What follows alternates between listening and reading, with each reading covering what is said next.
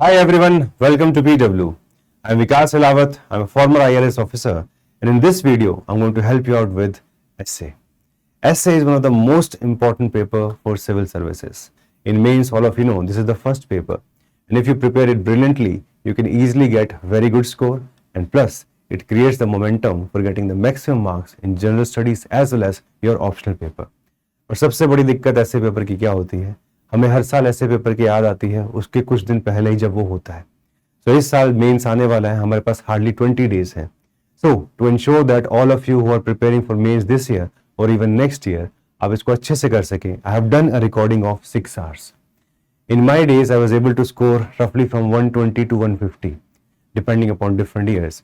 So I have very good experience of essay.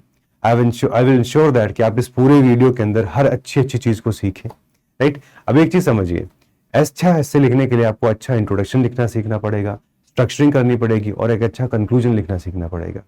In this whole video I have discussed about how to do brainstorming, how to ensure that you are the best of the best introductions as well as conclusions. एक और अच्छी चीज मैं आपको बता दूं, ये तो हमने शुरुआत के 1 से 1.5 घंटे के अंदर फोकस किया है. उसके बाद जो मेरा मेन फोकस है वो उन थीम्स के ऊपर है जहां से ऐसे ज्यादातर अभी आते हैं.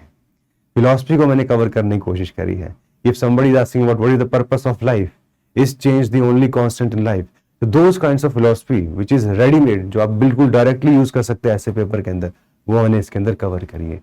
सिर्फ यही नहीं, मैंने इतनी सारी थीम्स को कवर किया है जैसे कि women empowerment, history specific essays जो आते हैं यूपीएससी पूछती है, वो मैंने इसके अंदर कवर करे हैं.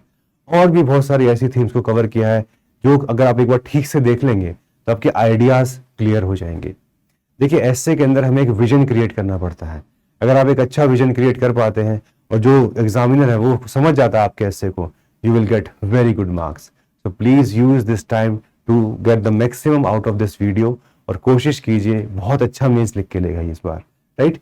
मेंस लिखने वाले बच्चों के लिए एक छोटी सी अनाउंसमेंट और भी है. ये अनाउंसमेंट इसलिए इंपॉर्टेंट है बिकॉज देखिए, मेंस लिखने से पहले बहुत सारी दिक्कतें आ जाती हैं. बहुत सारी चीजें हमने करी होती है लेकिन हम उसको रिवाइज नहीं कर पाते. बहुत सारी चीजें ऐसी भी करी होती है जो बची हुई होती हैं, समझ नहीं आता रिवाइज क्या करे, छोड़े क्या. तो इन सारी दिक्कतों को दूर करने के लिए we are coming up with final revision series. This final revision series is very very important. इसके अंदर आपको बहुत अच्छे जो हाई यील्डिंग टॉपिक्स हैं उसके ऊपर आपको कंटेंट मिलेगा, ठीक है? रिविजन कराई जाएगी और प्रैक्टिस कराई जाएगी लास्ट में कि किस तरीके से आप स्ट्रक्चरिंग करें अपने आंसर्स की, है ना? पूरा टू द पॉइंट कंटेंट आपको मिलने वाला है. इसके अंदर आपको पार्टिसिपेट करने के लिए सिर्फ एक ही काम करना है, आपको पीडब्ल्यू की ऐप को डाउनलोड करना है. पीडब्ल्यू की ऐप अगर आप डाउनलोड करना आपके पास ऑलरेडी है तो ठीक है, नहीं तो डिस्क्रिप्शन में हम आपको लिंक प्रोवाइड कर देंगे. पूरा का पूरा जो बैच है वो फ्री है, आपको कुछ भी इसके लिए पे नहीं करना है. Okay, you can enrol for it, right, in a specific manner. Now more importantly इसको अच्छे से यूटिलाइज कीजिएगा, है ना? इसको अच्छे से यूटिलाइज कीजिएगा ताकि इस बार मेंस में बहुत अच्छे मार्क्स आ जाए. देखिए, मेंस देने से पहले हर कोई घबराता है, लेकिन एक चीज समझिए, अगर आप अपने अंदर कॉन्फिडेंस रखेंगे और साथ ही साथ में आप ये भी सोचेंगे कि आपको जो पढ़ा रहे हैं उनको अच्छा एक्सपीरियंस है, वो आपके बेनिफिशियल के सारी चीजें कर रहे हैं, तो भाई एक अच्छी सिनर्जी क्रिएट हो जाएगी and finally you will be able to get the maximum marks in civil services. मेरा भी पहला जो मेंस था वो थोड़ा सा डिफिकल्ट रहा था मेरे लिए, लेकिन उसके बाद मैं अपने टीचर्स के साथ रेगुलरली मिलता था, उनसे सीखता था और मेरा फिर सिलेक्शन हो गया. तो मैं यही चाहता हूं कि आप लोग भी सीखें अच्छे से और ऐसे भी देखें और साथ साथ में प्लीज डाउनलोड करिए पीडब्ल्यू की ऐप और डिस्क्रिप्शन के अंदर लिंक दिया हुआ है, वहां से आप डाउनलोड कर लीजिएगा और इस पूरे का पूरा जो कंटेंट है उसको आप वहां से यूज कर लीजिएगा अपने बेनिफिट के लिए. Now in the end it is important for you to remember कि भाई जितना अच्छे से आप पढ़ाई करेंगे उतना अच्छा आउटकम आने वाला है. तो बेस्ट टू बेस्ट टाइम करिए, ज्यादा लोड लेने का टाइम है नहीं है, शांति से अपना करता रहिए, ठीक है? और ऐसे वाला जो पार्ट है भाई उसको अच्छे से रिवाइज करिए. For those students who are new to our channel, for those students who do not know, PW is a tech company, है ना, जो कोशिश कर रही है कि बच्चों को बिल्कुल बेसिक लेवल पे, है ना, बेसिक बिल्कुल मिनिमम पैसे में best to best content provide करें. तो अगर आप स्टार्ट कर रहे हैं अपनी यूपीएससी जर्नी तो हमारे यूट्यूब चैनल से जुड़ जाइए, आपको अच्छे से अच्छे फैकल्टी यहाँ पे पढ़ाते हुए दिखेंगे. और यहाँ पे जिन बच्चों ने एनरोल किया है उन्होंने बहुत सारों ने अपने जो गोल्स हैं लाइफ के वो अचीव कर लिए हैं, अच्छी रैंक्स वो पा चुके हैं. लास्ट ईयर पर जो हमने प्रतिज्ञा दिवस किया था, इस साल भी प्रतिज्ञा दिवस हमने किया था, तो उसमें बहुत सारे ऐसे टॉपर्स आए जिन्होंने कंटेंट को यूज किया है, मेंटर्स से अपना पूरा टाइम लेके चीजें समझी हैं और फाइनली रिजल्ट भी प्रोड्यूस कर दिया है। तो आप भी कर सकते हैं, अच्छे से बस करते रहिए, ऐसे को भी देखिए और अपना बढ़िया से ये कंटेंट को यूज करिए। Thank you so much, all the very best. If somebody asks you what is essay and how is this specific paper of essay different from GS 1, 2, 3, 4 or optional, right? So we have one of the most famous philosopher, okay, Michel de Montaigne. So Michel de Montaigne, he is from France and he was a Renaissance thinker, and he was someone who wrote something beautiful about essay. He said essay is about one's experience of trying out and testing. So in other words, essay means you have to impart a kind of a wisdom to others. And once you are able to give this vision to someone, they are able to understand the way you think. They're able to understand the way you are. Right? So UPSC has come up with the paper of essay so that they can see how you assimilate multiple thoughts, how you're able to utilize the information that you have along with a little bit of philosophy. So please try to understand essay paper is a bit different from GS 1, 2, 3, 4 as well as your optional. And here you have to focus on providing the right kind of perspective to the person who is checking your essay. And in this paper, you have to be ensure that you leave that person with a very good taste, okay, towards the end, so that conclusion becomes very, very important. Similarly, when we write the introductory part, it's very important to start on a note where you can connect with the person who is reading your essay. So essay is always about sharing your experience, and the experience should be such that it is able to connect with that person. So please make sure you are remembering this thing. Now, UPSC has mentioned about the syllabus of essay, because we are not going to study essay in isolation, because essay is different for different examinations. Here the focus is on UPSC. So when we see essay for UPSC, there are certain directions which you need to remember, okay, from the exam perspective. Number one, candidates may be required to write essays on multiple topics. So all of you know currently in essay paper you are writing two essays, section A, section B. I'll show you the question paper also. In every section you have 4 choices, and out of 4 you have to choose one. Second, they will be expected to keep closely to the subject of the essay. Suppose if an essay is with respect to a specific theme, you have to explore that theme in detail. You can't just write random, okay? You can't just write random. To arrange their ideas in orderly fashion. This is what Michel was talking about. You have to arrange your idea in such a manner that they're able to understand about you. They're able to understand your perspectives. So you have to show that your experience, okay, about that topic is very unique, and you have to write concisely. It means that you have to express your ideas in a very specific number of words, around 1000 to 1200 words. And since there is always a race against times in the mains examination, this is where you have to be very thoughtful. And finally, UPSC says that credit will be given for effective and exact expression. Effective and exact expression, what does it mean? It means that you have to remember certain quotes. You have to remember certain ideas which can, in a way, express the powerful meaning. Okay, so exact and effective expression is what UPSC is looking for. So always remember these guidelines which are there.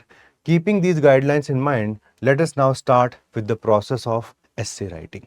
Okay, let us start with the process of essay writing. Before beginning, there are 3 more things. Like suppose if we just explain the same keywords which UPSC has used. What is the meaning of keeping closely to the subject? It means stick to the topic and plus reinforce the core idea multiple times. What is the meaning of arrange ideas in an orderly fashion?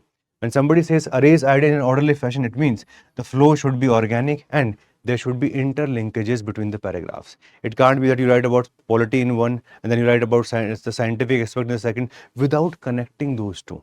Okay, that is very important. And the third, there should be exact and effective expression. There should be clarity of thought. There should be depth and diversity in content. The language should also be good. So language competence is going to be checked by UPSC, and finally the structuring and presentation. Now, Few things to remember before beginning with the essay paper. There's a little difference between GS and the essay paper. Like see number one. In essay, it's often better to start with the paragraph format. Okay, and in general, like we write introduction, then we write the body part, then we write the conclusion. Majority of the part of your essay is going to be in the paragraph. While in GS, you can switch between paragraph and bullet point depending upon the kind of question which they have asked. But here, please stick to the paragraph format. Number two, here linguistic and articulation skills becomes very, very important. As we know that essays are checked by English teachers. So since essays are checked by them, they're very particular about grammar. And majority of us who are from the Hindi belt, our English is not that much perfect. But to the extent possible, please try to improve your grammar part, and to the extent possible, okay, try to write in a manner which is error free. Here, content becomes more important in GS, but in your essay, articulation and language becomes a very important part. And that's why grammatical errors should be strictly avoided. Explanation of ideas should be in detail. Here you don't have to write in short, one liner, two liner. No, that is not required. It's about showcasing your ideas. It's about ensuring that you're able to communicate with the person. That's why here depth is very important, and most importantly, you can use limited data, limited case studies. Overuse of examples, overuse of data is not warranted in an essay paper. Now, with these basic things with respect to hygiene for essay, let us now move forward. Okay, so first we'll talk about some basic things, how to select an essay, what is the meaning of brainstorming, etc, etc. And slowly with this marathon part, you will go towards the areas which probably where you are facing the problems, and you can get to the main edge point for that. Let us now see. So this is the paper of last year in 2024. In section A, they asked 4 topics like number 1, forests precede civilization and deserts follow them. The empires of the future will be the empires of the mind. There is no path to happiness. Happiness is the path. The doubter is a true man of science. So if you see section A is largely linked to philosophy. Okay, and let us also see the section B. Okay, because from both sections we have to choose one essay. In section B, the first essay is social media is triggering FOMO amongst the youth, precipitating depression and loneliness. So here it's more of a GS centric topic. Here you can go more into the aspects of psychology, more into the aspects of emotional intelligence, GS paper for ethics. So all those aspects can come here. Social media, you can bring in the ideas of GS3 also, technology specifically, evolution of that. So here you do get a choice in section B to choose a topic which is relatively from GS point of view. Let us see others. 6B, nearly all men can stand adversity, but to test the character give him power. Again, philosophy. All ideas having large consequences are always simple. The cost of being wrong is less than the cost of doing nothing. So again, philosophy. So one thing which is clear from last 2-3 years for sure, philosophy has become very, very important. To select any essay, what are the things that you will keep in mind? So what are the things you will keep in mind? First of all, there should be careful reading of all the 8 topics. Like in this case, we read all the 8 topics, and then we realized where do we have the maximum content. Like suppose if you are very good in the philosophical part, you can choose philosophical essay in both section A as well as section B. While majority of the people will not be that good in the philosophy. So for them in section B, there's a choice. Topic number 5, you can choose that, and with basic knowledge, you can write a very good essay. But if you're thinking that no, I'm good with the overall philosophy, you can go with philosophy in both papers. Number 2, identify the theme of each essay topic before selecting. Just because you have read that quote somewhere, that cannot be a parameter for selecting that essay. Like this famous quote of Abraham Lincoln, okay, that nearly all men can stand adversity. If you want to test someone's character, give them power. This majority of the people would have I think learned in the school also, or must have heard somewhere. But that does not mean you choose it just on the face of it. Do you have the appropriate content for it? It becomes very, very important question. So that's second part. Please remember that. Number 3, identify the keywords and decode them properly. Like suppose if we see forest precede civilizations. So it means resources are required for the creation of civilization, and deserts follow them. So in some cases, what happens? In some cases, what happens? Eventually, we realize that overuse of the resources, unsustainable practices probably lead to the outcome, that is, desert follow them. Do we have some examples with respect to this? So we know about Indus Valley civilization, that is a fit with this, right? Do we know about some philosophers? Do we know about some academic people who have, in a way, discussed about these themes? That's second level. Number three, can you connect it? Can you connect it to the future? Can you connect it to the past? Do you have any movie which probably talks about this?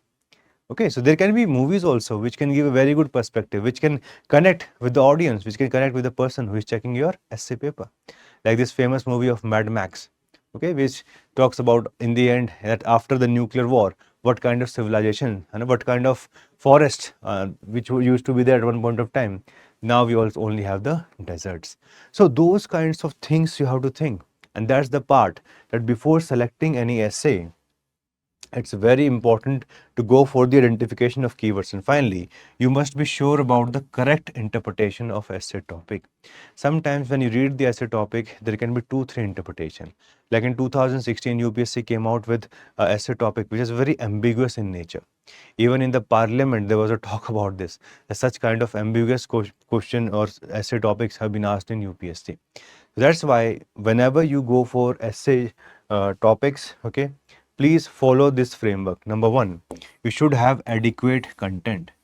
Okay, this essay marathon series is from both perspective to teach you to what you need to take care of with respect to essay. And second, we will delve into detail also. Don't worry about it. Okay, don't worry about it.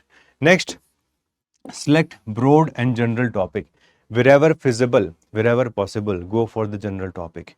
Don't go for unnecessary hard or difficult topic where you may not have expertise. Okay, like suppose if some students say, I will choose this topic. Okay, there is no the one which is with respect to happiness. Let us just see the specific one. Yes, there is no path to happiness. Happiness is the path. You may feel like this is a very good quote, but you may not have the definite content about it. Then suddenly you'll write about Buddhism, then you'll write something else, something else. You may not be able to come out with the right kind of perspective on this, because there are so many integral concepts which are linked to happiness, which are linked to path. So topic number 3 is not that easy in general. So that's why there are some certain parameters which you need to be aware of. Have confidence and comfortableness, okay, while choosing the topic, and avoid any kind of biasness. Okay, avoid any kind of biasness. Biasness creep in. Sometimes we know the quotes, but we may not have the content, but suddenly the biasness will come in. Okay, I have learned about this previously, I have read it somewhere, so let us now write on this. No, you have the content, you have to just wait for choosing the right one. Once you lock in the right choice, then start doing the brainstorming. So don't be in a hurry. Take 5 minutes, take 10 minutes, and you need to lock in these two choices. Okay, and what you should not do. Okay, what you should not do. If you go for unnecessary difficult topic, first of all, it can backfire. After half an hour, you may think that I have done something wrong. Majority of the students who get poor marks in essay, one common reason is poor selection of the topic itself. And after half an hour, they realize this is not going well. So they will hardly get marks on the basis of one essay. The second essay is largely going to be screwed up one way or the other. Second, low returns if interpretation goes wrong. Number 3, do not try to be like, I want to be different. If I'll do the difficult one, probably they will give me more marks. There's no such parameters as such. We have never seen that. Okay. And finally, go for the practical approach. The practical approach says choose those essay topics which you can easily handle. Like here, if you can handle the first one or the last one, the doubter is a true man of science. If you know this relationship between science versus spirituality, internal processes, so you can go for topic number 4 or 1. 1 is relatively straightforward. You know about the Harappan civilization, you know about Mesopotamia, you know about some more civilizations, right? So there you can give n number of examples. You can go for interconnection, you can go come up with the philosopher, you can come up even with the historians. The first one is straightforward. So if suppose I have to choose, I may go with number 1, I may also go with number 5, because these are the obvious choices. These are the obvious choices for majority of the students. And I would always say or recommend to all of you that if you go for the obvious choices, then also you can get very good marks. Like I have been able to score in the range of 120 to all the way up to 150. Now again, as I tell you, this is one paper where the marks do fluctuate with the topics. Marks do fluctuate with respect to the way you are going to handle it. So that's why please keep this in mind, that if you want to choose the topics, go for this litmus test. Okay, you should have adequate content. It should be broad and a general topic where you will not face challenge in between. And number three, you should have a level of confidence in that topic. Okay, now how should we go for the interpretation of any essay? How it should be done? So when we go for that purpose, number one, okay, so we have to first go for, is the topic issue based or is it philosophy based? Like if we see the topic of social media is largely an issue based topic. And here also one specific thing it is talking about is FOMO or philosophical topic. So like philosophical, there is no path to happiness. Happiness is the path. It's more of a philosophical topic. Okay, here it's less of an issue, it's more of a way of looking at the life, more of a way of living the life, in fact. That's why you first have to understand this. Second, go for the keywords for better understanding. Third, very, very, very important, please focus on brainstorming. In the paper, you will get 3 hours. Okay, in 3 hours, we have to write 2 essays. So we can roughly divide it into 1.5 hours each. In 1.5 hours, you can further divide. Like I used to focus on 1.5 hour, it used to be about brainstorming. Now I'll tell you how to do brainstorming, but brainstorming is essential. And then you'll finish your essay in the remaining 1 hour. This is about the actual writing. The first half an hour can be about brainstorming. Okay, and don't do brainstormings on both essays together. Like first half an hour you do brainstorming for one essay, then you go for the second, and then you think like, now let me write both the essays. No, I think it's always better to do brainstorming of one essay, then finish it, and then go for the same part, or follow the same process for the second essay also. So now let us understand, okay, now let us understand why brainstorming is so important. Please ensure the correct interpretation, and finally, if you do this, okay, you can go to the right pathway for writing a good essay. Now, when we say brainstorming, what is brainstorming? Like suppose you picked any topic, what to do next? You have to ensure a very good introduction. You have to ensure that there should be a broader structure for your essay, and finally there should be a conclusion also. So keeping that in mind, okay, keeping that in mind, we have to now focus on what is known as brainstorming. So brainstorming is about trying to think about the topic in an intense manner,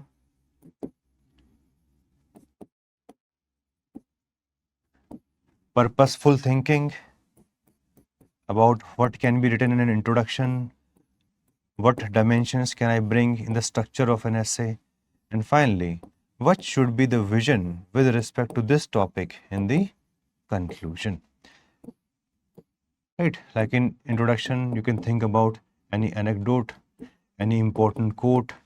In structure, you can think about any major philosopher, any important book which has been written on this, to which specific topic, which specific things you can link it in the life around us, and finally in the conclusion, what kind of vision can we bring in. So brainstorming is it's something which is the most important exercise when it comes to writing an essay. You can't just start writing essay directly. That is not the correct approach. You have to be in that kind of a framework which can bring the best out of you. Okay, so please try to understand few things about brainstorming. It's the prerequisite for writing an essay. Without this, you won't be able to write 1,000 words. It's going to be next to impossible. Number two, please make sure it should be multidimensional approach. Okay, focus should be on some insightful ideas, sound arguments from both sides, good examples. Try to bring depthness as well as diversity. Like suppose if you're writing about happiness, so at least you should know 2-3 perspectives on happiness. Okay, happiness, the perspective could be from the side of suppose Buddha. Happiness perspective could be suppose from the perspective of Jainism. The perspective of happiness suppose from the perspective of Charvak, who believes in like suppose that do what you can, focus only on your pleasure part, don't focus on anything else. So the concept of happiness shifts very widely depending upon the philosophy that you believe in, depending upon the orientation of your mind, right? So those kinds of depthness and diversity you have to bring. Plus, you have to strike a balance between depthness and diversity. And if you have some counter argument, alternative perspectives, you can also bring them into the light. But brainstorming is something which we do for ourselves. Brainstorming is not something we do for them.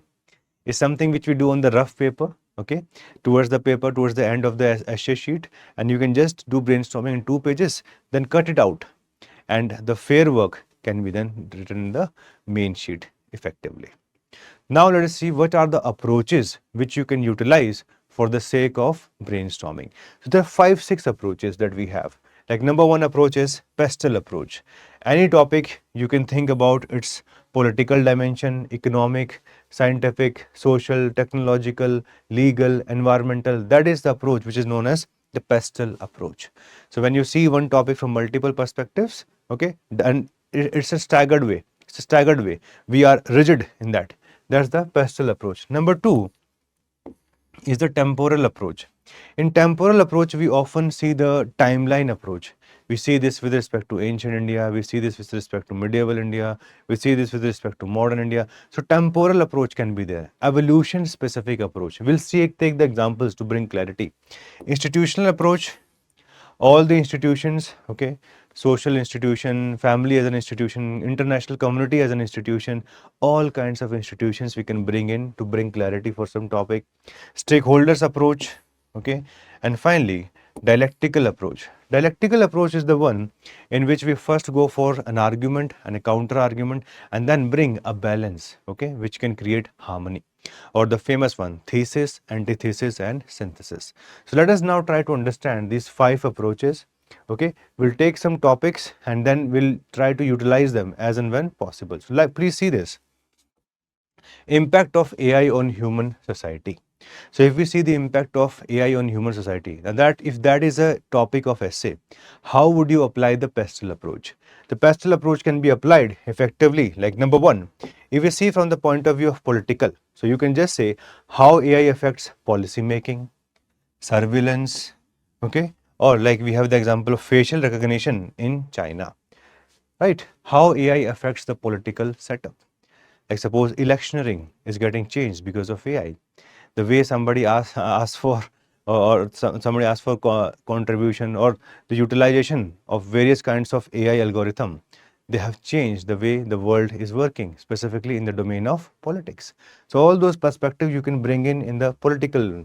Second is economic, okay, like AI driven automation, you can talk about it. Job displacement, like recently you can give example of TCS, how it is saying that around 2% of the workforce is going to be laid off, right? Because the requirement is now no longer there. Productivity gains are there, right? Transformation of the multiple kinds of services. So all those kinds of economic themes you can explore under this approach. So pastel approach is the most traditional approach. Here you don't have to think too much. You know the framework, you just think along those lines. But this pastel framework works best when the topic is generic. Like you can see a generic topic, impact of AI on human society. Such topics do not come in civil services every year. Like last year one question came where it is with respect to social media and how it was creating FOMO, right? But again, that was largely from the perspective of social, psychological, emotional intelligence perspective. So there talking just about pastel approach does not work because that's not a very good structure. That is not able to bring in the depth in that topic. So that's the biggest limitation of the pastel approach. Pastel approach often works very well in general studies, GS 1 to 3, but in essay now this has become defunct. Let me tell you very frankly, at one point of time, till the time of 2016, okay, initially this approach used to work wonders because essay used to be simpler, but now things have changed. Things have changed. Reason being, philosophy is now, like out of 8 topics you see, 7 topics were from philosophy. So this approach of brainstorming does not work very well in those kinds of topics. And even if you use it, you can't use it in both essays. So this approach of pastel is having certain limitation, but still you can see like use of AI. So in social life, we see the way education is changing, ethical concern, digital divide. In technology, you can talk about ChatGPT 4, robotics, automation, etc. Legal need for AI regulation, right? Like EU has come up with AI Act of 2024, and environmental, like the AI's carbon footprint. All of you know that the AI requires these massive GPUs, which are having a big impact on the environment. So, but these kinds of brainstorming approaches are going to be little difficult to get in the UPSC. So let us go for the second approach, okay, of brainstorming. Second approach, again, it's very straightforward. It's about temporal approach, okay, temporal approach. So in the temporal approach, you have to talk about past, present, and future. Like suppose if the topic is towards equality, Indian women from the past to the digital future, okay, towards equality. So with respect to women, now you can bring in the past, the ancient past, the medieval past, and then the modern part. So please, you can just do the brainstorming exercise with me, okay? Like in the past, what have we seen? We have seen patriarchal societies. In these patriarchal societies, largely we see the domination of men, but few men or few women specifically, they were able to prove themselves. They were able to challenge this dominance of the patriarchy. Like we see the example of Gargi, we see the example of Rani Lakshmibai, we see the example of multiple of them, depending upon the region that they were in. All right. Second, in the present, you can talk about the constitutional rights, okay, the participation in the workforce or their role in the bureaucracy, armed forces, parliament, evolving over a period of time. And then you can talk about the future, like suppose they should be included more in the STEM, they should be more involved as a think tanks, okay, or how they should be given more help with respect to digital literacy. All of this is the way of doing a temporal way of doing brainstorming. On any topic, you can go look into the past, you can see the present, and you go for the future. But this approach, as I've been telling you, again, it becomes a bit limited when it comes to philosophical topics. In philosophical topics, writing about only these will not get you good marks. It can get you average marks, but not the good marks.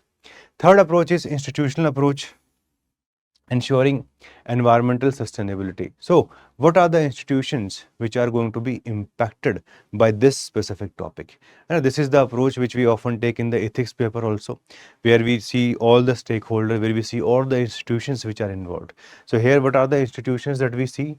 Like we see the government. So what's the role of government? So government is trying to come up with, suppose, creating a Ministry of Environment, creating of NGT, policies like green hydrogen mission, role of judiciary, the famous ban on firecrackers, eco-sensitive zones have been created, media, spreading awareness, NGOs which are working in specific sectors like WWF, Greenpeace, right? Educational institutions, they are implementing the new education policy, creating those kinds of people who are now more climate sensitive, family, cultivating those kinds of consumption habits which are sustainable in nature, and ensuring responsibility across the generations. So what do we learn from this? What do we learn from this? We learn that effectively this is one approach which is very useful. But in societal topics, in economic topics, this could do wonders. But again, in the philosophical one, it is going to be a little bit challenging. Then the next approach is stakeholders approach. Stakeholders approach is largely an extension of the institution approach itself. Okay, like here, if you see one topic, biased media, this topic came, I think, in 2014 or 15. UPSC asked this question about media. All of you know that there are multiple pillars of democracy, and executive, legislature, judiciary are the primary three pillars. But along with that, the fourth pillar of democracy is media. But when media becomes biased, it eventually creates a ruckus. It eventually creates a situation where democracy starts killing itself, right? Or democracy becomes less vibrant. So on this theme, you can go for the approach of stakeholders like government. They're often accused of media control. They must balance regulation with press freedom. Citizens, they're often misled by biased news. Right? It hampers their informed democratic participation. So that's why the focus should be on information, and that's why RTI has become a fundamental right also. Then media houses, they often go for focusing on profit or political loyalty, which compromises neutrality. Like this is a trend which we have seen in multiple countries. Like even if you go to USA, there's a certain level of fight between the Times and the Fox News. So those kinds of things are often seen. Then journalists, they face censorship, threats, and editorial pressures, right? Opposition parties often struggle for fair coverage, which again weakens the democratic discourse. Judiciary, it has to act as guardian of press freedom and against fake news. Youth are also influenced by social media bias, and many of the marginalized groups, they're often ignored or misrepresented, and this deepens the process of exclusion. So this approach works fairly well, the stakeholder approach, but only in those topics which are more general studies oriented. This becomes a little weak when it comes to philosophy. So for philosophy and topics, the best approach that we have, it is the dialectical approach. You have to identify the perspectives, counter perspectives, and then you have to go for a synthesis. That's what the best approach that we have for the philosophical topics. So let us see here, okay? Let us see here. Like suppose the topic is visionary decision making happens at the intersection of intuition and logic.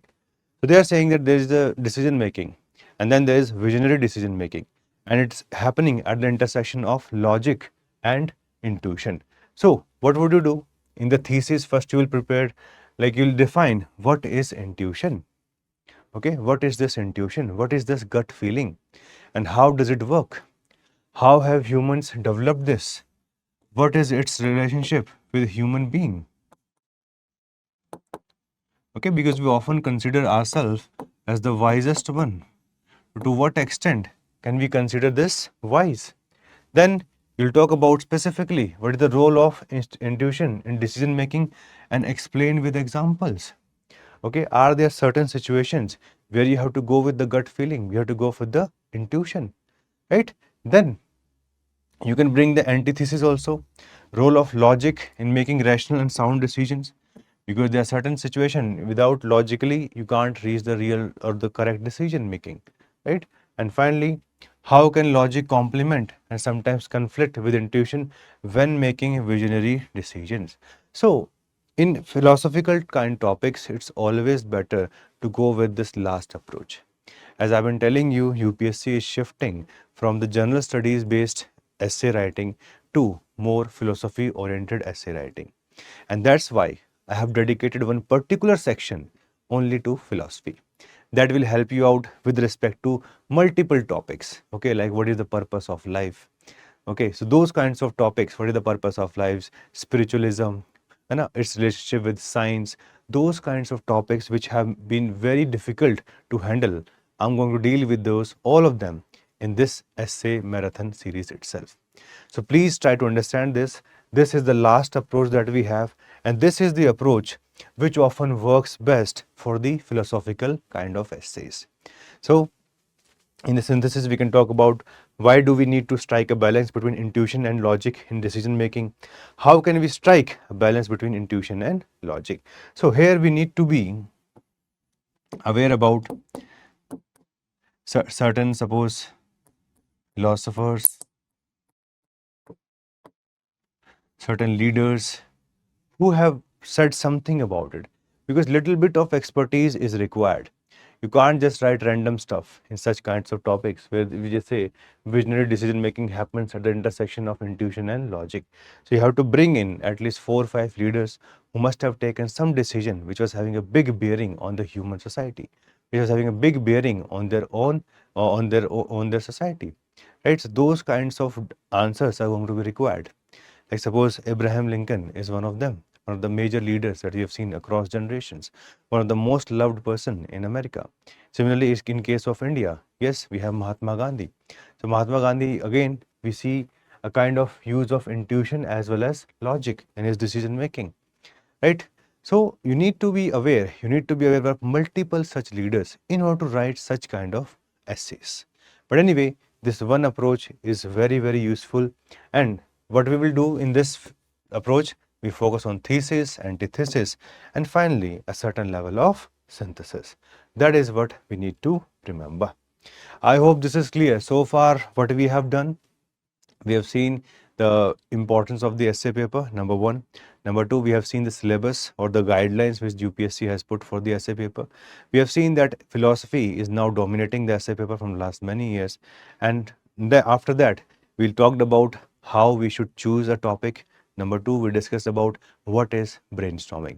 Let us now go a step further. The next step that we have to talk about is how to structure and organize our essay. When we talk about structure and organizing, there are few parameters which we have to take care of. And what are those parameters? Let us have a discussion on that. The first parameter is always about collection and organization of argument. Suppose you were doing brainstorming, you came out with 15, 20 or 25 points. Now you have to prioritize them. You can't just write random points. That is not going to work. And your essay should be very persuasive. Okay, it should be persuasive.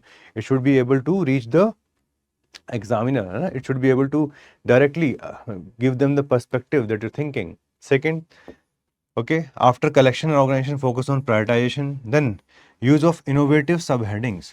In some essays, you can use subheadings very effectively. I will give you examples of this also, how to create subheadings. That we will also discuss in the coming time. Next, organic flow should be there of arguments and logical sequence, plus reinforcement of core argument. So look, reinforcement of core argument, why is it required? Because that's the main part of the essay. In every paragraph, there should be a certain level of orientation with the topic of the essay. You can't just leave it aside. That's why whenever we write, whenever we try to structure and organize our essay, these are some of the pointers that we believe in. And overall, since we are writing 1000 to 1200 words, okay, so the breakup would be like, number one, we can write an introduction in 100 words roughly. Then in the second part, we can write a thesis statement.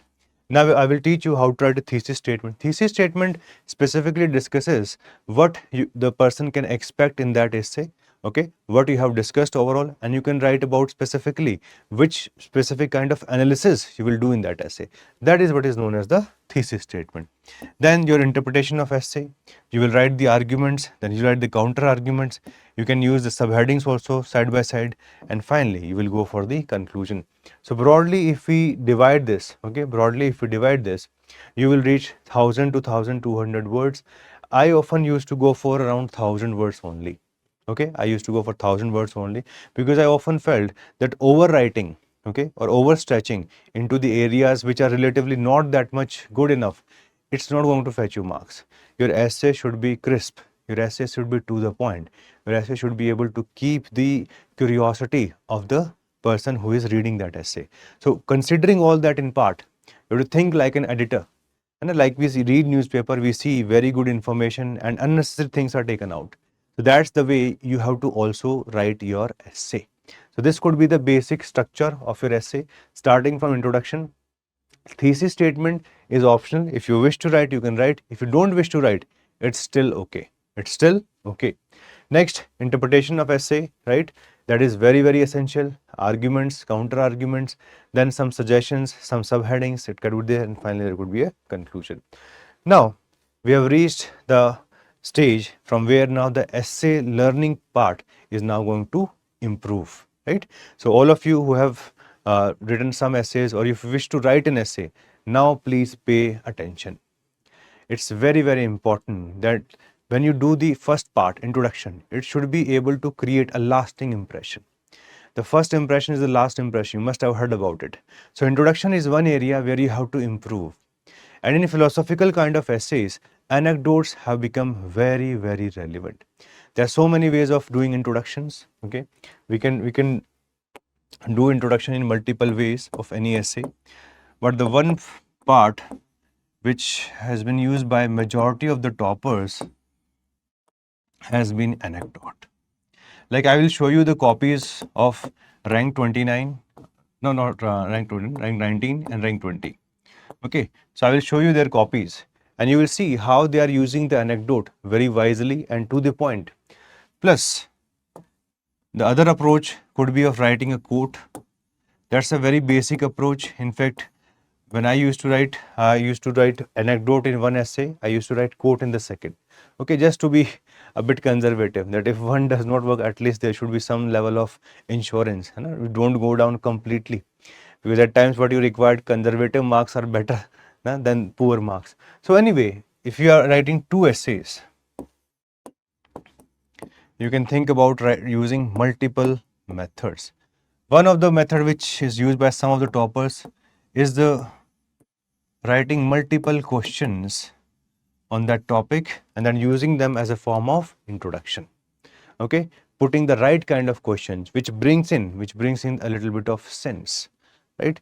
So those are the multiple ways you can do introduction, but in general, okay, there are certain parameters to be kept in mind before writing an introduction. Number one, whatever you write, okay, it should be linked to the main core theme of that essay. Okay, the core theme of the essay is very important. Number two, your introduction should be innovative and eye-catching, yet it should be relevant. Please focus on this, okay, that primacy effect is very there. First impression is the last impression. That always happens, at least in the essay paper. And finally, avoid personal examples. Don't write about yourself, okay, and your hard work and your achievements, and cliched examples and anecdote. There are so many cliched examples and anecdotes. Like, since we are from India, okay, Indian civilization has many heroes, Indian civilization has many villains. So in general, we tend to overwrite about them.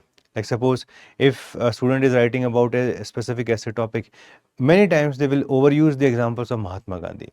They will overuse the examples of Buddha. They will overuse the examples of Akbar or suppose Aurangzeb. That's why in essay try to be a little bit different with respect to examples, okay, which can give you a broad perspective, which can give that, okay, you have read about multiple things. And the biggest tragedy of the middle class is that most of us, we have just focused on studying.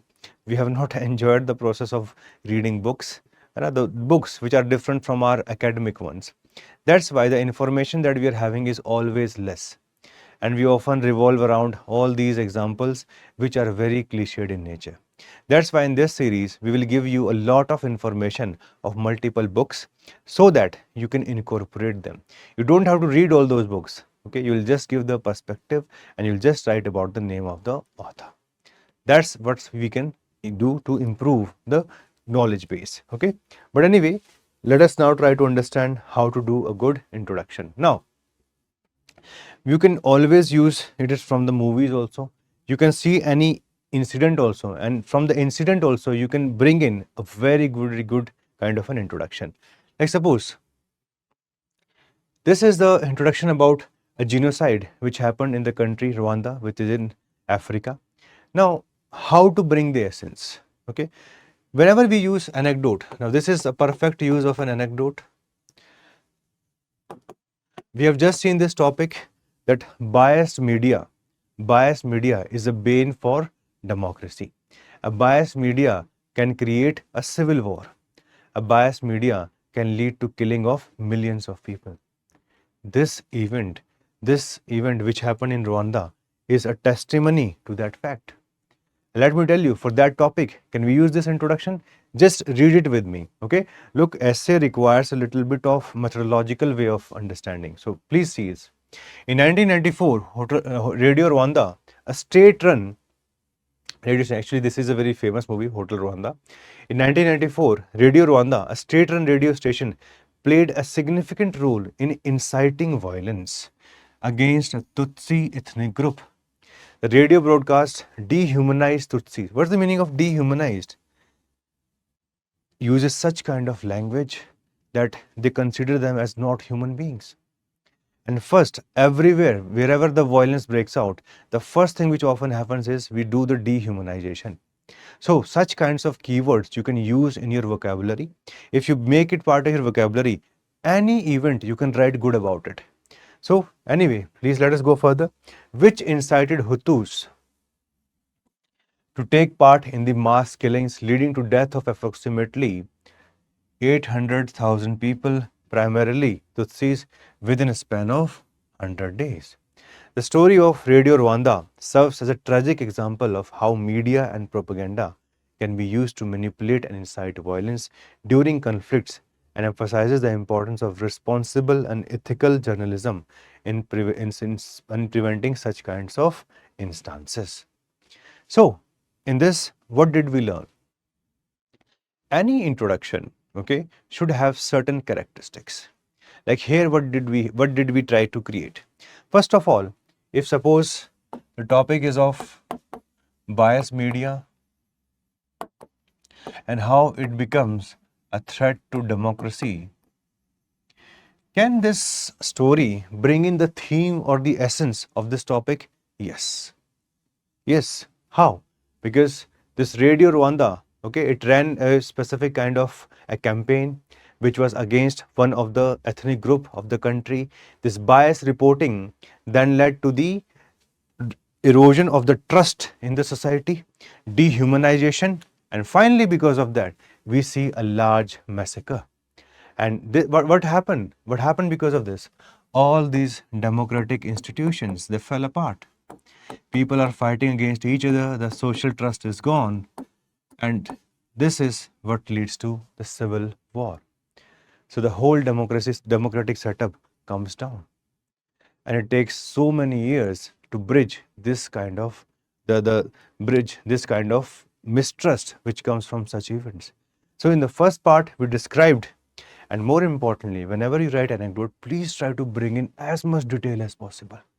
Don't write just from the reference point of view that once upon a time in Rwanda this civil war happened because of biased media. That's not the way to present the information. Just think that the person who is going to read your essay does not know about this event.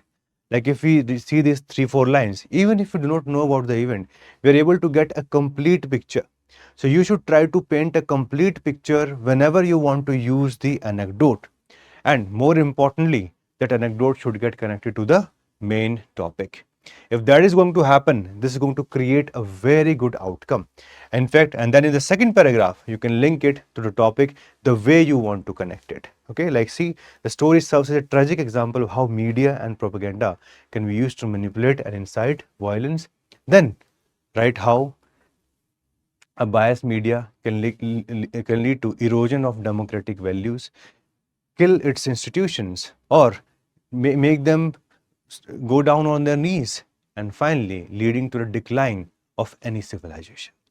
So like this, in the second paragraph, you can mention that, and finally you can write 1 or 2 lines about that's why ethical journalism is so much required in every society. So these are the kinds of methods which we will discuss in this series. Okay, this series is more of an eye-opener series about the essay preparation, because many of the students, they come to me, they are very less prepared for the essay paper. 250 marks, hard work, even if they want to, they do not know the path. This whole series is going to be useful for such students. Okay, like those who are part of Srijan, they were able to get this at an early stage. Those of you who are now a part of the YouTube family, now you're getting it. The reason is very clear. We want to ensure that every student is able to get the right kind of expertise. Okay, so please keep on watching. Now please see the copy of Vibhor Bhardwaj. Okay, so he was part of this Srijan batch, and he then secured rank number 19. Can you please see the introduction? The approach that we discussed, can we see that? Frustrated by, and please see the topic is wonder is the beginning of wisdom. Okay, so please see this introduction. Frustrated by repeated failures in his experiment, Michael Faraday threw the piece of magnet in his hands towards a coil standing on one of his experimental table in the laboratory. So detail is coming. Suddenly the person could have directly written that Michael Faraday was responsible for directly identifying some effect or electromagnetic induction theory. He was responsible for its discovery or formation of this theory. No, but the person chose to provide the whole event. That's very, very important. Please remember this. Detail is very important when you want to use the anecdotes. Okay? Suddenly there was a quick reflection in the attached galvanometer. And they have mentioned this also. What is a galvanometer? A current measuring device, because some people may not be from science background, or even if they're from science background, they must have forgot what is a galvanometer, which settled back as quickly as it was produced. And then in the second paragraph, he is now connecting it to the theme. Okay, the theme is wonder is the beginning of wisdom. So Michael Faraday was flabbergasted. Can you see the keywords? Sometimes keywords are required. These keywords create a very good impact. They're able to send a message. Like in the previous one, which we were just discussing, okay, with respect to biased media, we also use certain keywords, dehumanized. So when you use such kind of keywords, it improves the overall way of saying things. And as UPSC has written, exact marks will be given for exact and effective expression. This is exact and effective expression. On this event, which led to the discovery of electromagnetic induction theory in physics, later developments are based on this, be it bullet train or maglev. The wonder of Faraday, okay, or the wonder of Faraday led to the wisdom of a new concept. So in the first paragraph, we see the detail. In the second paragraph, we see the enter of connection. This is how you write a good introduction. So if you're thinking about that whenever philosophical topics come in, how to improve, there's one specific way of improving your introduction. Write your introductions on last 4 or 5 years essays. If you're preparing for 2026, suddenly you have time. So what you can do, every week you can write at least one introduction, okay, one conclusion, because in between part, majority of the students are able to handle. They're not able to identify what to write in the introduction, and it becomes very challenging, it becomes very frustrating to how to continue with it. So that's why I'm giving this advice to all my students.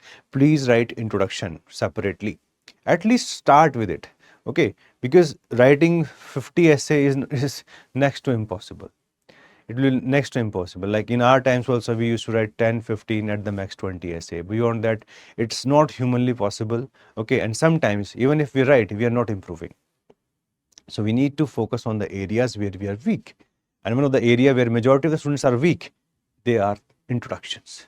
So please make sure, like you can see the copy of rank 19, he is able to bring in the same philosophy which I am showing you here. First, bring detail. Second part, connect it to the theme of the essay. Okay, very, very important. So I hope you got how to write an introduction. In introduction, two things are very important. Detail is very important to create that kind of simulating impact. The person should be able to visualize by reading your words, just like a director does it for you. So you have to become that director. You have to bring in the fine details from everywhere and make it a part of the paragraph.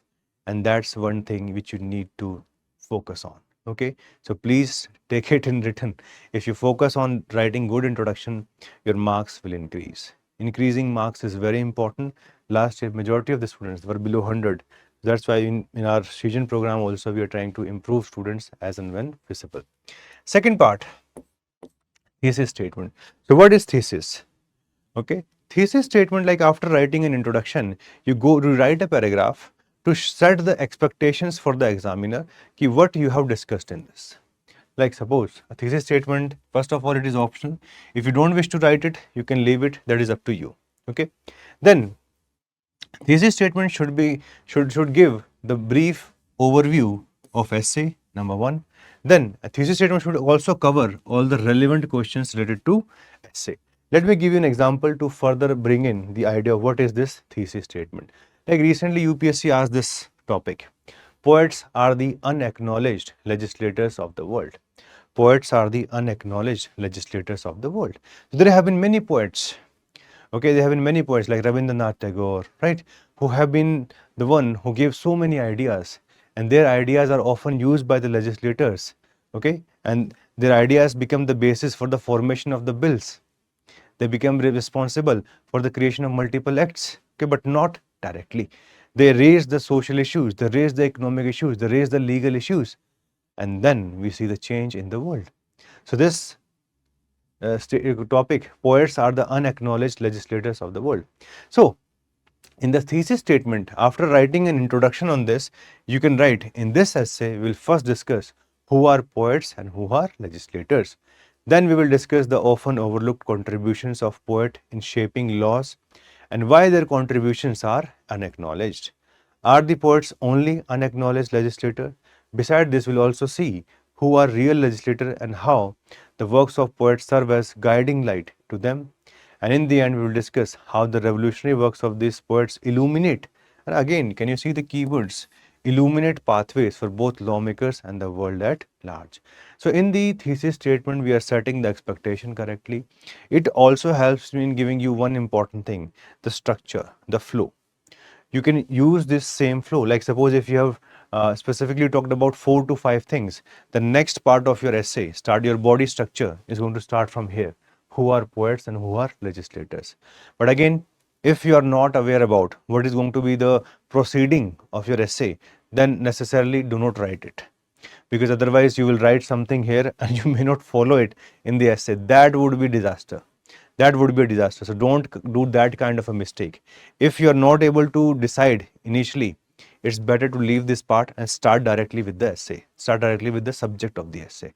Okay, but if you are very polished, then this helps. Okay, then this helps. Then the next part is going to be again structuring and organization. Okay, the focus should be on arguments. Like in body part, it is must to bring arguments to justify your position, bring out with best examples, case studies, experts' opinion, philosophical viewpoints. All of this is going to require to validate your requirements, right? Like suppose thinking is like a game. It does not begin unless there is an opposite team. Such kinds of essay topics are coming in UPSC. So sometimes it becomes very difficult to identify, from where should we bring these examples. So you have to study a little. If you're preparing for 2026, I would advise study a little bit more, okay, and become vigilant when you get people who are trying to, who are coming out with such ideas which can be used in the essay. When you read newspaper, you can extract few lines here and there. How to write good introduction, how to write good conclusion. It can be learned from the newspapers very well. I used to do it and it worked wonders for me.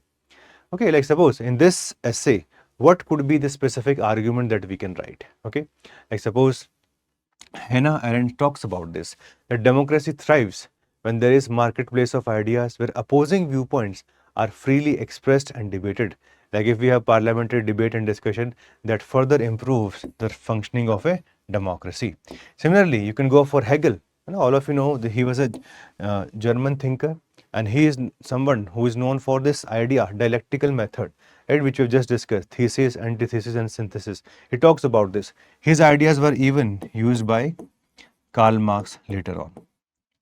Karl Marx later on. Hegel was more of an idealistic person, while Karl Marx was more of a practical person. Again, he is someone who is linked with dialectical thinking. Like one perspective comes in, then the second perspective comes in, and then we try to create a synthesis, right? That's the second perspective. Third, when it comes to creativity, like Albert Rothenberg say this, he talks about this concept of Janusian thinking, where creative ideas are emerge from juxtaposition of opposite elements. For example, rivalry between Thomas Alva Edison and Nikola Tesla on the idea of electricity led to development of various innovative technologies, right? The fight between AC versus DC, alternating current versus direct current, and eventually we see the perspectives of both of them in multiple or diverse set of appliances. And the human energy systems, or the energy system that being used by the humans, are being directly dependent upon these concepts. So thinking is like a game. It does not begin unless there is an opposite team. So what I'm trying to just pinpoint is that you need to have certain ideas on that topic. That's why selection of the topic is so important. If we have zero idea on that topic, how would we bring out these things?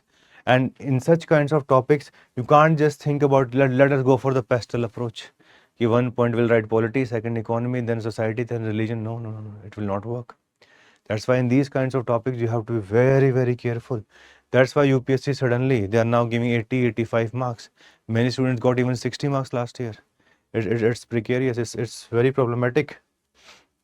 Then counter arguments. Okay, counter arguments is about what could be the alternative perspectives to that essay. Every time it may not be there. Like if some topic is there which is more of a universal truth, so you may not write the counter argument. You may write a perspective, okay, you may not write a counter argument as such. All right, but in general there are always counter arguments for majority of the topics.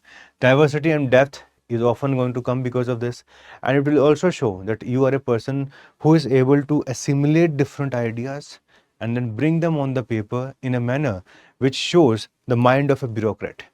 You are not someone who is attached to only one single idea.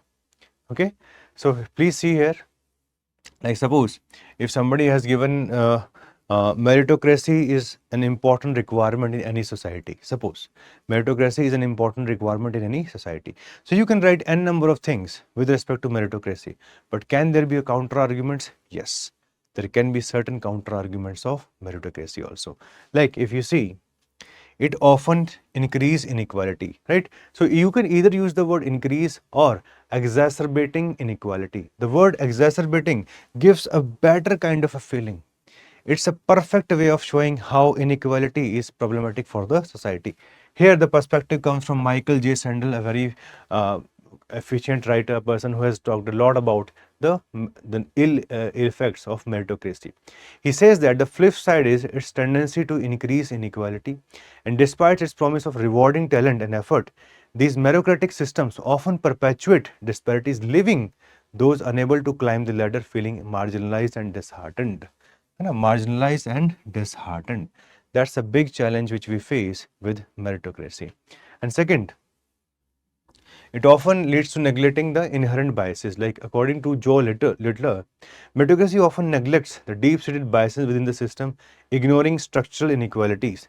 And the flip side is a failure to acknowledge and rectify systematic barriers that prevent equal opportunities, perpetuating injustice and hindering true merit-based advancement. So the perspective is very clear. It often becomes very difficult to decide what is the merit. Okay, that's the famous tagline which was used by Michael Jordan, the tyranny of merit. So merit is something which keeps on changing. UPSC exam in 1980s was different. It's different in 2000s. It different since 2013. The kind of question paper which came last year, was that merit? The kind of question paper which came this year, is that merit? Or what will come in the next year, is that merit? So it's difficult to define merit. Okay, so that in itself, and that's an existential question for those people who always say that there should be merit. So who will decide what is merit? That's always a challenging question. So these are the counter perspectives which we see here. Alright, these are the counter perspectives which we see here, and we need to be aware about such kind of counter perspectives. So in body, when we write about these kinds of perspectives, it improves the essence of the essay. It brings in multidimensionality in your character, in your paper, and that again increases the propensity of the examiner to give you more marks, right? Like please see this copy of the topper Trilok Singh, AIR 20. So the topic is life can only be understood backwards, but it must be lived forward, right? Life can only be understood backward, but it must be lived forward. That's the topic. Now please see this. There's a saying that failure are the stepping stone to success. It is because the mistake we do in past have to be understood to prevent their repetition in future. And great scientist Thomas Alva Edison learned from his numerous failures to invent the light bulb. Even Walt Disney improved upon his previous designs to come to the final Mickey Mouse cartoon, which made him a billionaire or which created majority of his wealth. These people had learned past is only necessary to recollect our experiences and learn from them. Our goal should always be future oriented and not living backwards, right? And then he further gives the ideas with respect to this, right? Like he talks about Adolf Hitler. He used the Treaty of Versailles and various ideology to exterminate Jews, even though he would have learned from it and showed that this kind of character which was shown by Germany in the First World War may not have been repeated, but the opposite happened actually. Okay, but anyway, such kinds of copies, we have a lot of such copies of the toppers. So you can always use the copies of the toppers from PW in order to improve your arguments also, in order to improve the way you write essay. Now, please remember that one more aspect of essay writing is subheadings. Again, just like the thesis statement, subheadings are also optional. You may not write subheadings in every essay. It's not required. It's not required. Sometimes they can even break the flow also. That's why it's always better in those areas where you're specifically saying that, okay, I'm prepared for this.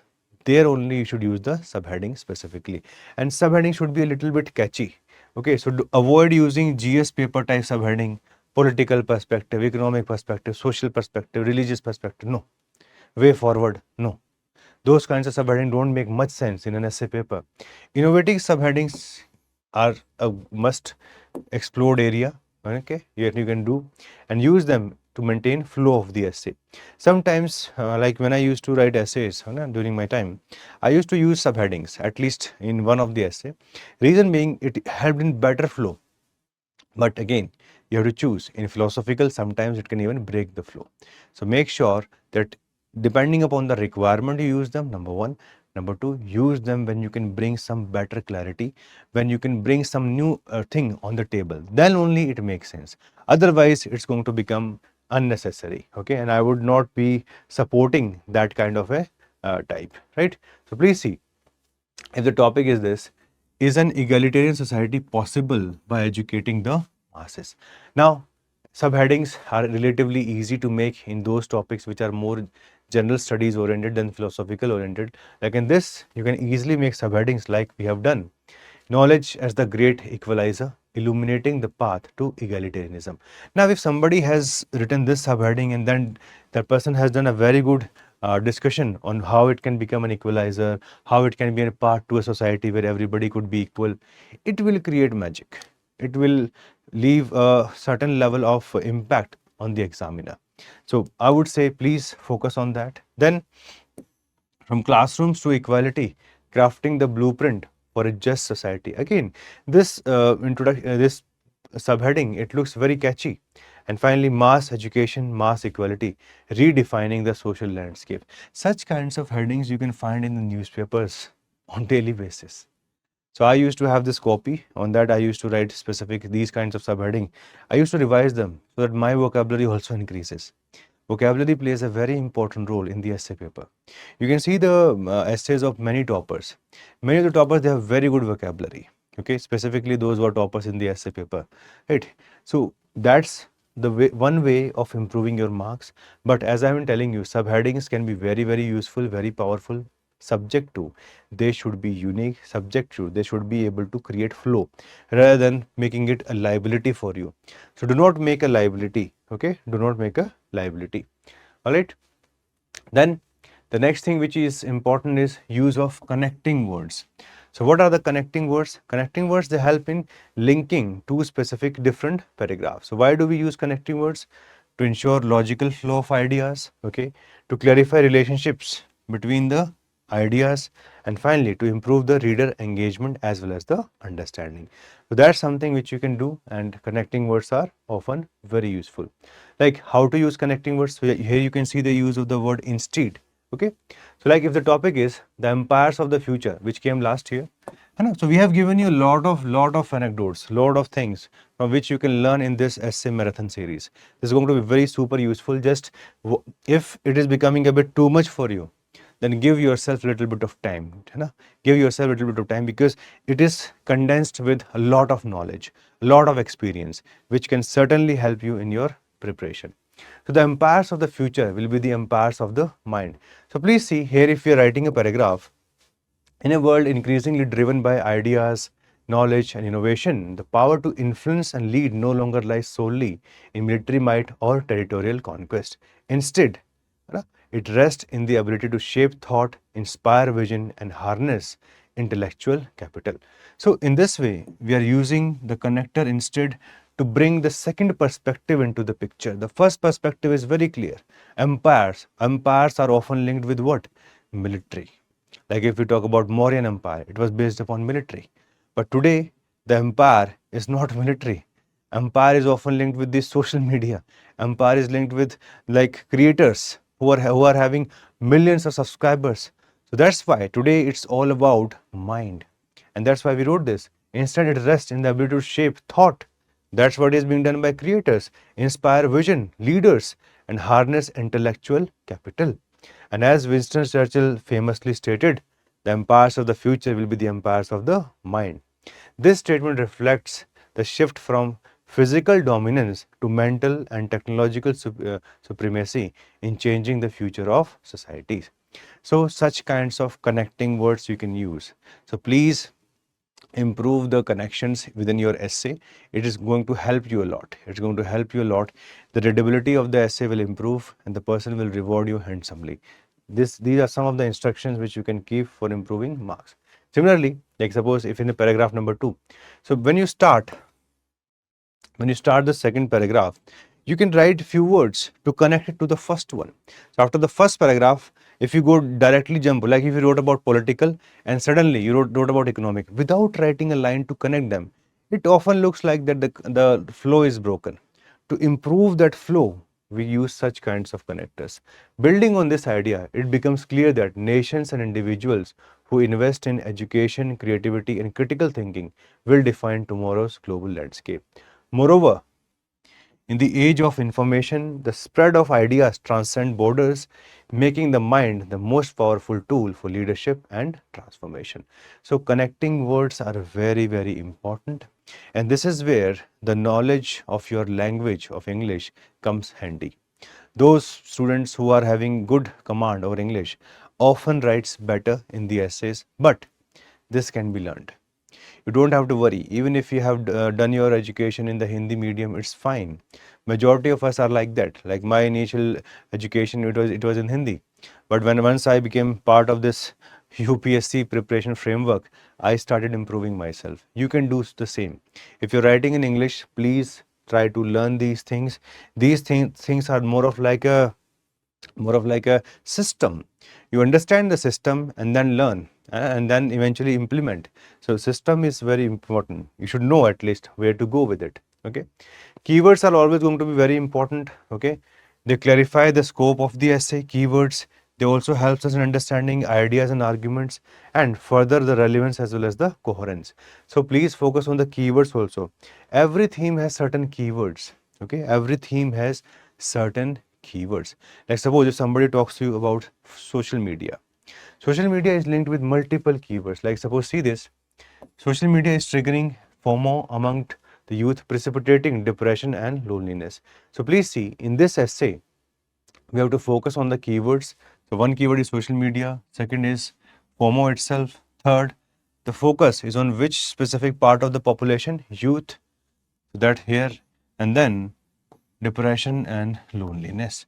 So that's why we have to first identify the keywords and then we can interlink them, right? Like these keywords form a cause and effect chain. Like social media, what is it doing?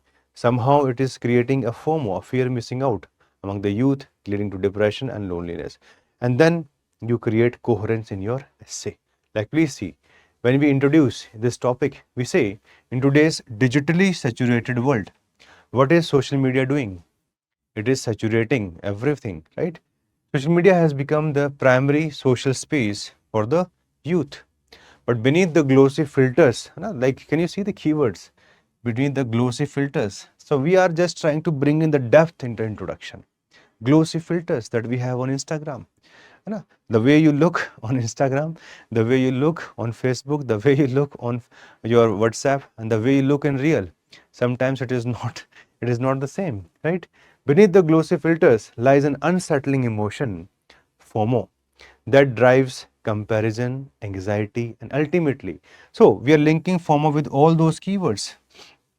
Comparison, anxiety, and ultimately leads to rising cases of depression and loneliness.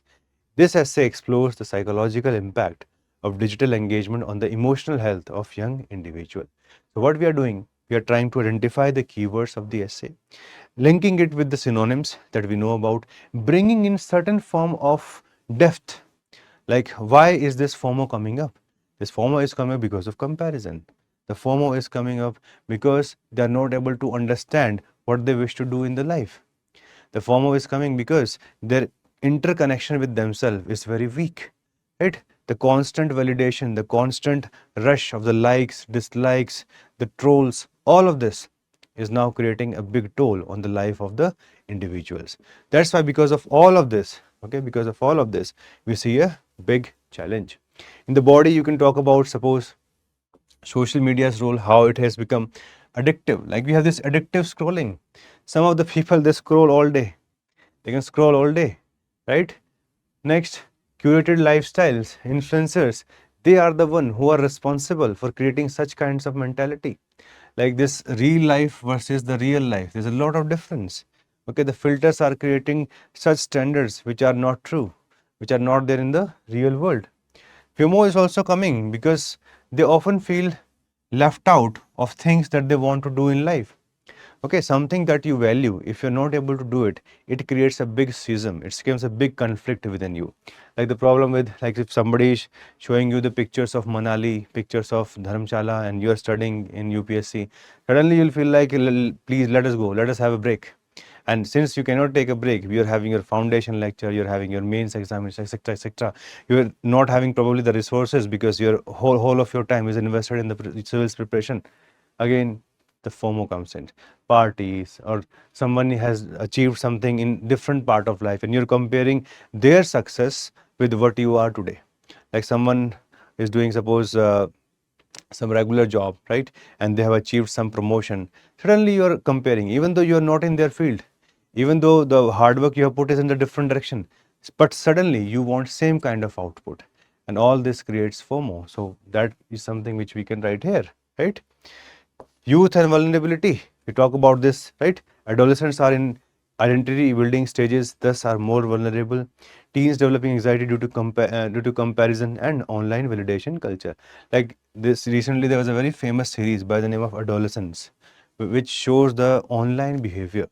This is a series which is on Netflix. Very thoughtful kind of a person has made this series, and this has, I think, got a nomination for Emmy also, right? The Emmy Award for TVs. Depression, loneliness. Why? Because suddenly you're scrolling all day, your attention is diverted, your sleep pattern is not correct. So what will happen because of this? Dissatisfaction, low self-esteem, and finally poor sleep. And once you're not having adequate number of hours, your emotional clarity is going to go down. You will suddenly become emotional on things where it is not, the requirement is not there, and this is going to become very challenging. This is going to become very challenging. And this study came in WHO also, that increased screen time linked to rising youth depression, right? Screen time is very responsible for this. Then solutions, what can we do? Like there also you have to use these keywords like digital detox, mindful engagement, right? There should be a specific time during the day. Like suppose you say, tell yourself, I will only use phone. Like Robin Sharma, he is a famous motivator. So he talks about that we should always have only 1 hour for the digital devices. Mindful level of engagement. Social emotional learning in schools. Campaigns like Unplug to Connect, right? Therapy apps, and promoting real life socialization. Now, focus should be here. Focus should be on developing that kinds of characteristics which provide strength to the character of the people from the beginning. More focus on sports, more engagement, those kinds of things should be promoted. Look, digital space is going to stay. How we behave, how we improve ourselves, how we will focus on that, it depends upon us. So it's very important that we keep on improving. So all these things can come, right? And in conclusion, again, we have to reinforce these keywords and restate the key message. Like, while social media is a tool for connection, unchecked usage is triggering FOMO, especially in the youth, fostering a silent epidemic of depression and loneliness. A conscious effort to build digital literacy, emotional intelligence, and offline connections is essential to reverse this worrying trend. Okay, so whatever keywords are there in your essay theme, they should be reproduced. They should be dealt at depth level in the subsequent paragraphs. Like in this, we have just created a structure for your understanding, that we saw the topic, okay, so what the topic is all about, then we saw the keywords, then we try to write a very good introduction on the basis of that, we try to create a structure on the basis of all these keywords, and finally we are trying to bring in a solution and a final conclusion on that. So these are some of the things which you need to understand. I hope this has given you a fair idea. The idea is very clear. You have to do your best, but before doing your best, you should know how to do the best. So you have to focus on introduction, you have to focus on the structure, you have to focus on the keywords. You should know what kind of structures you can follow, what should be the method for brainstorming, all those things that I've discussed in this video so far. Now let us discuss a little bit about conclusion, and then I will start with the themes specific, the specific themes. So we will also improve the content, because many of you will say, sir, you have told us what to do, what not to do, but I don't have the content. I'm writing mains this year, what should I do? Or even if you're doing it for 2026, it may be that you may have neglected the essay preparation, then what you should do. So I will also help you in building a little bit of content on all the important themes which we have seen in last 5 to 7 years. Okay, so we'll build content also. So please stay tuned for that. But before that, let us see the last part of the essay. Okay, the last part of the essay is conclusion. During the conclusion, think of three things. Okay, what should be the parameter to do a very good conclusion? Number one, there should be a good transition from the body part to the conclusion. Number one, it should not be abrupt that you were discussing some theme, suddenly that you were writing a conclusion. No. Number two, essay conclusion should be able to give a sense of completeness. Okay, it should not be abrupt. It should be able to address the core theme. It should give a vision. The last part is very, very important. It should be impactful. Should be forward looking. But again, this is one way of doing conclusion. Conclusion can be of different types. Let me just give you some examples with real examples. Like suppose, if there's a question, okay, if there's an essay topic which is asking about what is more important, okay, change or stationary things, right? So in that kind of a topic comes in, that how to handle change or stability versus change. So in that theme, you can say, navigating the ever-shifting landscape of human lives require a delicate balance. Firstly, we have to embrace change while cultivating stability. Second, we have to exercise wisdom and discernment. So please understand, first we says, okay, we have to embrace change. No? Change versus stability. So embrace change while cultivating stability. And number two, we have to exercise wisdom and discernment in embracing transformations which allow for meaningful growth. So whatever we do, one thing which is constant for human society is growth. And last but not the least, it is of paramount importance to seek the purpose of life amidst the flux. What you wish to do, what you wish to achieve in life, that is very, very important, irrespective of it is stability or change. Many people love change in life. You can't put your perspective on the essay. So you have to be a little bit broader here. So in the end, what's the most important part of human life? Knowing thyself. That's why in this essay, in 3 lines, we discussed all the relevant things. So if essay comes, purpose of life, or the essay is about stability versus change, this is how you can write. And in the end, this triad of principles form a compass which can steer us through complexities of existence, reminding us that change is not a threat, but an opportunity for evolution. Because evolution is something which has been based upon this. Starting from the beginning of the universe to the beginning of the earth to the beginning of the human existence, change has been constant. And it's going to stay in this way for a very, very long time. Okay, we do not know. Next, if there's a topic between spiritualism versus materialism, already in the PYQs we have seen this topic. So we try to create a broad conclusion on this topic. So what could be the conclusion? So you can write, in navigating the complex interplay between these two concepts, materialism and spiritualism, forging a middle path becomes imperative. It is within this harmonious balance that integral humanism of Deen Dayal Upadhyay finds resonance. So sometimes you can use the philosophy of a person who has written on that part. That again brings in vision. So what he says, upholding the intrinsic value of each individual, it advocates for a society where material well-being coexists with spiritual growth. By acknowledging the non-material dimensions of our existence, we can create a world where relentless pursuit of material gain does not overshadow the richness of our spiritual essence. This is how you can do a conclusion, bringing in a balance of spiritualism versus materialism. All right? And then, suppose if this question is asked, is democracy really the best form of government? Is democracy really the best form of government? Now, we have our constitution. It is based upon democratic framework. But can we say for sure democracy is the best form of government? So again, it's a very difficult question to answer. Okay, it's a difficult question to answer. But what's the purpose of having a government? The purpose of having a government is to ensure the governance should be such everybody is able to get along with it. Everybody is able to get the benefit out of it. The richness of the human, it should increase with such kind of setup. So those kinds of principles you have to bring in your conclusion. So as we navigate the complex terrain of democracy, it becomes crucial to to question whether it is the ultimate form of governance or merely a stepping stone. The strength of democracy, such as representation and individual freedoms, are undeniable, okay, yet its challenges and vulnerability prompt us to reconsider the alternative paths.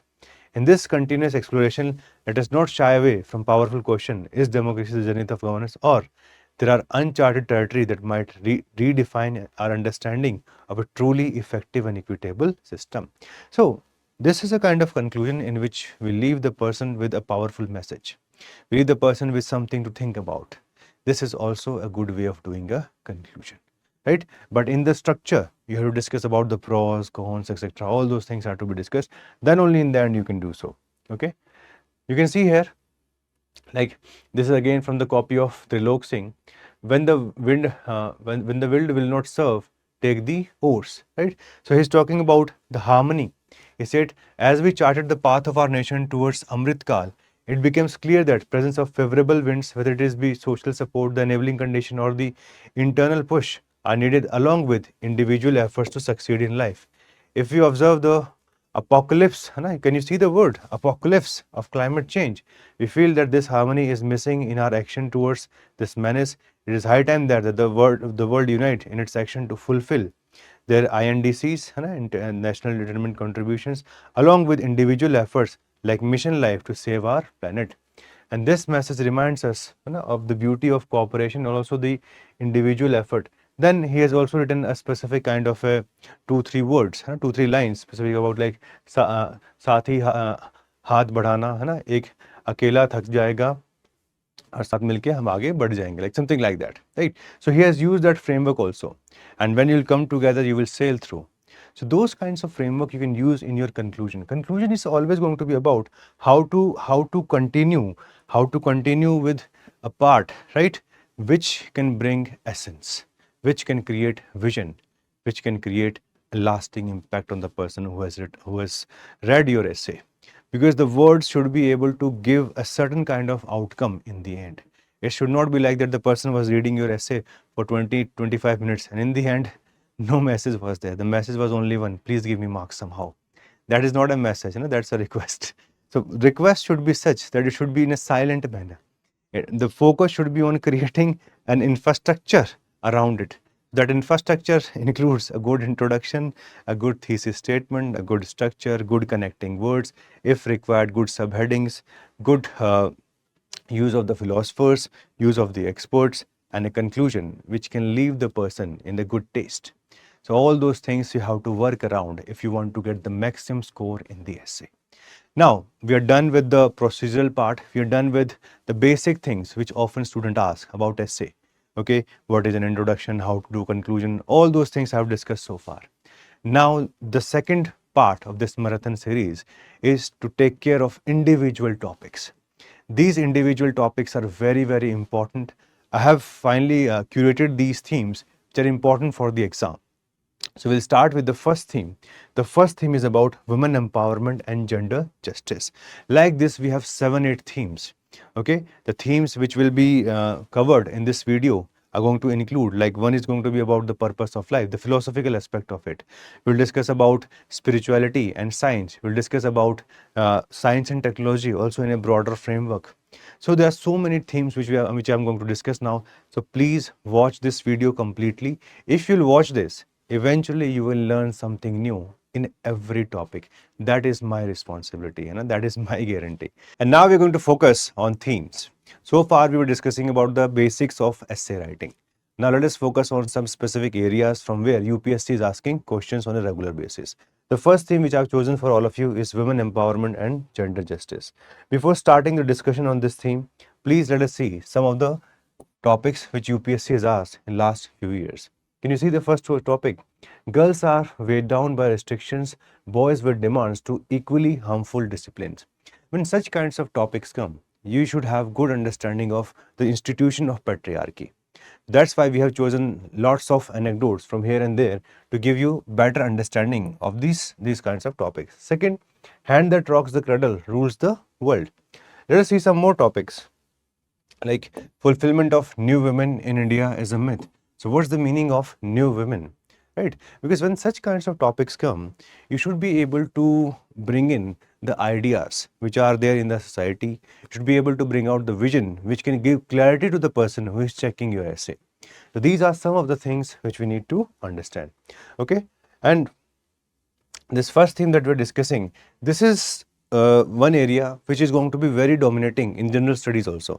Like when you're going to study for GS paper 1, so you will find these topics like women in Indian culture, women in India's freedom struggle, women in the world history, role of women and women's organization. So those kinds of topics you can easily pick up from there. Okay, and from there you can use that information for writing your essay. Similarly, for GS paper 2, role of women in Constituent Assembly, representation of women in executive, legislature and judiciary, self-help groups, National Commission of Women and UN Women. So you'll find fodder points from multiple areas, GS1, GS2 as well as GS3. What we are doing is largely that area which is in general not part of these aspects of general studies. So okay, that is going to be there. In GS paper 3, the topics of inclusive growth, gender budgeting, role of women in agriculture, women in STEM. So all these areas you'll have some fodder points, so you can use that information for the sake of writing essay paper. And finally, in GS paper 4 also you'll find role of a great women leader, reformers, administrators, and what is the role of women in family, role of women in inculcation of values in the society, and certain important moral thinkers, right, as well as the philosophers from India. So everywhere you will find this topic, okay, which is linked to the life of women. Now we'll discuss some specific ideas, okay, which are very useful while creating the right kind of atmosphere when you write an essay. Okay, they can be very good for the purpose of introduction also. Now, many of you would have heard about this term, Pandora's box. Okay, Pandora's box. If you read newspaper, you'll find this word being used on a very casual basis, right? But very few of us know what is this Pandora's box. In general, we see that Pandora's box means some opening a box where we do not know what is going to come out. It could be a big gamble in general. But let us see what is this story of Pandora's box, because it is again a very patriarchal way of representing certain things, okay, with respect to the men. Let us see. So in a poem, Works and Days, Greek poet Hesiod tells a story in which a woman named Pandora was created to punish humans because man was enjoying happiness. So you see here how patriarchy blames women for taking away the happiness of men, right? This is something which we find in the writings of the Greek poet Hesiod. So patriarchy, when we discuss about patriarchy, all the historical societies have been patriarchal in nature. All means like 99.99%. Okay, there could be some examples of matriarchal, and sometimes matriarchal society are only transitional in nature. They survive for a small time, and again we see the rise of patriarchy. Anyway, so please see this story. The man was not familiar with painful cold, hunger, disease, old age, death, etc. Then Zeus asked Hephaestus, okay, who was the god of fire and a patron of craftsmen, to create a woman to punish Prometheus. So Prometheus, who is considered as the father of mankind, right? So eventually a woman, Pandora, was created out of clay and breathed life into it and sent her on earth with a jar. And eventually, brother of Prometheus, by the name of Epimetheus, he fell in love with Pandora, and on one day she opened the jar, and out of this jar we see 7 evils came out, which includes greed, envy, wrath, gluttony, sloth, pride and lust. They flew out over the earth. Hope alone remained inside the jar. That's why even today people are keeping this hope against any evil. But anyway, try to understand this story. Okay, this story tells us one important thing, that is that everything is blamed on women. If someone is having misery in life, these are the kinds of stories which promote patriarchy, which in a way make sure that women should be punished for any kind of unhappiness in the life of a man. So please try to understand, you can use such kinds of stories to show how patriarchy is so much prominent in majority of the cultures of the world. Next, please see the same kind of representation in both Buddhism and Jainism. I hope majority of you would know this story. that when Buddha was inducting women into the Sangha, he commented, now that women have become part of Sangha, this religion will survive only for 500 years. Otherwise, this would have gone on for thousands of years, right? So that again shows that patriarchy has been a root thing in all the major religions of the world. Please see this. Both in Buddhism and Jainism in general, female body is considered inferior to the male body because attaining the highest knowledge requires women to take rebirth with a male body. So enlightenment is allowed to them, okay, but they have to take rebirth as a male. Again, why? There's an explanation for this. Okay, there's an explanation for this, a religious explanation, which says because a male body creates life outside itself and a female body creates life inside itself. And a male body can retain semen by mind control. However, a female body sheds menstrual blood, which is outside mind control. So, even with respect to enlightenment, even with respect to nirvana or liberation, what we find is that there is a certain level of dynamics which comes from the patriarchal side of the society. And this is very, very problematic at times. Okay. Now, as we were discussing in these lectures, in the theme, we're going to focus on some books. Like one of the book is The Palace of Illusion, and this is written by Chitra Banerjee. This book talks specifically about Mahabharata, and this is from the perspective of Draupadi. I hope all of you know about Draupadi. Okay, a specific kind of society is depicted in Mahabharata. Now, there's a very big differentiation, okay, between Draupadi, as well as her brother, right?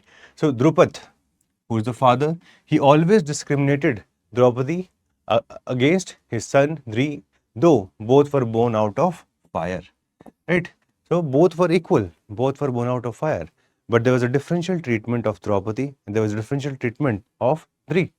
And the issue of dark complexion, right? If you see Mahabharata, okay, there are certain kinds of influences, there are certain kinds of inferences which we find. And what are those? Like Draupadi was required to focus on the skin whitening and she had to work for hours. But when we talk about Shri Krishna is celebrated, okay, is celebrated, and there's no specific references with respect to that he was trying to change, right? So such kind of differences between male and female can be seen even from Mahabharata with respect to the complexion. Plus, in general, okay, from a very tender age, girls are taught how to behave in public, and that kind of knowledge was transferred from Daima, and she was responsible for teaching Draupadi how to walk, converse, interact with people in general. So what we find is that mythology has played a very important role in helping the development of this kind of attitude that we have in the society today. And if these mythologies are going to stay, I would say, just like the way they are, it's going to be very difficult to change the overall opinion regarding women, to change the overall perspective regarding women. That's why in the future, there's going to be a requirement to rewrite them, okay, rewrite them from the perspective of women. And even if not rewrite them, we need a different kinds of interpretation with respect to specifically writing about women. Because in general, you must have heard this word, that history is his history, not her history. Reason being, everything is being written from the perspective of men. And very few texts you will find which are written from the perspective of women. And how can a society become equal if the culture that it celebrates, still is based upon patriarchal norms? And everybody in India know about Ramayana and Mahabharata. The kind of notions which are there in these two texts, they're based upon patriarchy. And when they are celebrated, it's going to be very difficult to change the way, to change the notions effectively towards women. And that's why in your essay, you have to bring these kinds of finer analysis. Essay is not about just writing like in general studies, GS1, GS2, GS3. No, you have to bring in a better level of understanding. And that is going to be rewarded in the exam hall. right? So if you wish to score very high marks, you need to continue with this series. That is going to be very, very useful. Now, I'm not telling you that in each and every part of all these texts, you will find patriarchal notions. In some cases, you will also find positive interpretations also. So while, yes, condemning them for showing those kinds of ideas which are too much patriarchal in nature, which are affecting the life of women, which are affecting the status of women in the society, at the same time, you have to also see where do we find better level of presentation of the women. Like in Hinduism, women are honored as Shakti, which all of you know, right? So there is a dichotomy. In one way, she is now given the right kind of status, but on the other hand, in Manusmriti, we see large number of restrictions are put on women's freedom, tying their roles to obedience, modesty, and even domesticity. Right? There is a certain kind of expectation set by texts like Manusmriti that women should do this, women should do that, and they should not go out of these boundaries. Like in Manusmriti, they talk about Kanyadan. They talk about that Kanyadan happens only once. There can be no widow remarriage. So these kinds of notions, they come from texts like Manusmriti. I'm not saying everything written in the Manusmriti is having this kind of connotation, but we do find large number of paradoxes in this text that we have, which are part of our cultural history. Then women are frequently cast as the origin of downfall or temptation in religious text and myth, like the famous part which we just discussed before with respect to Buddhism. Right? In fact, before the enlightenment movement of Buddha, the whole story of Mara Vijay, where he was trying to win over the desire, again it is represented in the form of a woman. That Mara, who was the monster, he came along with his two daughters, okay, who were trying to bring down the consciousness of Buddha. And then eventually he went into the Bhumi Sparsh Mudra, where he told Mother Earth that I am completely pure, and then his enlightenment took place. So anywhere, in such things, you will find this. Same kind of story you will find in Christianity, the story of Adam and Eve. Okay, something which was prohibited by the God was eventually done, and it was done on the advice of Eve. So she is blamed for original sin, reinforcing the idea that women are morally weaker.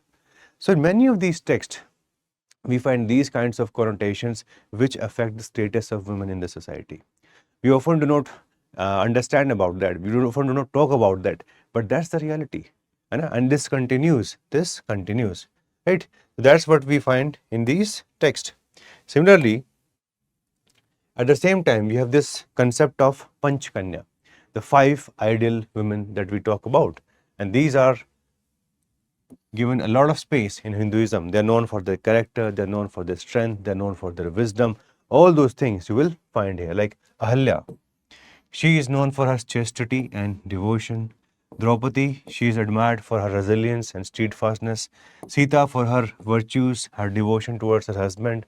Tara, she is admired for her wisdom. And finally, Mandodari, even though she was linked to Ravana, but she was known for her virtues and her moral strength.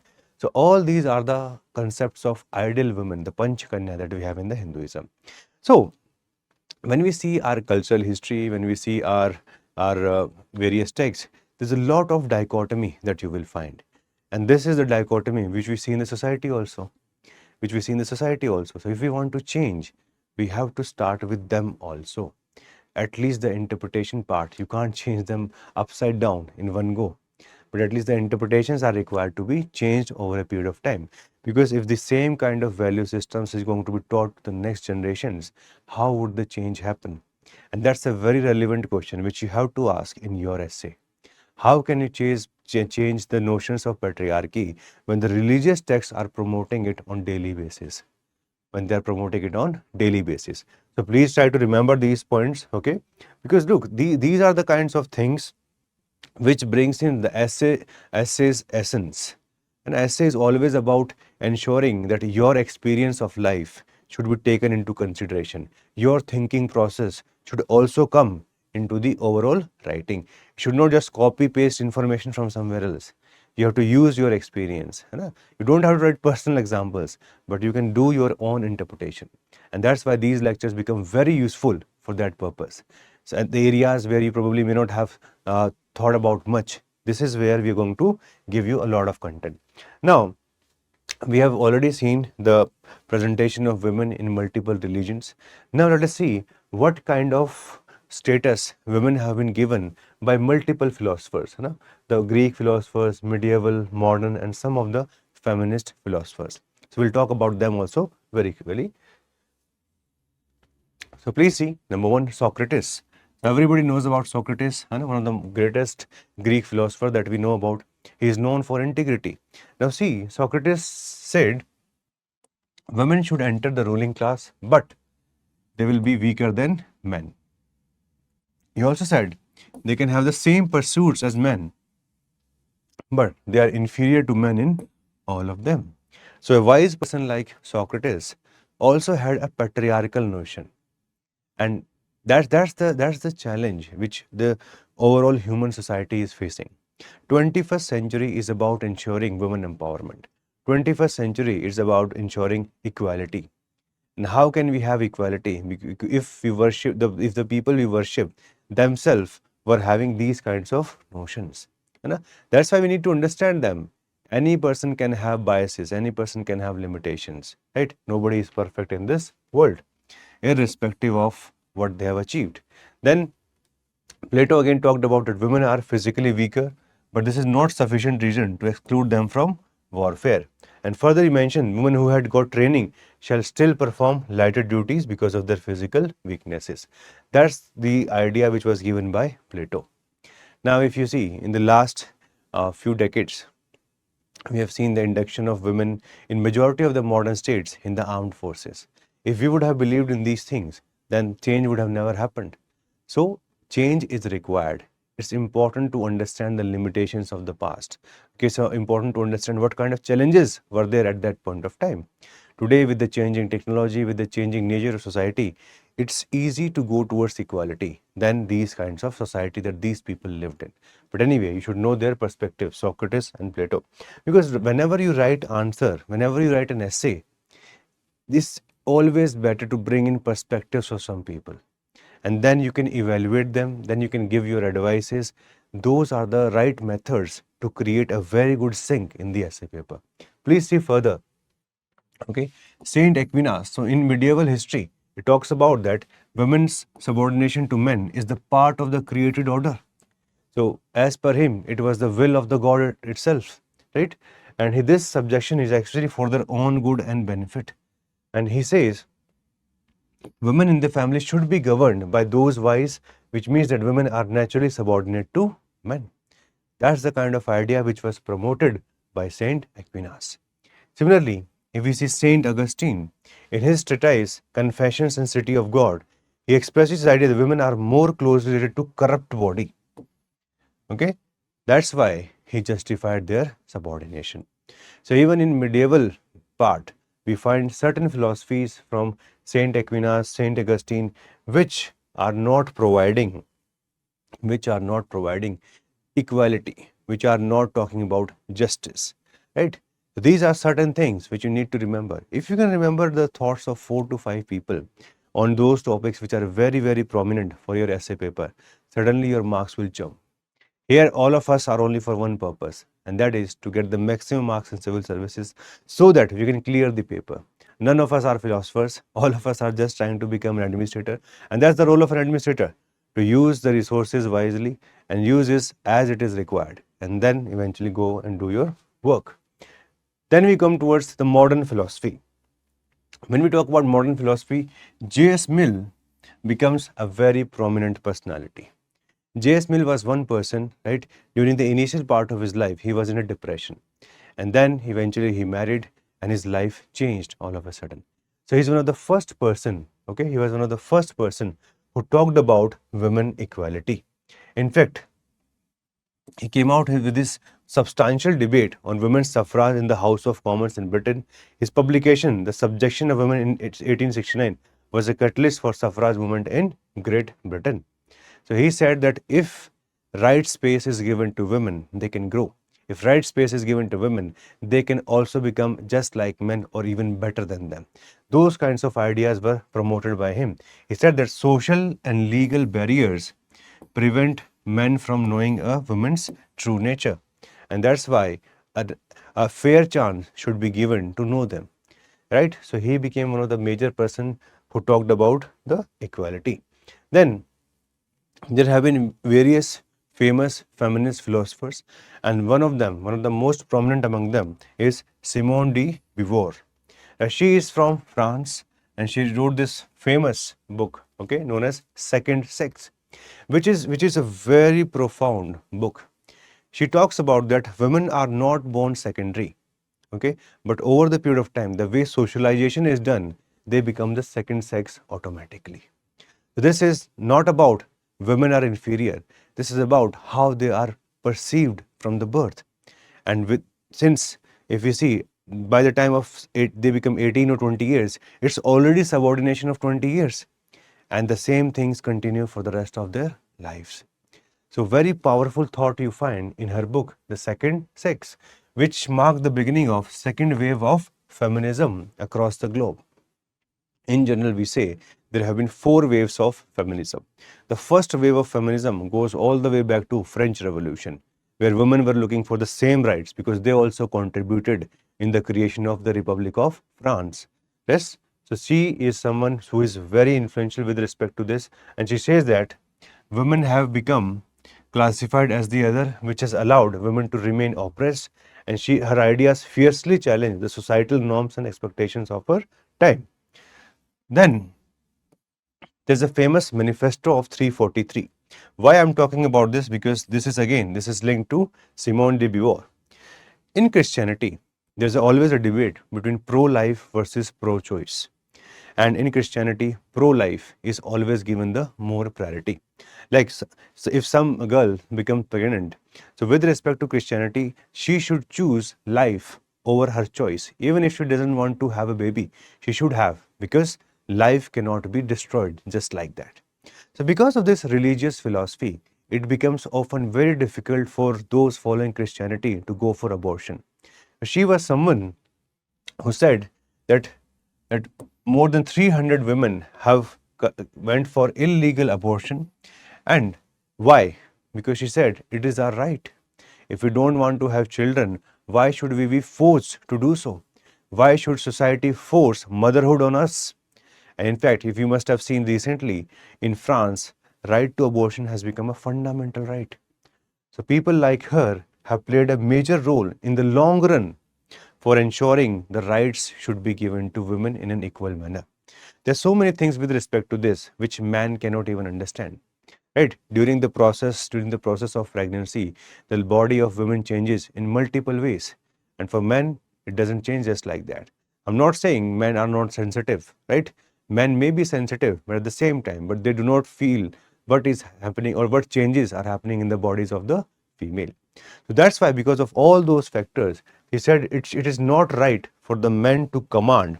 And this is what is known as the production rights. She says the right to production, the production rights should stay with the women. Her body, her choice, and her ideas should be respected. And that's exactly what we see in her ideas in this book, The Second Sex. Right? So that's what you need to remember. In brief, I have given you ideas from mythology. In very brief, I've given you ideas from the philosophers also. I've given you ideas from one of the leading feminists also. So if you remember these 10, 12, 15 ideas and work a little bit on your own also, you will have good enough knowledge of how to ensure that there should be a society which is more equal in nature. Because in essay, you don't have to write everything, or you don't need 50 or 100 kinds of philosophers. You need only 5, 10, 15. That is good enough. And that's why in essay paper, please make sure that whatever you study, you should be able to write few words about it. Depth is always more important. So this much of information is good enough to challenge the notions of patriarchy, because we have covered the broad approach, the cyclical approach also, the broad approach from the beginning till the modern times. Now, this is the part which you broadly already know about. So I will be very quick in this portion. Okay, you already know about the challenges faced by women in reality, in socio-cultural challenges, political challenges, as well as economic challenges. So let us talk about them very quickly. Okay, so if we see socio-cultural challenges, the one of the broader problem faced by them is the challenge because of patriarchy. So what is patriarchy? Patriarchy means all the major decisions are taken by the men, and it affects the life cycle of the women in general. Second, sexism, the way women is depicted by the multiple medias, right, multiple mediums, that affects their life. Intersectionality, okay, intersectionality means that the challenges faced by women, they are differential in nature. Like a woman from the higher caste may have relatively less challenge in comparison to a woman from the lower caste. So intersectionality is always about understanding the challenges faced by women considering her multiple identities. And finally, customary morality. Customary morality is something which we have just learned. Okay, the ideas, the values which are promoted by these religious texts, and all that eventually creates the customary morality. So let us just quickly learn about them. Okay, and all of you know about this, right? So what is the problem which we face because of patriarchy? It leads to gender discrimination. In our Indian constitution, we have ensured that there should not be gender discrimination, but still the society is patriarchal. In one way or the another, we will find these kinds of challenges. So we see unequal treatment in society based on sex, leading to disparity in education, employment, nutrition, and even healthcare. Like this famous report which came from Economic Survey of India, Sun Meta Preference, specifically in North India, in societies like Haryanvi society, there's Sun Meta Preference. They want to have a child, and they want to have a male child effectively, and that has led to what is known as missing women and wasted girls. Missing women because there have been large number of abortion on the basis of this kind of requirement. And number two, wasted girls, because those girls which were born in these families, they were not given their right due. They were not treated like human beings. They were not allowed to prosper as per their talent. That is what is known as the wasted girls, right? So please try to understand there are many manifestations of patriarchy. One of the biggest manifestation of patriarchy is gender discrimination. Next, we find objectification and sexualization also, right? That also happen in the media, specifically in Bollywood. In Bollywood, the biggest challenge is they have majority of these movies, they have no content.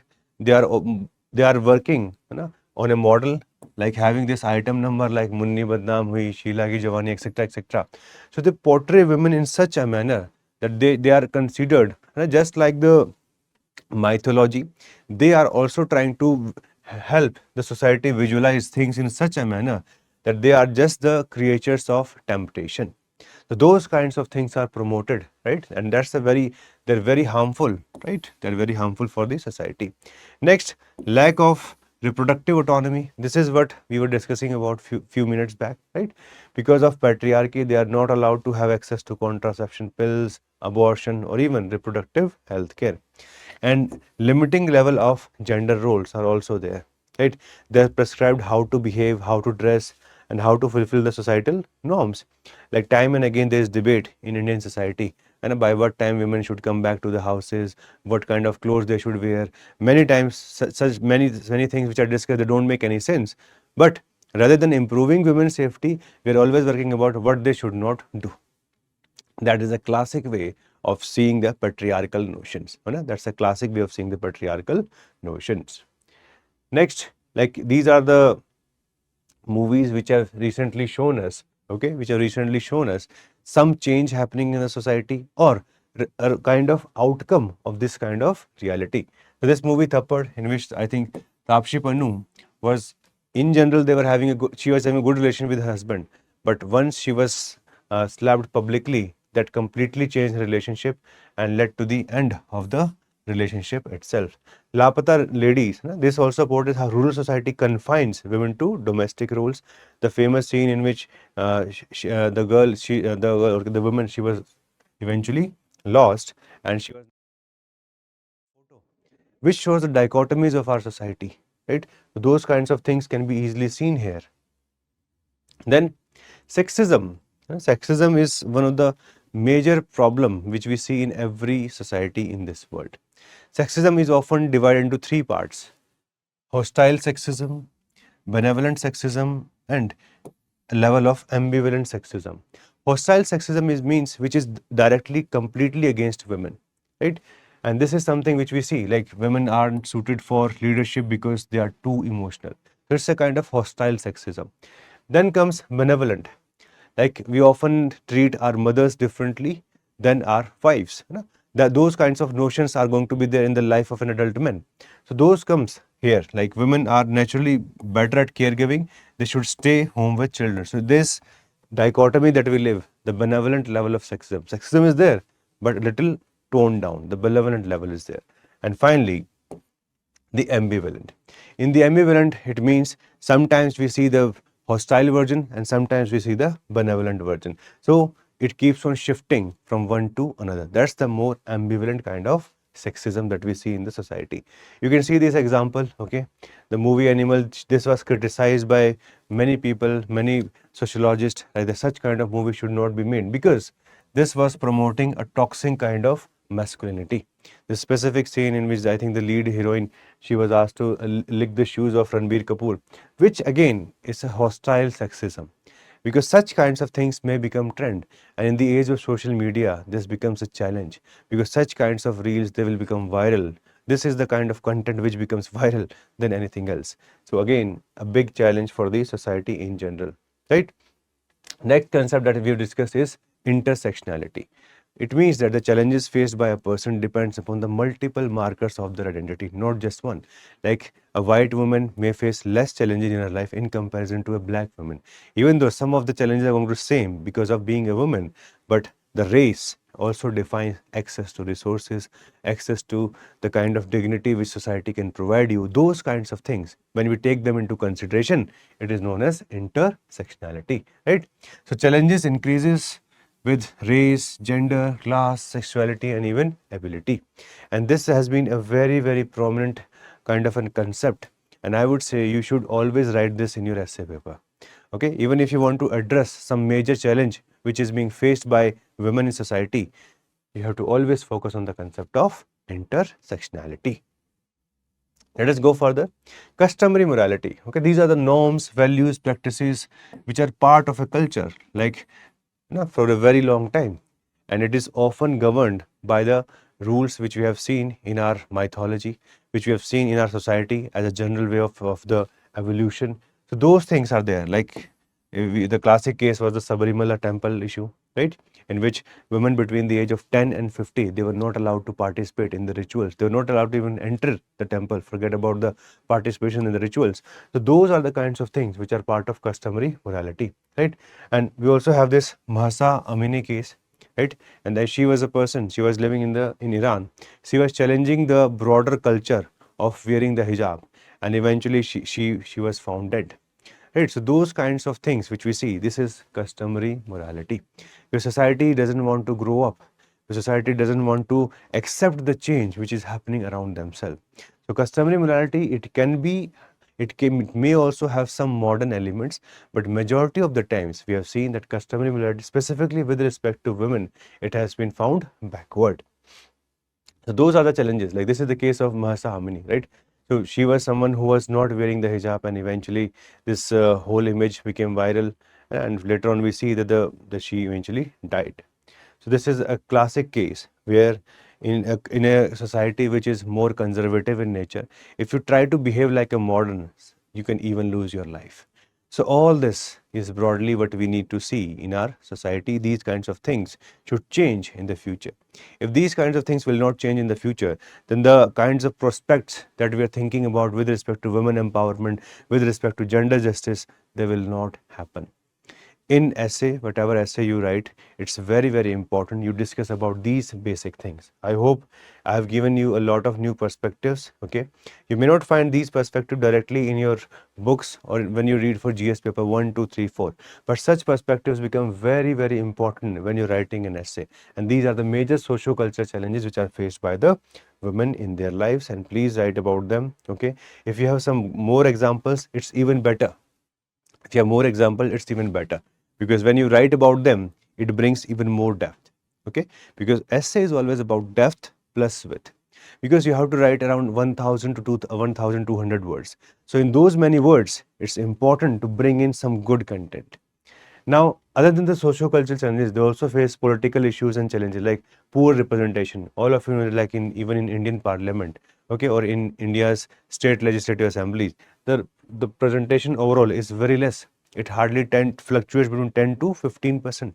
The bill has come, the women reservation bill has come, it has been passed, but it has not become operational. So in the future, probably this will improve. Proxy leadership, like if you see at the level of political representation at the panchayat level, the concept of sarpanchpati, you have this famous series of panchayat which shows this proxy leadership, that even though the real leader, the real representative, as per the act, as per the official paperwork, it is women, but the customary morality is not allowing it, because the male is still considered as the real representative. Gender bias laws are there. So all these are the political issues, the political as well as the challenges which we face from time to time. So facts you can improve from time to time, like proxy leadership. Like if we see, 22 states in India have implemented 50% reservation, right? 1 million women are serving in as elected representatives, but still we have this concept of what is known as Pradhan Pati, and the best can be seen from this series, Panchayat. Okay, that can be seen from this series, Panchayat, which is having a lot of connection with the masses. Then the gender bias laws, like we have just discussed about this pro-life versus pro-choice conundrum, which is faced, okay, by women from time to time. Customary morality versus constitutional morality. This is again a challenge which we often see in the society. Then what are the major economic issues? When we talk about economic issues faced by the women, you can see gender pay gap is there, right?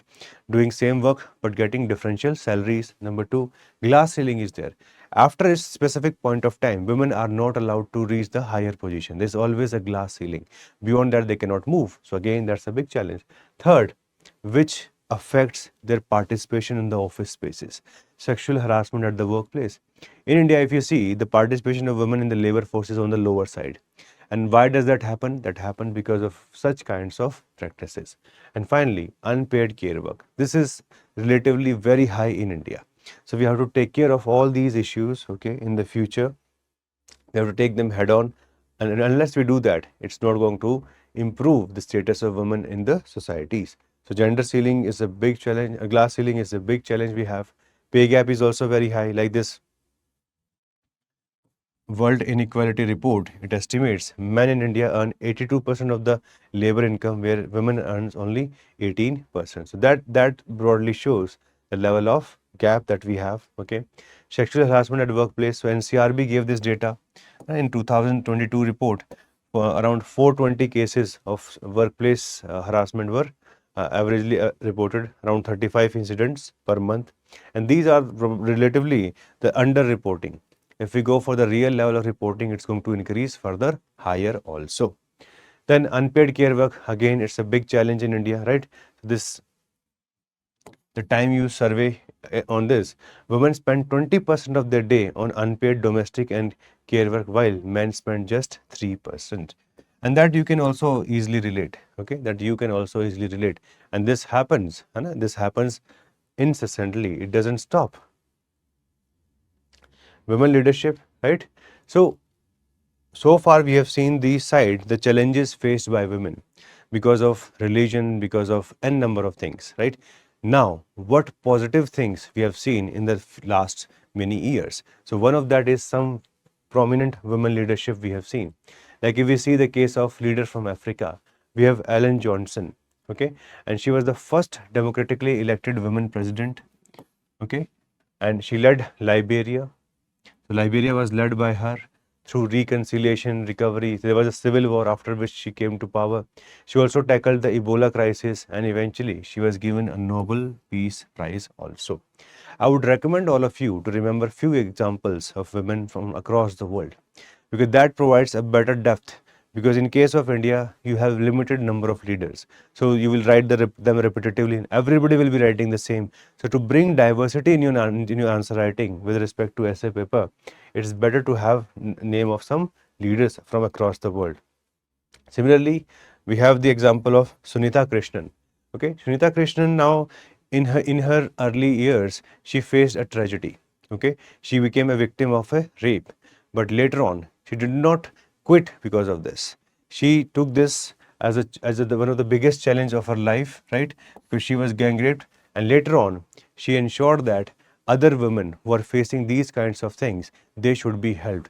And she has done a fantastic work, okay, and she has created this Prajwala group in Hyderabad, and she has been working incessantly, okay, and she has saved over 2,500 women, with Sunita herself freeing around 1,500. So this shows that people who face some kind of tragedy in life, they can also do that work which everybody around them is going to think that it's next to impossible. So she has achieved a significant feat, and she has been a very active part of the society. So such kind of women, they should be cherished. They should be cherished. So we have multiple such examples who have shown courage, who have worked against the tide to bring in those kinds of change in the society which are not that easy. Again, we have further leaders like Nirja Bharot. Okay, she was not afraid. She was not afraid of giving her life for saving the passengers in her aircraft. So she was even given Ashok Chakra Award, right? Later on. Okay, we also have example from the region of USA, Ruth Bader Ginsburg. So she was responsible. Okay, she was one of the women who served in the Supreme Court in USA, and she advocated for gender equality as well as women's rights. So all these are the examples which I am giving to you. You can pick some of these examples. You can read about them more. That will be a good practice. Okay, and whenever you write an essay, please try to connect it with these women leaders, because as I've told you, the theme with respect to women empowerment, the theme with respect to gender justice is going to stay important. Reason being, because this is a big challenge for Indian society. Indian society, if we see at a general level, it's way below, the equality level is way below the Western societies. So this is going to stay a major challenge. UPSC would be required to ensure all the budding bureaucrats, okay, they should know how to ensure equality in the society. That's why these ideas are going to stay relevant for the coming times, and all of you should try to imbibe these ideas, and I would recommend you yourself become the leader of the change in the society. Then we have example of Indra Nui, right? So she led PepsiCo as a CEO, and she transformed the overall society, the overall company around it, right? Product line, sustainable practices, all of those things were changed by him. The overall social conditioning within the company also was changed by her. So she broke gender as well as the cultural barriers, and she was someone who was responsible for increasing diversity in the boardrooms. So we have given you enough example. Like there's a very good example of Tessie Thomas. She is known as the Missile Woman of India. Now, ISRO has become one of the finest organization with respect to space work, and we have women like her who are responsible for that, right? And she was a famous prominent scientist at DRDO, right? So they have served in multiple capacities. We have multiple institutions in India which are promoting women. So we should also celebrate such institutions. We should become part of such tradition which are promoting them, right? We have examples of Marie Curie also. She was one of the first person to win 2 Nobel Prizes, and that too in different subjects, physics as well as chemistry, right? She was responsible for discovery of radioactivity and elements like polonium as well as radium, which have made the foundation for nuclear science. So you can take some examples from the history, some examples from the scientific field, some from the social field. If you have suppose 20-25 examples, you know a little bit about their personal life, and I would recommend try to know a little bit about their personal life. Why? Because they would also have a story, a journey which you can use for introduction purpose. I hope you remember, just moments ago we discussed about the basics of essay writing. The in basics, one of the most difficult tasks often we find is introduction. But if you know some stories, that increases the better kind of introduction writing, and you can learn it. And these are the methods through which you can write about it.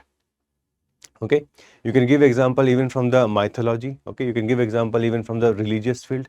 Like here, this story of Mandana Mishra and Ubhaya Bharti, who were a learned couple, and eventually Ubhaya Bharti, she became a judge with respect to the scholarly debate between Shankaracharya and Mandana Mishra. And in the end, she took the final stand and said Shankaracharya was better with respect to the philosophy. So this shows that women can be good judge, and women can be good judge irrespective of their personal requirement, irrespective of their personal status. That even though she was the wife of Mandana Mishra, but still, she chose the right thing, and she gave the winning accolades to the Shankaracharya. Okay, from the field of environment, we have Wangari Maathai. She was the first black African woman to win the Nobel Peace Prize. She is responsible for this Green Belt movement in 1977. All of you know, in Africa, the Sahara Desert, it is spreading towards the east, right? So they have come out with this movement known as Green Belt movement to plant trees across Kenya, right? Across Kenya, even in the other countries of the Africa, they are pursuing this green belt movement. So it's no longer limited only to Kenya, it is in the multiple parts of Africa. This also shows, okay, like she mobilized Kenyans, planted more than 30 million trees, and eventually UN came out to launch a campaign that has led to planting of 11 billion trees worldwide. That's a massive level of achievement. That's not a small achievement. We often de-ridicule women, and we do not realize that they have done such wonderful work. And this is something which is need to be cherished across the world. Like, can you see this book? Okay, Mapping Dalit Feminism. And this comes from Anandita Pen, and she talks about the broader challenges which are faced by Dalit women, and she highlights the need to see caste through a gender lens by discussing how sexual violence against Dalit women is a mean of exercising Brahminical control over the Dalit people. She tries to bring in the term which is known as dual patriarchies. Sometimes when these new terms are introduced in your essay paper, it again brings more clarity. The person who is reading your essay is also looking for better analysis, some new information. So when we give you these small extracts of these books, okay, that gives you better understanding. Okay, so like here she talks about dual patriarchy to articulate patriarchy is experienced by Dalit women from dominant castes, right? One is the patriarchy in their house itself, in their home itself, and the other which comes from the nearby people who are of different castes. So there she brings the concept of dual patriarchies. Ecofeminism in India, like we have seen the narratives, right? We have seen like Chipko movement in Uttarakhand, women participated in the overall protection of the ecosystem. Then in way forward, what should be the way forward? In way forward, you can always give some visionary level of broader advocacy ki what should be done, what should not be done. So in general, this is the part where majority of you would be able to easily write, because we already have these sustainable development goals, right, which again talks about achievement of gender equality, right? So those kinds of what work should be done by the state, what work should be done by the non-state actor. This is where the role of executive, legislature, judiciary, leaders, constitution, laws, rules, regulation, everything will come into the picture. Schemes like suppose if we have in North India, because of patriarchy, we see a broader level of declining sex ratio. So government came out with Beti Bachao, Beti Padhao. Gender budgeting has been a part of Indian tradition since 2005-2006 to ensure that majority of the legislations, programs, they should help women, and sufficient resources should be allocated for the achievement of those. Legislature, fair representation should be there. Gender pay gap reporting should be there, like it is in UK and Australia. Debate and discussion should be there. So you can come out with multiple examples from across the world, because these multiple examples will ensure that you are able to bring in the broader perspective with respect to gender equality. Then the role of judiciary can also become very useful, like giving voice to the voiceless, right? So all of you know about it. For promoting of democracy, India's Supreme Court has also played a very important role with respect to equal rights for women. You can write few judgments also, okay, with respect to this. But we need to bring more women into judiciary, because unless that happens, the sensitivity which we are lacking as a society, that will not change. And that's why we need to bring more women there. Gender neutral laws are required to be created. Gender neutral language should be there. I hope you remember my earlier discussion on this, right? Gender neutral language is also required, not only here, also in the interpretations of our mythological texts. Unless that happen, it's going to be very challenging to change the society in general. Because when we write essay, we always talk about the future. We always talk about the future towards just before the conclusion. We always talk about how things can change in the future, because whatever we have seen in the past, that is gone. The present, the present is also having large number of lacunas, large number of challenges. But what can we do in the future? That's something which we need to bring in. Then we need leaders like Michelle Obama, right, who are ready for the self-sacrifice, we're ready for the hard work in order to change the things around and inspire the millions. We need our constitution, like wherever the changes are required with respect to fundamental right, DPSPs, or the broader spectrum. Right? Non-state actors includes women organization, media, private sector, all of them, international organizations. Like you can give examples like Roots Kenya program, which promotes the women leaders, which empowers the rural women. Kudumshri, this is a famous model.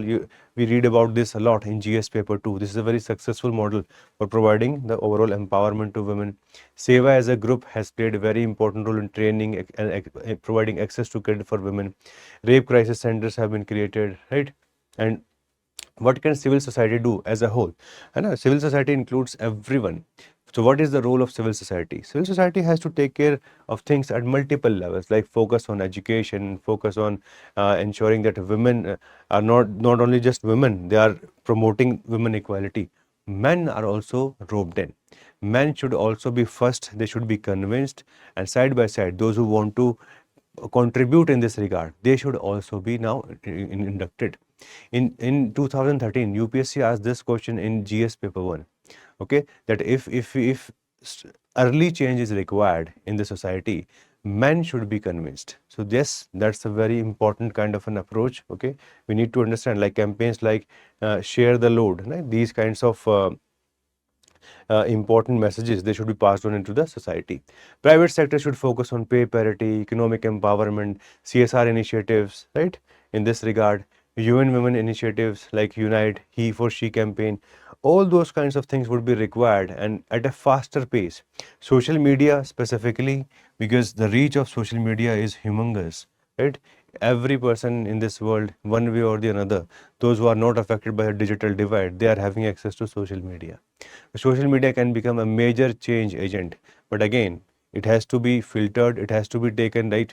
There was n number of unnecessary things are roaming around on social media. Concluding lines, always try to come out with a conclusion which is a bit visionary in nature. Like here we have given you a specific kind of a paragraph, right? This was something which was a very important moment for us, right? So while addressing the nation, our Prime Minister Narendra Modi ji, he said that the concept of Shiv Shakti, right? This is integral, right? Because humanitarian resolve is integral to the concept of Shiva, and Shakti is very important for the fulfillment of that resolve. So it's about respecting both men and women, right? So this concept, the Shakti in the name, comes from the hard work, inspiration, and empowerment of women scientists. So he was giving the due credit to women, and this was at the time of the Chandrayaan 3's Vikram lander. When it touched down, right, it will be known as Shiv Shakti point. So such species which creates change in the society, and which shows the priority of the government, that can also be made part of your essay. You can read some books, okay, by those leading people like Amartya Sen. He has also talked about a lot of things like development and freedom. I used to remember few lines from that book, okay, which used to talk about women empowerment or giving choice and voice to the women so that they can charter their own destiny and they can become an important part of India's growth story and the developmental story in general. So those kinds of nuances you have to pick up. Essay is always about creating a vision. Essay is always about leaving person in good taste, or at least leaving them with such kind of questions that they would like to think about it. That is something which you need to do in your essay paper.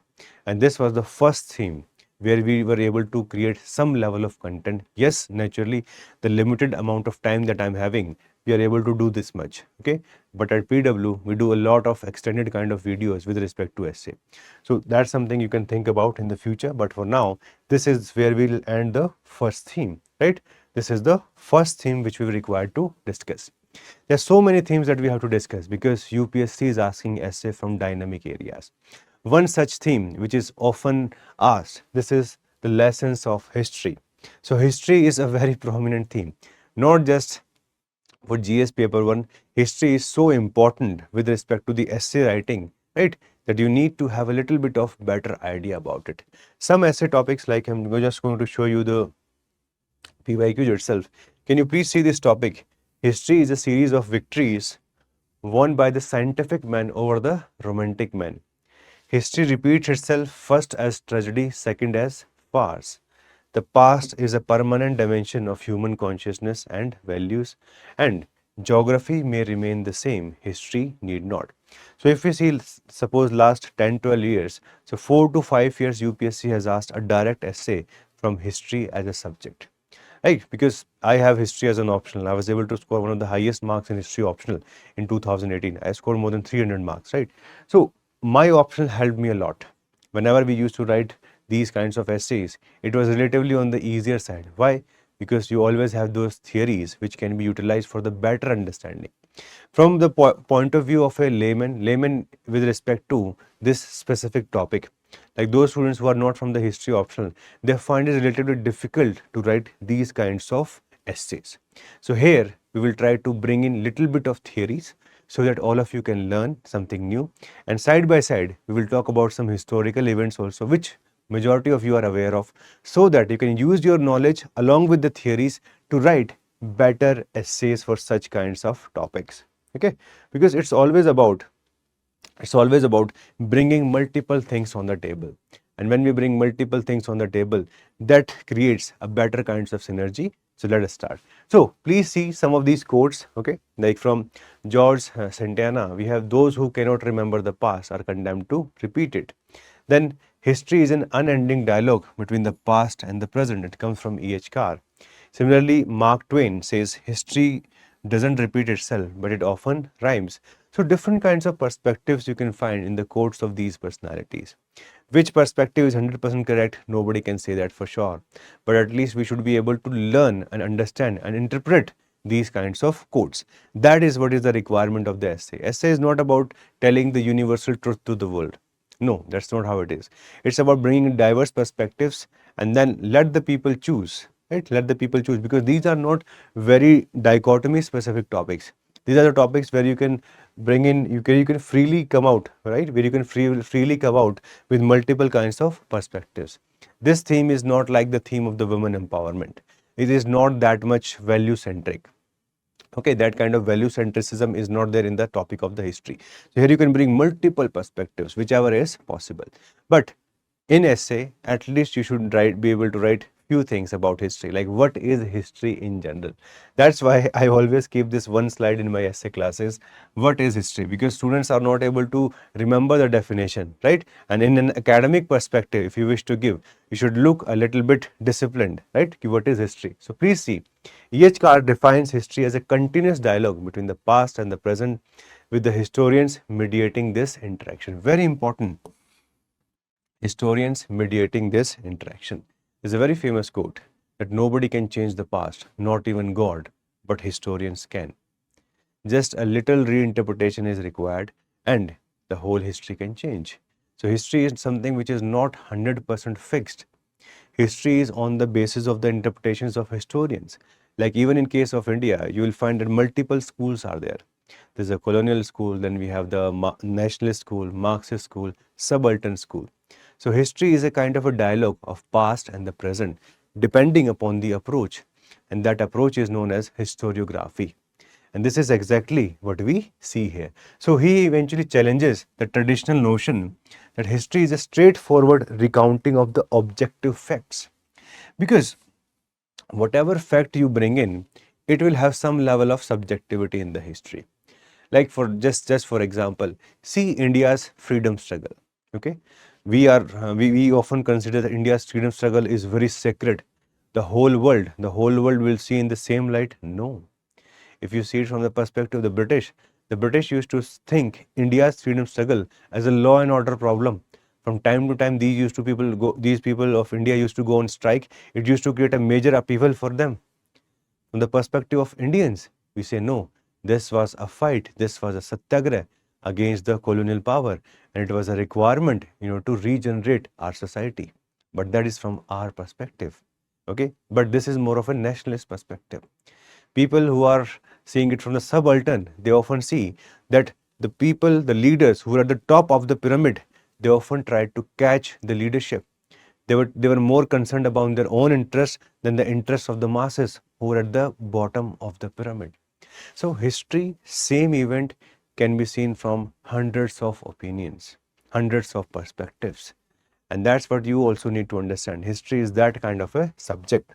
And that's why he says that history is not a straightforward recounting of objective facts, and says it's a selective interpretation. Whoever writes about someone, it's a selective interpretation. Like if you read the book of Bipan Chandra with respect to our modern history of India, it looks a little biased because he does not accept the mistakes of some of the leaders of the Congress. Yes, like if someone tells that who is responsible for the partition of India in 1947, you can't just say it was Muslim League. Congress also was responsible for that. Like in the elections of 1937, when Jinnah asked for that there should be a unity kind of a government at the level of provinces, Congress rejected. And that was the tipping point from where we see the rise of communalization in Indian politics. And within the next 10 years, the major heartbreak was waiting for us. And that happened, as all of us know, on the night of 14th and 15th of August. So, what is he trying to say? He's trying to say that history is a selective interpretation shaped by historians' social and intellectual environment. So please remember one definition of history. Why are we trying to remember one definition of history? Reason being, when such kind of essays are going to come at history, like can you please see the recap also, right? Like if this second topic comes, history repeats itself first as tragedy, second as farce. So what would you do? Okay, in this at least some level of discussion is going to be required with respect to what is history. You cannot just write only in and around the topic. A little bit of introduction, little bit of not exactly introduction, but the introduction of this topic, which you may give even in the body structure. There also you have to write few lines. So I would advise you strongly to please remember some of these lines. According to him, historians do not merely discover facts, they choose what fact to highlight based on what they deem significant, influenced by their own contemporary values and biases. And his insights have profoundly impacted the field of historiography, prompting a reconsideration of what constitutes historical truth and the processes by which we understand the past. So there are lots of things which are connected with the academic part of history writing. You are not required to know that. Okay, it's fine. But can we just remember one slide for the sake of writing essays? Because look, when we prepare for civil services, we have limited time. We can't think about mastering every subject. If you have your optional as history, probably you will know it. You will know about it. But suppose if your optional is suppose sociology, anthropology, you may not go into these kinds of depths. That's why there's always a shortcut. And the shortcut is remember the definition, remember the name of the person, remember 4 or 5 lines, and have that basic level of understanding. So what is history? History is a representation of the past on the basis of the ideas of the person who is writing, their social background, their intellectual background, and it is always going to have some elements of subjectivity. It can't be treated as an objective truth. Okay, so that's the idea which is given by E.H. Carr. Now, when we talk about history, like we have this famous saying from Karl Marx, who says history repeats itself. First as a tragedy and then second as a farce. This is a famous statement from him. Now, can we say that history always repeats itself? Do we have some basic structure of with respect to history? So this is what you need to remember, that there are so many theories which are with respect to history. Some say that history is moving in only one single direction. That is what is known as linear theory. Second, which we have just discussed, cyclical theory. It keeps on repeating, the ups and downs, and it keeps on repeating. That is what is known as cyclical theory. Third, great man theory. Great man theory says that history is nothing but it's the history of some prominent personalities. Like when somebody talks about ancient India, we always talk about Buddha, we always talk about Ashoka, we always talk about those kinds of people like Samudragupta. And for us, majority of the cases, ancient history ends there itself. So this is also a theory that history is nothing but this is the biography of the great men. Then we have the geographic theory, which talks about how geography is linked intricately to the history of any region, and the Marxist theory. Now, Marxist theory, it's a subset of the cyclic theory itself. So, whenever you have to write about history with respect to essay paper, please remember there is not only one approach. We don't have just one approach. We have multiple approaches. And now we'll discuss about them. Okay, the linear theory, cyclic theory, great man theory, geographic theory, as well as the Marxist theory. Now we'll have a discussion on that. That how do people perceive them? So please see linear theory. Now linear theory, it can be seen from the perspective of religion. It can be seen from the perspective of the basic secularism also. Like when we see it from the perspective of religion, Saint Augustine, he gave a theological framework of history. What he said, that whatever is happening in this world, it's the plan of the God. And since it's the plan of the God, it means we are only moving in one single direction. And that's the foundation of linear way of looking at history. So please see that he defines history as the manifestation of God's divine plan culminating in the final judgment. Okay, culminating in the final judgment. Then, similar kind of point of view, without using the religion, without using the idea of God, has been done by Voltaire. All of you know about Voltaire from the French Revolution, right? He was one of the most prominent personality who gave the ideas with respect to secularism. So he adopted a secular view, and he proposed that history is marked by four significant epochs. Okay, four significant epochs have come. Like he says, the last one was the one being enlightenment by Newtonian scientific achievements. And this perspective sees history as a continual improvement of human condition. So he says that we are improving from one day to the another. So this theory of improvement says history is only one-sided. Okay, we are not having any kind of cyclicity. We do not have any kind of repetition as such. That's the idea which we see in this linear theory. And a majority of the people, we are aware about that history repeats itself. But there are some people who say this also. So in essay paper, we can always bring these kinds of dynamic perspectives. And these dynamic perspectives always brings in a fresh flavor. Okay, and that is what is required in the essay paper. That someone who is reading, at least their time should get respected. And when we write, we should try to think like that. That if somebody is going to see that stale essay, same ideas, no improvement, why would someone give you marks? But suddenly you are taking care of them. It's just like that you are very careful as a human being. These kinds of perspectives will bring that. Then, like the linear theory can be seen even this famous book known as Sapiens, which comes from the famous writer Yuval Noah Harari. So he says that, okay, that there are three transformative epochs. There are three transformative epochs. He says there have been three major revolutions. The first one was cognitive revolution, right? When the humans were able to think clearly, where we became the Homo sapiens sapiens, the wise humans. That's what he talks about. And eventually, it led to human creativity and communication. The second was the agricultural revolution. All of you know about the Neolithic period. This is from where we started making our own food, and that introduced harder labor and societal hierarchies in the societies. At the same time, complex societies were formed. And finally, the scientific revolution, which has revolutionized the way we look at the world, and this has also helped in the development of the technologies of today. For whatever progress we have seen over the last few phases, it is because of these three important epochs.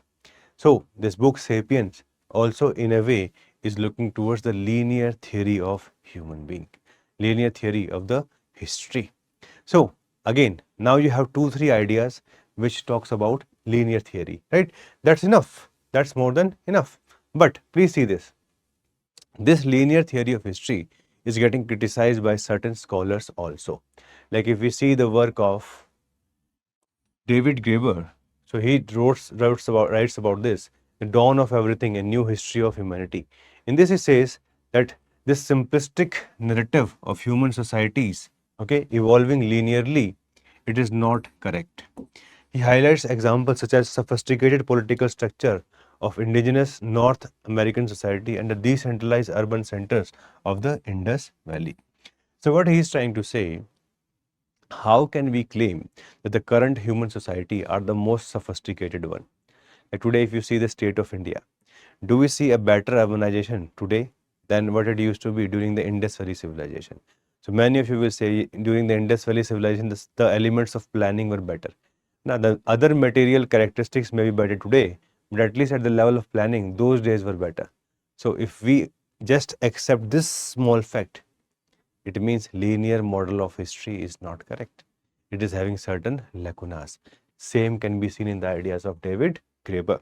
And that's why he says these societies of those times, they exhibited advanced social as well as political organization without following a straightforward path of state formation, which again shows the idea that history may not be that linear, which was expected by the previous scholars, which includes Voltaire, which includes the others. Then linear theory is also criticized by certain other people also, like James C. Scott. Okay, he also criticizes. He says that the shift from foraging or hunting and food gathering to agriculture did not unequivocally improve human life. So he says that when we shifted from hunting and food gathering to agriculture, it did not improve human life. So many of you would say, how? How is that even possible? Because the kind of work, the human labor increased, number one. And the food, the taste, eventually it also became limited in nature. So previously more protein specific diets were there. Now there are more cereal specific diet is there. So those kinds of aspects were talked by him. And he said, because of this, we have seen increased instances of disease, malnutrition, and social stratification, which suggests that early agriculture society might have faced greater challenges than even the foraging predecessors. So those societies of Paleolithic, Mesolithic age who were dependent upon hunting and food gathering were broadly more well off, okay, more living more better life than probably of the Neolithic period. That's the perspective which is given by James C. Scott. Now, please try to understand. As I've told you, when we see these kinds of perspectives which are not similar with each other, as you can see 4 people saying 4 different things. History, when we talk about history as a subject, is not that much value centric as we were discussing the previous topic of women empowerment. So here don't become emotional. It's always about multiple viewpoints. Then some of you will ask this question also, then what is the truth? There is no truth. That's what E.H. Carr is saying in the beginning itself, that history is nothing. It's a different kinds of interpretation coming from different people which may have different levels of subjectivity. So here all these peoples who are coming up with different viewpoints, they have different levels of subjectivity. So all of us need to be aware about it. Okay. Then the most famous theory, the cyclic theory. We have seen the first theory, the linear theory. I hope many of you would have learned it probably for the first time, because when I read it in my optional, it was for the first time. Before that, I was also not aware about it, even though the quote of history repeats itself. Majority of the people know from the school itself, right? Because that's a very famous quote that we have. So the cyclical theory suggests that historical events and societal developments follow a predictable, repetitive pattern, and this has been a persistent theme across various epochs. Like if we see Greek historians like Herodotus, and all of you know about Herodotus, he has written this famous book Historica. He is known as the father of history in general. So he, along with Thucydides, so they laid the foundational views for understanding history as cyclical, observing patterns in rise and fall of empires. In medieval age, we have people like Petrarch, okay, who is a very famous personality with respect to Renaissance. as well as Machiavelli. All of you would have known about Machiavelli, right? The person who has written Prince, which gives advices for with respect to statecraft. So they also explored that there is a continuous loop of success and failure influenced by human nature and political fortunes. Okay, and this perspective remained prominent even during the modern age, with scholars like Arnold Toynbee as well as Oswald Spengler talking about it. Like if we talk about Toynbee, he has written this work, A Study of History, and he elaborated on how civilizations rise to challenges and either succeed or fail, thereby entering a phase of decline or achieving renewal.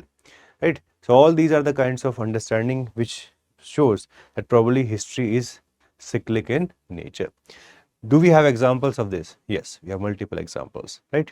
See examples of Indian history. First urbanization, Indus Valley civilization. It declines by 1900 BC. So the phase of 2600 BC to 1900 BC is the phase of urbanization. Again, we see deurbanization. Again, by 600 BC, we see second urbanization. So, in general, if we see the history of urbanization in India, there have been three urbanization. First of 2600 BC, second of 600 BC, and the third, which broadly goes all the way to up to the 13th century AD. Right. So what does that tell us? That urbanization has seen multiple shifts. So there have been phases of urbanization, deurbanization. Right. So that gives us example. Similarly, you can take the history of Roman Empire, which gives a clear example of cyclical theory of history. All of you know about this Roman Empire. First, there was a famous Western Roman Empire, and then we had the Eastern Roman Empire, which was also known as the Byzantine Empire. Right. So what do we see? We see phases of expansion, peak, decline, and even collapse. And they are followed by a period of renewal as well as resurgence. Like starting from the Republic era, Rome experienced rapid territorial expansion and it reached zenith under emperors like Augustus. But then the empire fell. There were large number of economic troubles, overextension, military defeats. So by 4th and 5th century AD, we see the decline of the Western Roman Empire. But then, despite this collapse, Eastern Roman Empire became prominent with its capital at Constantinople. I hope all of you know about the place Constantinople. It has been a very famous city, right? And today it is the area of Istanbul. So they managed to augment their strength. Under leaders like Justinian the Great, this empire again saw a renaissance in the 6th century, marked by military construction and re-establishment over certain parts of the former Western Empire. This renaissance, the Eastern Roman Empire, is known as Byzantine Empire. This following the fall of its Western counterpart, is a testament to cyclical nature of empires. So one empire was rising, then it fell. Again, we see the rise of the Eastern Roman Empire. This is also the example. You can give an example of the urbanization history also, right? So all of this shows us there is a certain level of cyclic. But again, the concept of cyclic theory is often criticized by certain people. Like one of them, the famous personality is Francis Fukuyama. Okay, so he is someone who is not a believer in this, and he wrote this famous book, The End of History and the Last Man, which argued against the cyclic nature of history by suggesting that societies are progressing towards a more uniform system of liberal democracy. Now let me give you a broad theme what he is talking about. He's talking about communism versus capitalism. Communism declined with the decline of USSR. The political and economic system of USSR completely went down. From 1991 itself, the focus has now been on democracy. The focus has now been on the capitalism. That's what he's trying to emphasize. So his thesis is based on observation of democratic trends and economic interdependencies that surpass traditional cyclical pattern, suggesting a linear progress towards political and economic liberalism. So when he's talking about from the perspective of political economy, he's talking from the perspective of political systems. He says there's only in one way that we are going forward. So with respect to political systems and the economic setup, he's saying this is the only way to see. That's why he challenges the idea of cycles of rise and fall by saying that history may have a directional evolutionary trajectory towards democracy. But this has a limited perspective. This is not the perspective with respect to everything. This is broadly with respect to the political system, that is democracy. Okay. Then We again find the critique of this cyclical theory in the writings of Niall Ferguson. So Niall Ferguson says, okay, that by examining the role of competition and the complex interplay of cultural and institutional factors, he criticizes this. He says that these models fail to account for the random elements and the contingent nature of historical events. Okay, like he gave this specific idea that the unexpected rise of the West and the specific set of killer apps, right? The institutions and cultural practices have propelled Western dominance. He used examples like Reformation and the scientific revolution to argue that these were not merely cyclical but were contingent on specific social and environmental factors. Like there can be multiple developments in the world. Suppose religious reform movements came in India in 19th century. In the future, such nature of movements can come again. But again, will they be exactly similar to each other? What the social and economic environment in which they're going to emerge probably in the future are going to be exactly similar? No, that is not going to be there. So that's why he's saying these are contingent in nature, right? These are not going to be exactly similar. The third major theory, we have discussed about linear, then we have discussed about cyclic. Please see the third approach. The third approach says great man theory. So what they say, history is nothing, it's the biography of great men. Like we see ancient, medieval and modern India, right? And in every part, few personalities dominate. So if we go at the very basic level from the perspective of a common man, this theory also makes sense. Like when we talk about ancient India, largely we'll discuss about Buddha, Mahavir, we'll discuss about Chandragupta Maurya, Ashoka, we'll talk about suppose Samudragupta, and broadly that's it.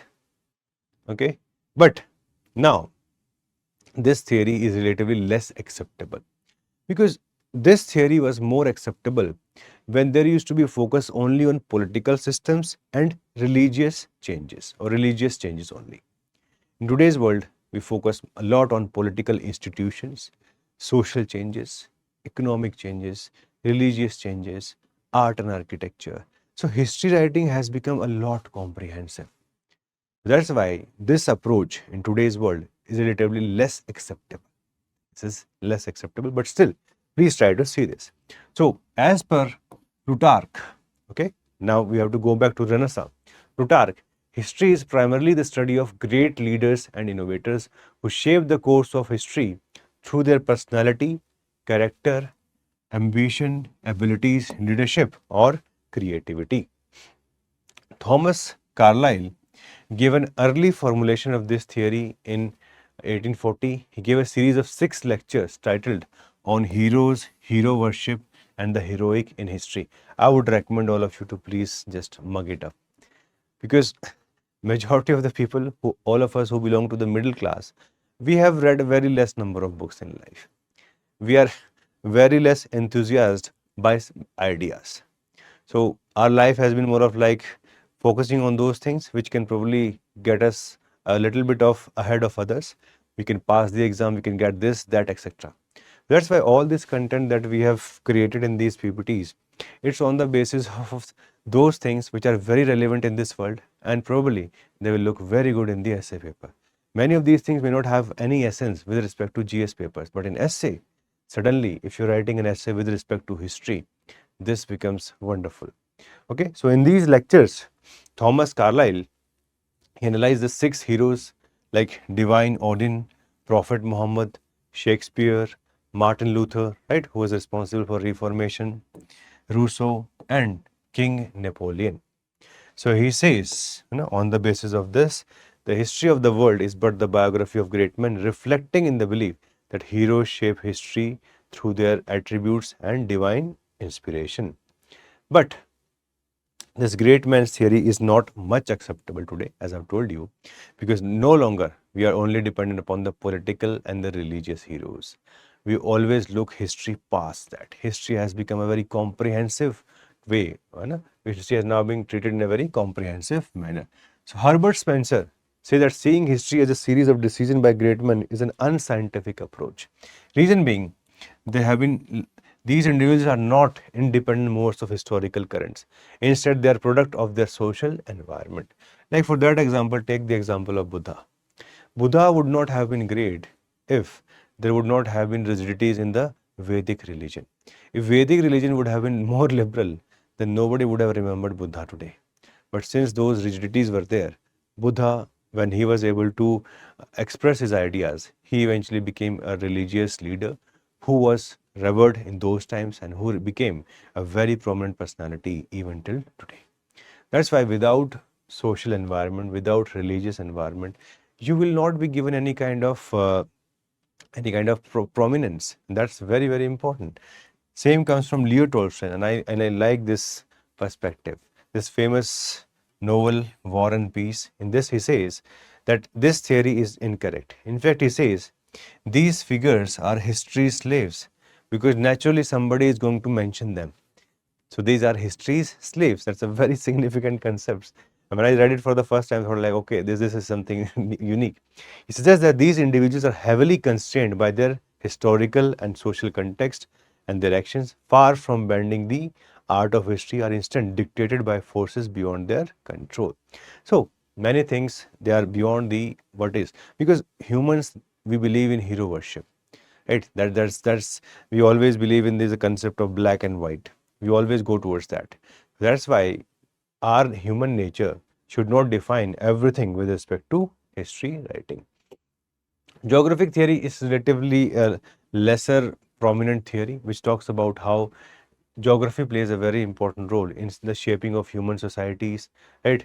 Or how it has helped in broadly the success and failure of civilizations. So we cannot say that history is an independent form of a subject. It also depends upon the other things, like geography is a major factor in that, right? So that's relatively about it, and it's relatively on the lower side.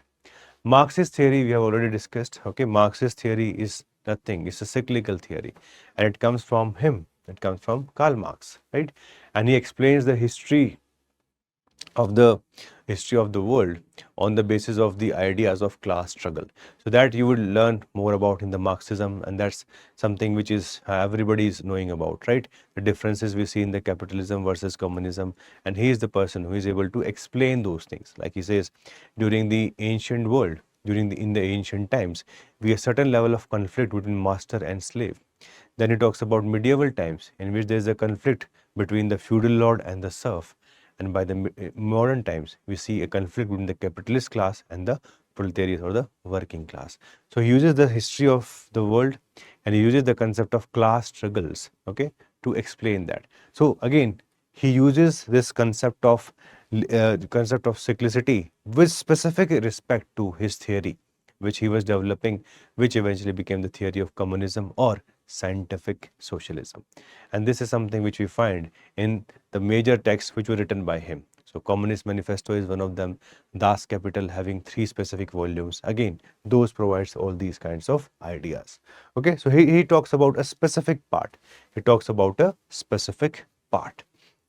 This is broadly the unique content which I wanted to deliver on this topic of history, because these are the ideas you can use in the essay paper. Now it's more relatively generic content which we have, which majority of us are already aware of. So we will do this quickly, okay, because we have to keep this marathon session in fine tune, and at the same time we have to bring the maximum value out of it. So see the lessons of history. So we have seen many lessons from Indian mythology. Like if you see Mahabharata, dharma is subtle, right and wrong are not always clear. True righteousness lies in understanding context, consequences, and in inner conscience, not blind rule following. Right? So if we see Bhagavad Gita, the way ideas are transmitted from the side of Krishna to Arjuna, that shows about this. Dharma is subtle. Unchecked ambition leads to destruction. This is something which can be seen with respect to Duryodhan, who was not ready to resolve the conflict with his blood relations, right? And that led to his decline. So ego blinds wisdom. Third, loyalty must align with justice. Like if we see the relationship of Karna and his loyalty to Duryodhan, right? And that shows that when your priority is misplaced morally, none amount of good character is going to overcome that. Silence of the wise is complicity. Like Bhishma and Drona knew what was wrong but remained silent. And truth may hurt, but falsehood destroy. So it's very, very important, right? Like Yudhishthir's one lie led to victory, but he bore the burden of moral guilt, showing that truth is the most prominent fight, right? Then we see war only for, if you see the lessons from the just war from Mahabharata, right? So war is not glorified but seen as a grave decision justified only when dharma is under serious threat. Pandava did not rush to battle. They pursued peace through diplomacy, even accepting minimal concessions to avoid bloodshed. However, when all efforts failed and injustice prevailed, they took up armed, not out of anger or ambition, but to restore the moral order and reclaim their rightful place. So there are multiple principles of just war, right? The cause should be just, there should be proportionate use of violence, and the chances of victory should be on the higher sides. So all those things we can effectively see. These concepts of principles of just war can be seen later on, like not attacking a retreating or unarmed enemy, fighting between equals, not fighting after sunset, all those principles, okay, which is known with the idea of jus in bello, justice in war, a key aspect of modern just war theory. This is the kind of wisdom which we can see in our Mahabharata itself, right? Then lesson from Ramayana, focus on duty above desire, right? He left his comfort, Ramji, right? He left his comfort. He obeyed the order of his father, irrespective of being the god, right? Next, ethics must guide power, that we see, like the case of Ravana, where he was a very learned person, but his arrogance, lust, etc. became a reason for his downfall. And women's honor reflects a society's soul that can be seen. Then true leadership means serving others. And finally, temptation is the root of downfall. Then we find some lessons from Greek history also, like democracy is fragile but revolutionary, that we see from the Athens. Hubris leads to tragedy, right? That we also see. Then that is excessive pride. Philosophy thrives in open societies. Unity is strength, division is vulnerability, and fine. Justice must balance the individual and the state. There is a better balance which is required in society. So all these things you probably know. That's why we are doing it a little bit faster. Okay. So what are the lessons of history which we see from the world wars, right? Because humans, we have seen the worst of humanity during these world wars, first half of 20th century. The societies which used to boast that they are the most civilized, the European society, became responsible for destroying the basic level of the order of the human society. So they became responsible for destroying the whole fabric. So what did we see in these wars? Like if we see World War I, right, that too much of nationalism or rabid nationalism can be responsible for such kinds of warfares. Failure of diplomacy is the start of war, right? Technological progress without moral progress is dangerous. So we have to balance spirituality along with the materialism. We have to focus on the ethics with respect to every subject, like scientific advancement. When it is done in a destructive manner, this is what is going to happen. The use of weapons of mass destruction during the First World War, Second World War made the world pay for it, right? Then global problems can't be solved with isolation, and peace built on humiliation is fragile. Like the manner it was done with Germany, the Sinai Treaty of Versailles, rise of Hitler, and again we see the Second World War. Right, from World War II we see ideologies can kill, right? We unnecessary level of expectation coming from fascism, Nazism, and eventually linked to genocides. Silence enables civils. The famous policy of appeasement, which was followed by Britain as well as France, became responsible for the massive rise of fascism and Nazism, becoming responsible for the Second World War. So the people who are on the right side of the world, they have to always speak up when it is required. Unity in adversity creates strength, as we have seen the irrespective ideology, like USA and USSR, they are on a different spectrum, but still they have to come together, okay, for the safety of the world. And propaganda can be used as a weapon, right? And finally, peace needs institutions. And that's why after 1945, we would try to create institutions on the basis of the principle of collective security. And that became very, very important. Let us now see some lessons of history. We're going to finish this theme specifically in the next 15 minutes. Lessons of History by Will and Ariel Durant. This is a book. So that's why we are trying to give you perspectives from multiple places. As I've told you multiple, I have only one thing to say, which I repeat every time, that essay is always about creating a vision. And vision can't be created with the poverty of ideas. So we have to bring in as many ideas as possible, and then as a writer you have to take those ideas into consideration and write a brilliant one. Yes, the basics of essay writing will remain important, but at the end, in the end, eventually content is going to become very, very important with respect to everything, and you have to be aware of this. So please see, life is competition. Okay, this is what they have told us from the human history. They said Greece has this competitive spirit among city-states like Athens and Sparta, and this drove significant political, military, and cultural advancement. But when it becomes unregulated, and it can lead to conflicts also. Selection, if we see life in general, okay, if we see life in general, the selection operates beyond biological realms. Like if you see the Renaissance, Italy, various artistic and scientific ideas competed for patronage as well as popularity. Selection process wasn't purely survival of the fittest, it was shaped by societal values that emphasize creativity as well as intellectualism. And life must breed, right? The whole world, the whole species, it is working on reproduction. That is something which is going to continue. This can be seen in agricultural revolution. This can be seen in any revolution which we see in general, right? And finally, it leads to development of stable societies. There is no true equality, right? There is no true equality that we have seen so far. So far, we have seen there are inherent inequalities. In fact, if you see Rousseau talks about two types of inequality, natural and artificial. Natural is something which we see in the whole world. Artificial is something which he says it is on the basis of the institution of private property. So in essays, you need to bring these kinds of diverse perspectives so that it can bring more readability. Then Will Durant, he says there's a conflict between freedom and equality, right? So if we see from the perspective of different classes, okay, if we see the higher classes are always looking for freedom, while the lower classes are always looking for equality. So he says this balance sometimes it creates a lot of conflict because balance is hardly possible in these areas.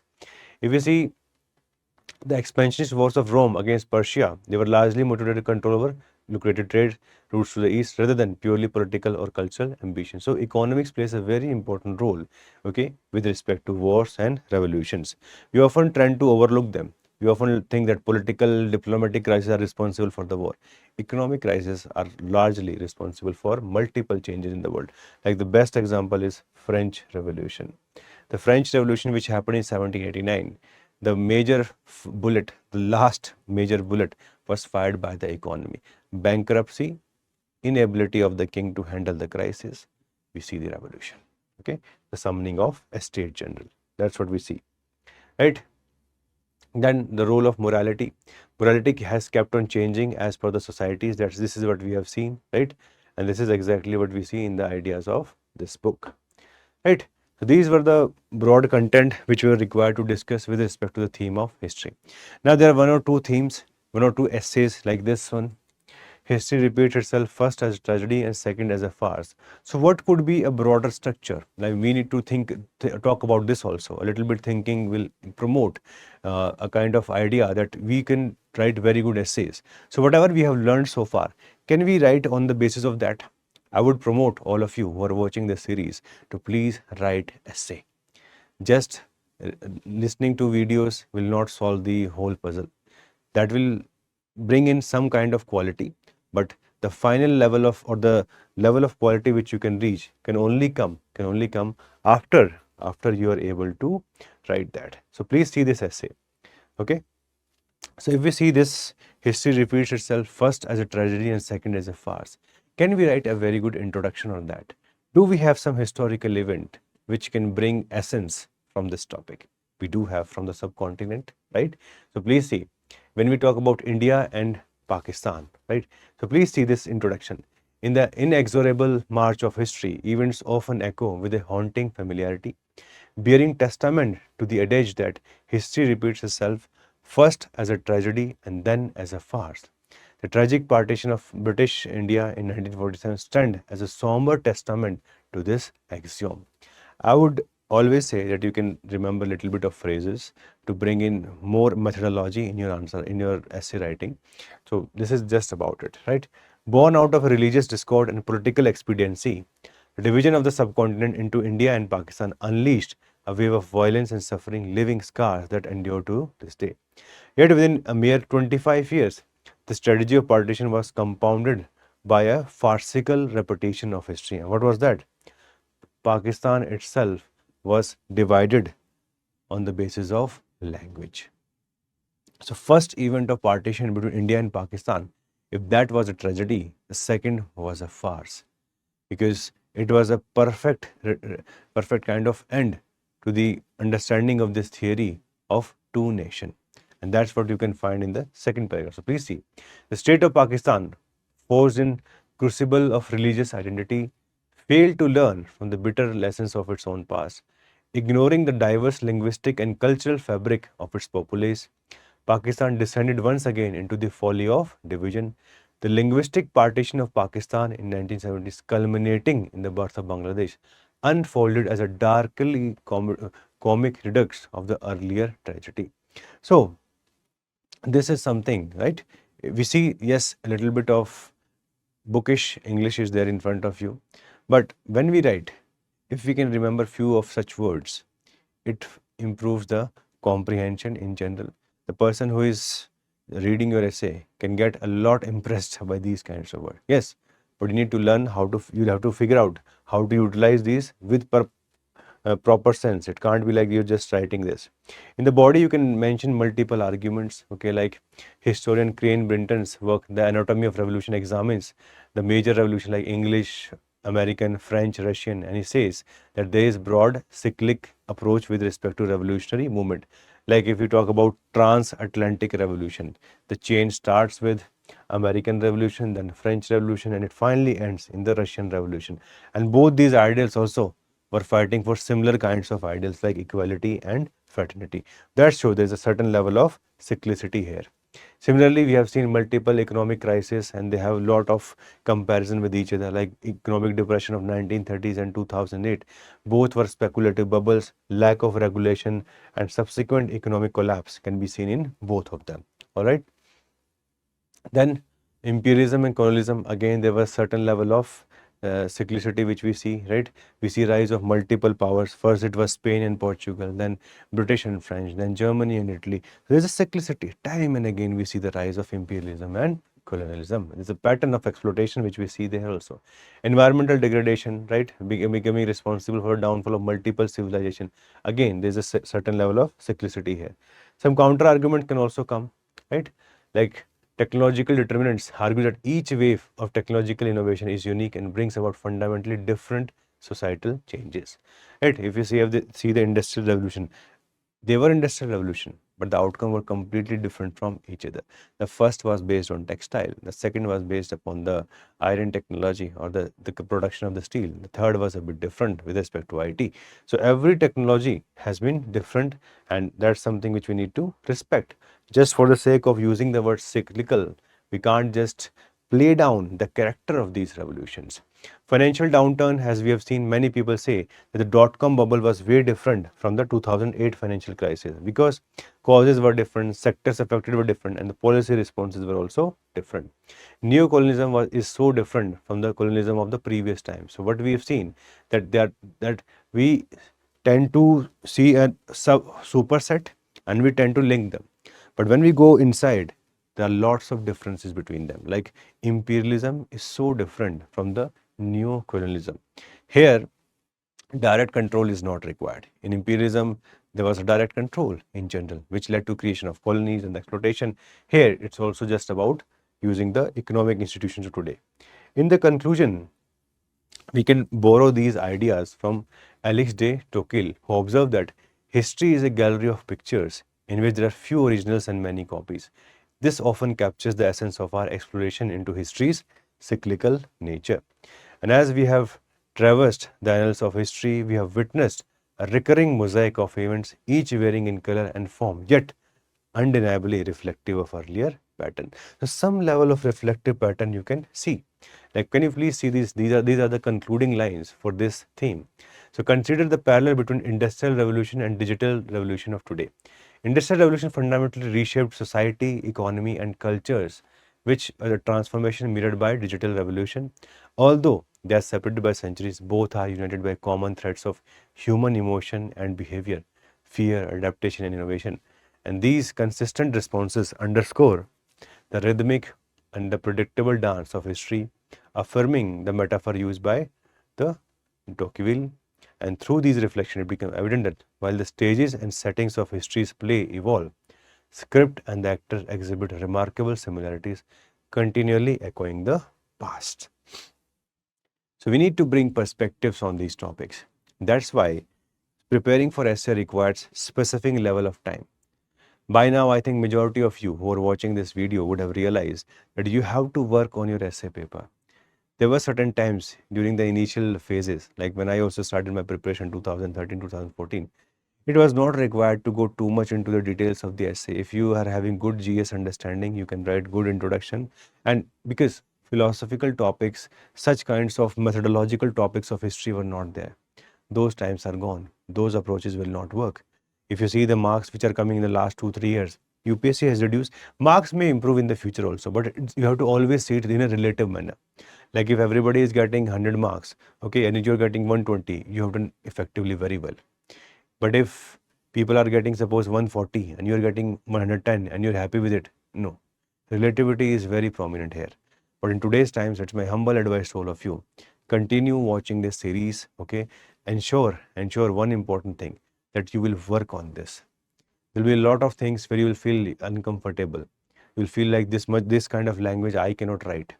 But everything can be learned.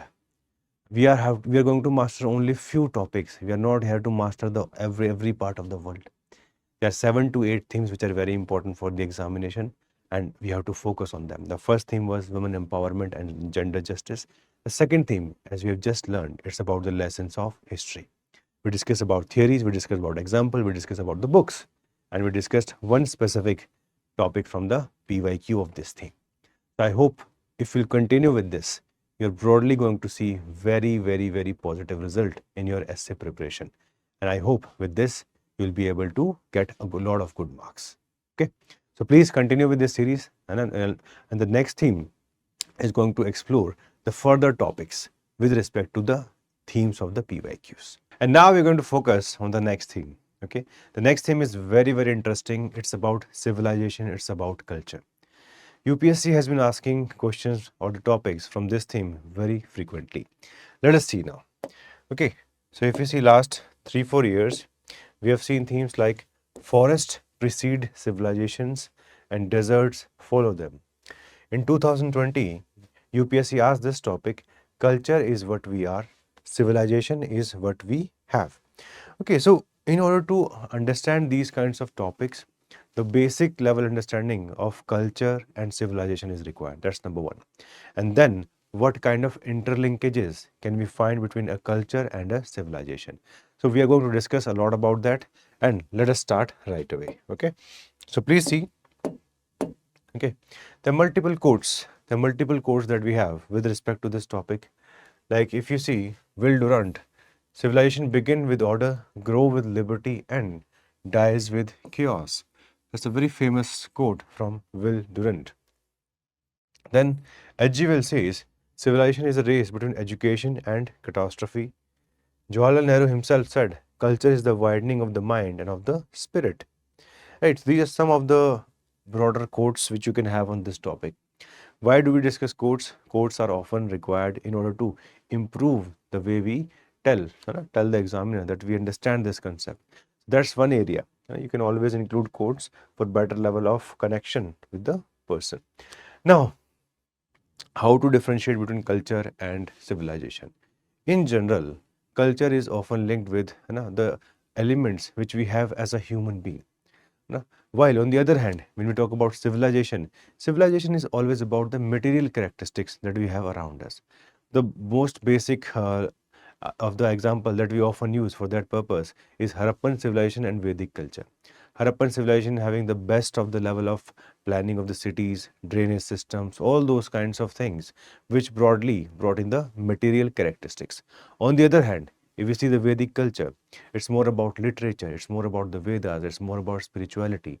All those things, they are the part of the culture. If you see the perspective of historians, okay, if you see the perspective of historians, historians say that civilization has two essential elements. Number one, it should have urbanization, and number two, it should have script. Like if you see Harappan civilization, it was having a script, it was also having urbanization. Both these features were fulfilled by Harappan civilization. But if you see Vedic culture, okay, Vedic culture was neither having urbanization nor it was having script. But such kind of technical level of discussions are often not the one we are looking for in the essay. Here we have to also focus about other aspects. Okay, like this, see this explanation from Oswald Spengler. He says culture represents the organic, spiritual, and artistic aspects of a society. Okay, so it talks about organic, spiritual, and artistic aspects of society, whereas civilization is more rigid, institutional structure, and materialistic aspects of the society. This is the difference between them. He gives an example also, Greek versus Romans. So as per his understanding, the Greeks, they were a culture. Okay, they were having these philosophical ideas of the famous personality like Socrates, Plato, artistic and intellectual achievements, while the Roman Empire as a civilization focused on administration, laws, territorial expansion. All those things are linked to civilization. Look, there is no hard and fast rule that we can make for culture versus civilization. Okay, hard and fast in the sense that exactly we do have some references to understand, like we've discussed the two major parameters which we often use. Civilizations do have urbanization as well as they also have the very important characteristics of script, literacy, education. So those are the things which we need to understand with respect to that. Now let us go a little bit more deeper into the concept. Okay, then Arnold J. Toynbee describes civilization as the external form or material manifestation of human societies, emphasizing their technological, economic, and even political achievements. In contrast, he says culture is more about internal, spiritual, and intellectual life of a civilization. So within a civilization also we can see the residing of a culture. The culture is more spontaneous. It changes suddenly. Like the easiest example you can have is with respect to dances. So if you see Bhangra, Bhangra is more of an expression of a culture. But if you see towards Bharatnatyam, which is having measured steps, specific kind of ideas which are given by Bharat Muni in Natya Shastra, they are to be followed. Specific kind of dressing style should be there. There are certain steps which you have to follow from the beginning till the end. That is more of an element of a civilization where rules, regulation come into the picture. So, but again, these things are just for the sake of clarity. They are just for the sake of clarity. Now, Toynbee also gives an example. Okay, that ancient Egypt as a civilization emphasized on architectural feats, the pyramids that we have, agricultural practices, and hierarchical social structure, while the Egyptian religion, art, and mythology as expressions of the culture that shaped and influenced the civilization. So, what did we learn in these two specific areas? Oswald Spengler specifically differentiate between culture and civilization by giving us the example of Greek versus Romans. While on the other hand, if we go by the idea of Arnold Toynbee, within the same civilization, Egyptian civilization, he's trying to extract the elements of civilization from the culture itself. So it's not that much straightforward. That is what you need to understand. But in general, yes, the materialistic characteristics are linked to civilization, and more spiritualistic characteristics, they are often linked with the culture. And that again we see with respect to Vedic culture and Harappan civilization. Now, there's always going to be an interplay. Okay, there's always going to be an interplay of culture and civilization. So how do we see what are the essential elements which can be linked to culture along with what we have discussed so far? So please see, culture is very important because it creates your identity. Like if you talk about India, okay, it creates an identity. Every regional part of India is having its own distinct identity, right? So culture is an essential part. So Ernest Gellner says it's the bedrock of identity, culture, shaping how individuals perceive and relate to the world around them. Very important. The way you look at the world, it depends a lot upon your culture. Is your culture more open? Is your culture more reserved in nature? That also defines, that also ensures how you are going to be. That's why culture plays a very important role in shaping the individuals. Similarly, culture is considered as the foundation also. Like Arnold J. Toynbee talks about, culture is the invisible thread that weaves together the fabric of civilizations. Like when we discuss about art, literature, they have played a very important role in shaping the development of Greek city-states. That's an essential element of it. Okay, so culture is often going to be a very, very important aspect of the lives of the human being, and eventually it also shapes the civilization. Similarly, if we see, cultural values, beliefs, practices influence the formation of laws, governance systems, etc. Like the famous code of Hammurabi. Okay, the famous code of Hammurabi, which is one of the most famous legal code of those times, right? Which is linked to the Babylonian civilization also of those times, was influenced by the values, social norms. So culture can influence civilization. When the standardization is done, it leads to creation of a civilization. So those are some of the aspects. Okay, in essay we have to always focus on what effectively can bring the clarity, what can create a better connect with the examiner. Then civilization can also, okay, can also be seen as an expression, as a cultural expression, right? So civilization, even though material advancement is going to be there, like today if we see our cities, okay, so we do see infrastructure, we do see the level of focus on materialism in general in the society, but at the same time some elements of cultural advancement are also going to be there, right? Like suppose if we see Leonardo da Vinci, Michelangelo, they were foundational to the progress of civilization during that time. These were the famous artists which we see during the Renaissance period, right? And they were responsible for the progress of civilization during the later times. Cultural evolution also happened through civilization slowly, in a very slowly fashion, right? So they provide the framework and the resources for the cultural evolution. Very importantly, like suppose you see depiction of Indian culture during important events like on 15th of August, on 26th of January, all those parades. So what are those? This is how state is providing the resources for the promotion of culture, right? Ministry of Tribal Affairs is trying to protect the culture of the tribals. So here the civilization is trying to protect culture also. These are the kinds of examples which brings in a lot of clarity in your essay paper. And this is one topic, okay? This is one topic which is not that much easy. It's not that much easy to write a very good answer in this. Now, some people argue that when civilization advances, we see the decline of the culture. Do we have some examples? Yes, we do have some examples for that also. Like see, cultural homogenization. We have seen globalization, okay, in last few decades, and this globalization, the recent phase of globalization, has been responsible for what is known as homogenization. Now you go to every part of the world, you'll find the same stores, like the Starbucks, McDonald's, etc., etc. And what is this doing? This is homogenizing the global food culture, which leads to loss of unique culture in general, because everybody gets addicted to these kinds of requirements. So nobody wants to try something new. And that is something which can often see that whenever we see advancement of culture, a certain level of decline of culture can be seen. But again, this is one of the example. This is not like this is a universal truth in every direction. No, these are some conditional arguments. Second, you also see loss of traditional knowledge also. Like today, if you see in India, majority of us, okay, for any kind of ailment, we go for allopathy. We give very less space to Ayurveda, and majority of us we do not even have any kind of belief in that. Majority of us, right?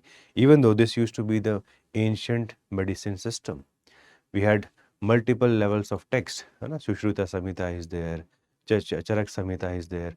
Charak Samhita talks about medicine, Sushruta Samhita talks about surgery. All those kinds of things were there. But since then, till today, very less focus has been done on research. And because of this, we often see this decline of traditional knowledge. Similarly, if you go to tribal areas, okay, they do have wisdom, but that wisdom does not get recognized, because we as people who are part of this common knowledge in the civilization often feel like we are superior to them. Like there's a very famous case which all of you need to know, that during the tsunami of 2004, many of the tribal people, okay, they were able to save their lives. Why? Because they knew that the tsunami was going to come. Now we do not know what kind of methods were known to them, what kind of things they are able to read in the nature which we are not able to do. So many of those tribals from the Andaman and Nicobar region, they were able to save their lives. So traditional knowledge was used by them for the protection of human lives, which we as part of the civilization who are having this brick and mortar structure were not able to do so. So that's a very, very essential example, and you can remember that, right?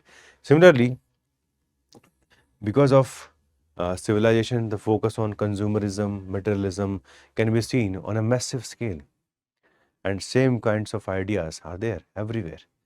This is how, when sometimes civilization advances, it can lead to decline of the culture, right?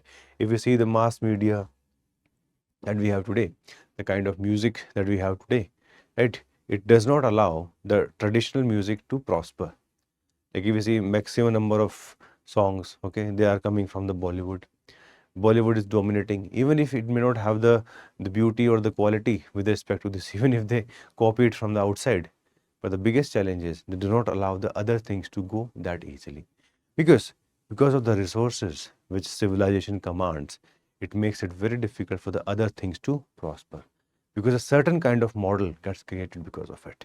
Okay, they have this hit formula that we will do this, this, that's it. So that's something which leads to decline of any kind of folk culture that we can think of.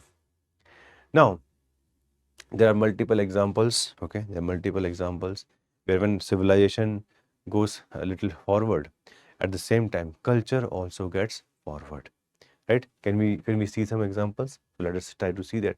So cultural revitalization can also happen. Like there's a very good example of this annual Inti Raymi festival in Peru, okay, which celebrates the Inca traditions, drawing both local as well as international visitors. Okay, you must have heard about Hornbill Festival in India, okay, which is there in the Nagaland. So in that also we celebrate the tradition of the Naga culture. That's also a very good example of how when civilization advances, culture progresses. But you have to be very cautious to do that. To be very cautious. Like this is happening in this Kisama village, where Nagas tribes from multiple parts of India, specifically from the northeast itself, some even from the side of the Myanmar, they participate. And this is a very good example, just like this, the Inti Raymi festival in the Peru. Then cultural exchange and fusion, that can also happen.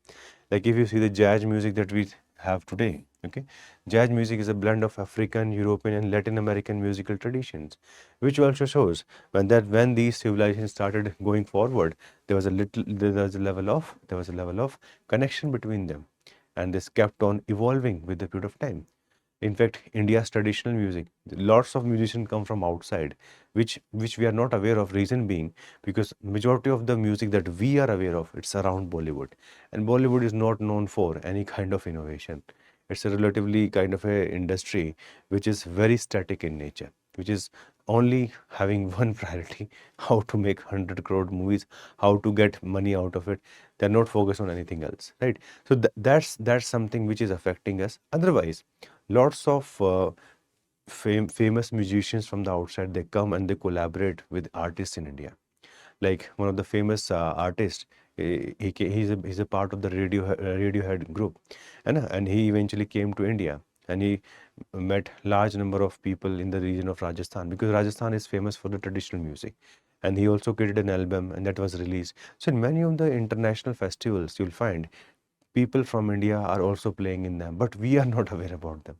Reason being, the level of focus, that is the requirement in India, but it's not there. Next, cultural renaissance also happens from time to time, right?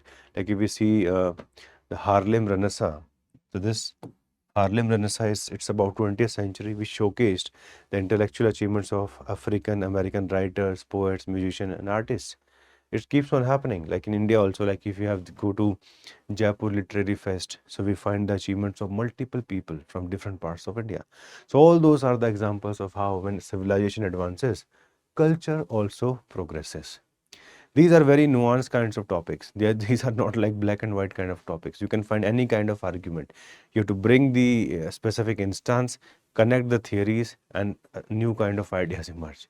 That's why it's always important to keep your eyes open, because when you read newspaper, these kinds of things would be there in front of you.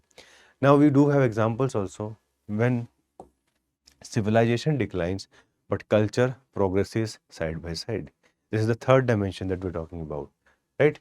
Like if you see, sometimes when civilization start declining, there's often a new kind of motivation to preserve the culture tradition.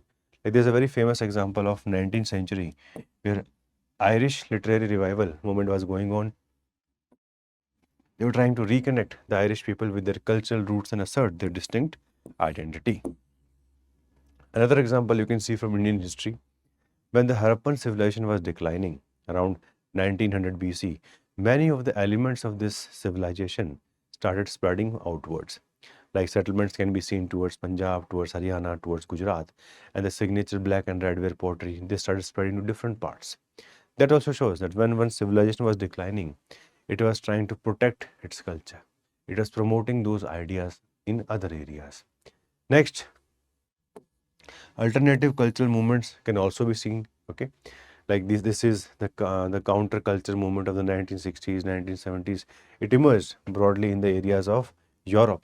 Like in Europe, when the Cold War was going on, many new musical bands, they kept on emerging, and they were criticizing the kind of atmosphere which was created by the Cold War, the kind of suppression of the liberties. All those kinds of counter cultures movements, they often happen in the developed society, because in the developing society it's more about survival. In the developed society it's more about enjoying life. So there, these kinds of things happen on a regular basis in comparison to developing societies like us, because for us majority of the priorities are about hunger, poverty, all those things, and first our focus is on that, then anything else come into the picture. So those kinds of countercultural currents you'll find more in those regions. Then a very good research, came from Mackim Marriott. So he talked about cultural exchange. He says in a culture there can be a little culture and there can be a superior culture, there can be a broader culture. So he comes out with this example, okay, the two concepts of universalization and parochialization. So what he said, like in India, Diwali is celebrated everywhere, right? It's the festival of light, right? It is also celebrated in a specific place known as Kishangadi, all right. And here also the people, they specifically kind of puja is being done. He says the goddess Lakshmi, okay, which is now being uh, being worshipped in every part of India, may be a universalized form of Sorti of the little tradition, as the former is also symbolic of wealth and prosperity. So in a specific area, the same kinds of culture, the same kind of norms are being followed, which means that probably it may have started from there and spread to the rest of the part of the world. One tradition which majority of the people can relate to very easily is the tradition of Karwa Chauth. The Karwa Chauth tradition initially it was not that much famous, but after Balaji telefilms, they popularized it so much that if somebody is not doing Karwa Chauth, then they're doing a disservice to the marriage. They are not happy with their partner. All those kinds of traditions were put. So a very small tradition eventually was made a very big tradition. So this is how cultural exchange keep on happening. It happens everywhere. It happens everywhere, right? And in contrast to universalization, the process is parochialization, which stands for downward spread of rites, rituals. That can also happen, right? Like if we talk about the festival in Kishangadi, it could be a parochialized version of Navratri festivals, right? Like Durga is worshipped at the national level, and from learning from there, they started now uh, practicing certain kind of rituals, which may be a parochial kind of an item.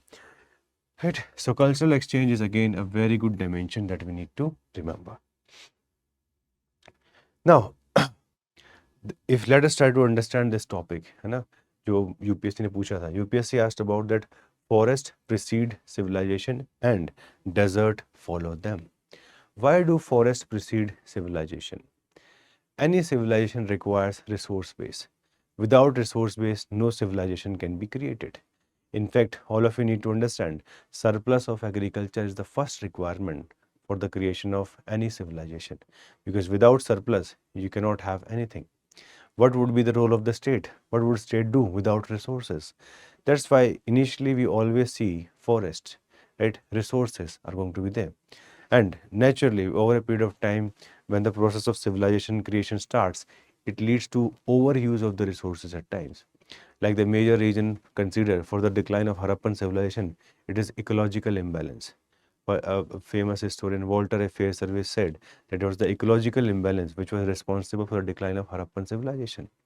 After 1900, the whole area was abandoned. Probably it became infertile. So deserts followed them. It perfectly fits the story of Harappan civilization. And similarly, if you see the civilization that we are sharing, all of us we are sharing in India, please see it is also having large number of ecological impact. Like we see air pollution, right? Large number of industrial centers are there.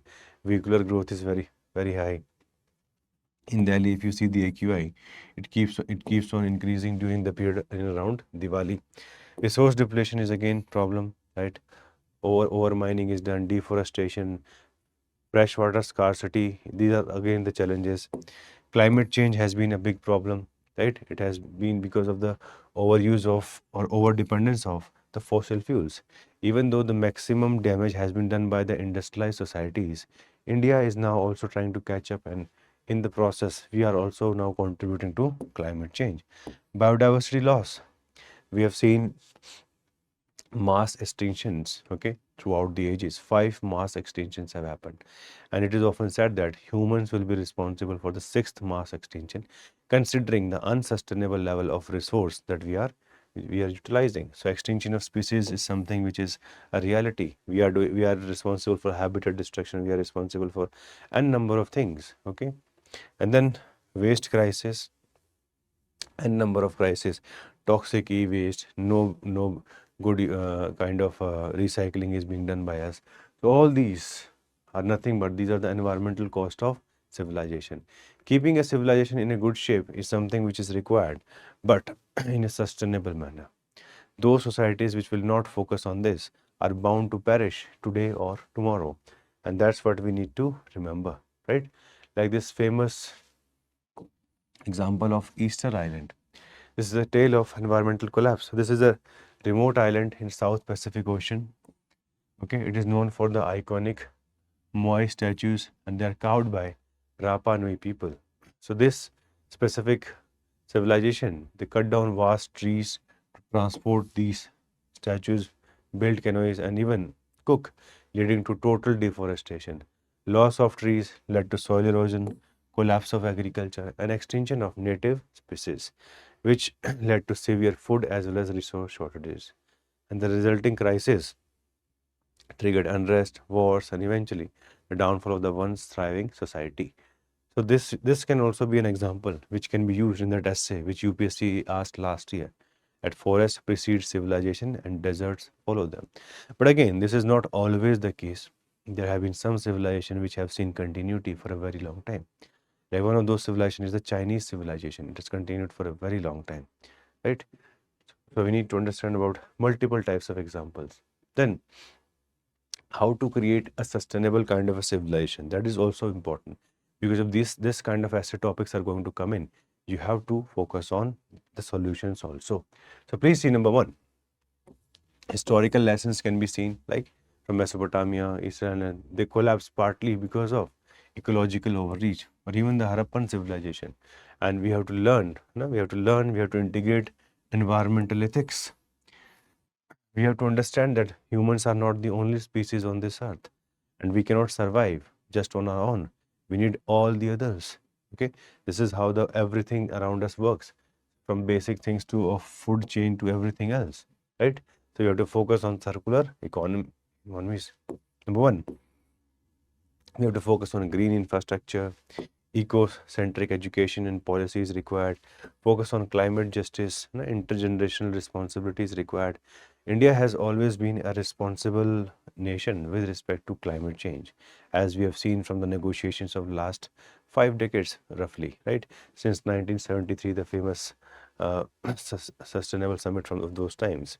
So we do not inherit the earth from our ancestors, we borrow it from our children. This is one of the most famous quote with respect to sustainable development, right? So we need to remember about all this. If that essay topic comes again, then you need to remember about it, right? That's why we are discussing this, because look, UPSC, even though they will not ask these kinds of essay every year, but at least we have to see the pattern. Like you can see in 2024 they asked about forest precedes civilization and deserts follow them. That is what we have discussed multiple times. And culture is what we are, civilization is what we have. This is again where we have provided you a lot of information, a lot of expertise, and at least 4 or 5 writers to bring you a little bit of new kinds of ideas. That is what is required in order to write a very good essay. And that's one thing which all of you need to learn also from the exam point of view. Okay, essay is a very specific area. The preparation is required of relatively a more nuanced level than the other subjects. And we often follow a lot towards the other subjects, but we leave this, and that is often a very grave mistake, and we should not commit it. Now, there have been n number of dimensions with respect to culture. Like one specific dimension which we often talk about is, can culture be a kind of a unifying force? Can culture be a kind of a divisive force? Both are possibilities. Both are the possibilities, right? It depends upon the communities, how they see the different cultures. Like one very good example of how overall footballing culture can lead to unifying force. This is the example of Ivory Coast. So Ivory Coast, again, it was affected by civil war. But Ivory Coast, it is unified by the culture of football. Another legend from this country has been Didier Drogba. So there was a specific match, okay, in 2006, in the World Cup qualifying match, in which he, along with his teammates, knelt in a plea for peace and an end to the violence that was tearing their country apart. This movement became very strong, and eventually when Ivory Coast qualified for the World Cup, it became a source of national celebration. In fact, he demonstrated that how culture of football can be leveraged to bring the people together, very importantly. And Drogba's efforts contributed to a sense of national identity, which fostered the belief that a united Ivory Coast would overcome its internal conflicts and work towards a shared future. So, any kind of a culture can become a unifying force. Any kind of a culture can become a divisive force also. It depends upon how the community is able to interpret it. Like one example from around us, okay, that is from the country of Sri Lanka. So in Sri Lanka, the Sinhala identity, the Buddhist identity has been very dominating. And we have seen that this country has seen civil war, right, with the Litte, with the Tamil people. And eventually, this is what we see, that when we try to enforce too much on someone, right, when we try to dominate someone, culture eventually ends up or diversity eventually ends up becoming a dividing force. Like the language policies favoring Sinhala over Tamil, it increased tension. It led to the perception of discrimination among all the Tamil minority. Land ownership rights were not given to them. So all this precipitated the crisis, and by the 1980s, it was a full-fledged civil war. India tried to help, but we also were responsible for creating that mess, because we should have went for the relatively hands-off approach rather than going for the intervention. Anyway, that also led to the loss of one of the former prime minister for us, right? Rajiv Gandhi. He was eventually killed by Litte assassination. So we need to understand, right? We need to understand that culture can be a unifying force. Culture can also be a dividing force. This is what we need to remember. In exam, you can give n number of such examples. These examples are going to be very crucial, right? Now, we have these 2-3 terms: modernization, westernization, right? So these are also like the broader term which we need to remember. What's the difference between, even though we read about these topics in the society also, what is modernization in general? So you need to have a definition, right? So what is modernization? It's the process of societal development characterized by advancement in technology, economic structures, governance, education, and overall social progress. Okay, this is what is known as modernization. Many people confuse modernization with westernization, and there's a good reason for that. The reason is majority of the modern feature we often find in the Western societies because the West was able to develop before the other countries, but they are not completely same. What we need to understand is modernization is linked with broader technological development, economic structure, governance, education, and even the social progress.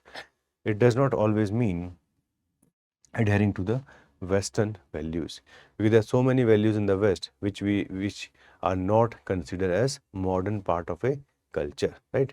Like if you see Talcott Parsons, he emphasized the role of modernization in society's adaptation to new challenges, and it involves differentiation and specialization of societal functions leading to increased efficiency. Like he gave this specific example of Japan. Okay, Japan was a backward country just like the other countries in Asia till the middle of the 19th century. But this major restoration, which happened in 1868, propelled it towards modernization. Even though it adopted the Western industrial kinds of practices, right? But it retained its own culture.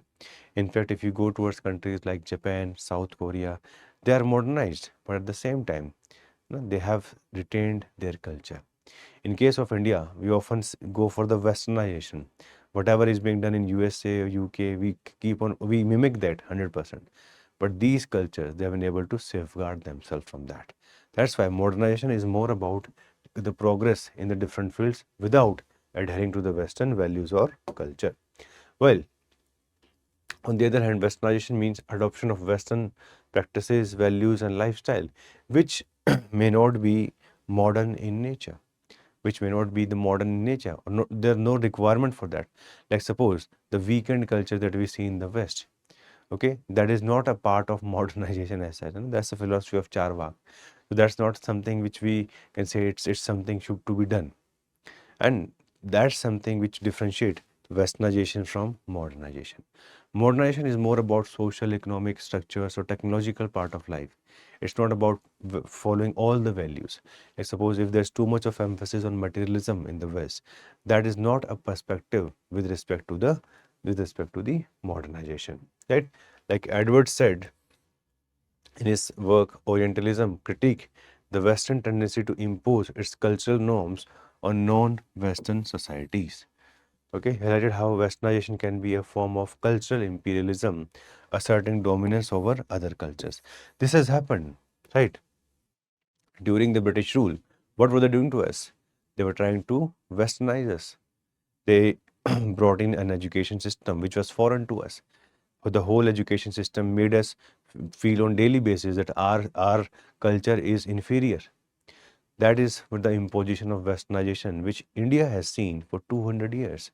So that's we have to learn from it, that we should get past it, right? Like they give an example, the spread of fast food chain like McDonald's Global often sees example of westernization. Why westernization? Because it's not like that McDonald's is giving you a very fresh kind of a food or even healthy food. Majority of the ingredients which you'll find in the burgers, etc., etc., it's not even good for your body. It's not, it's in fact very bad for your health. That's why it shows this has the fast food culture has become prominent in the West. And if we are following it, then we are just mimicking them. It's not modernization. Okay, so we have to understand there's a difference between modernization and westernization. This concept is important because whenever we discuss the elements of culture, we discuss the elements of civilization, these kinds of perspectives will also come along with it. And you have to be aware about it. You have to be aware about it. Please see, Daniel Lerner in his book, The Passing of Traditional Society, discussed the intertwined nature of modernization and westernization. He argued that modernization process often involves the adoption of certain Western ideas and practice, but it does not mean the complete abandonment of indigenous culture, as we have seen. He gives example of South Korea and China. They've experienced rapid modernization while maintaining strong cultural identities. Like see the latest example, right? AI developed in USA, AI also developed in China, right? But if you go to China, you will not find the level of mimicking which India has with respect to the Western values because they are able to protect their culture very severely. The number of people who speak English in India, they're far numerous in comparison to Chinese. And they have everything available in their local languages. But in case of India, it's very difficult for us to have content in our local languages. That also is a symptom which shows that we go towards westernization early, then modernization. Probably, that's a big symptom, big limitation which we often see in our culture, right? So this is about the culture aspects of it. This was the theme which was going to focus on the cultural aspect, civilization versus culture. Some examples from here and there, and I've been able to introduce to you to around 5-6 authors, which you can read about in a limited manner. You don't have to do a lot of research. You can see the content from here. You can use it for the sake of writing your essays also, because all this what we are doing, it is for the sake of improving the ingredients so that it can lead to a better essay writing practice. As I've been telling you, that UPSC has been asking questions, okay, in the essay paper, which are not very much linked to the general studies. And this is happening because of what? Because of the philosophical essays, the kind of emphasis which UPSC is putting upon them. Now, we are reaching the theme, which is probably the most important theme in today's time, the philosophical essays. So we'll be covering 2-3 limited areas, okay, with respect to philosophy, because it is next to impossible to cover all the philosophy in the limited time. But still, we'll try to do our level best, okay? Still, we'll try to do our level best. So let us see what kind of topics UPSC has been asking. So see, purpose of life. This has been a very prominent theme, okay? The purpose of life. How you should lead your life. What should be the ambition of your life. Purpose of life is very important. Like, see, the cost of being wrong is less than the cost of doing nothing. Not all who wander are lost, okay? These kinds of essay, when they come, you should have some ingredients ready for it. Similarly, another thing which UPSC often asks, it's static versus change. Static versus change. That is one area, again, which we need to explore. There's so many Greek philosophers who talks a lot about change. Heraclitus is one of them. And the philosophy came like, you cannot step twice in the same river. Right? So when these kinds of essay topics come in, you should have some philosophy. You should be able to compare the Western philosophy with the Eastern philosophy. Those kinds of ideas are going to be required. We cannot just write about Buddha every time whenever we see these kinds of topics. No, you have to bring in some Eastern philosophers from China also, some philosophers from the West also, and you have to bring in a better kind of an integration when it comes to philosophy. I do not know why UPSC has been focusing too much on philosophy. They want the people of the bureaucrats to become philosophers, or they want them to become administrator.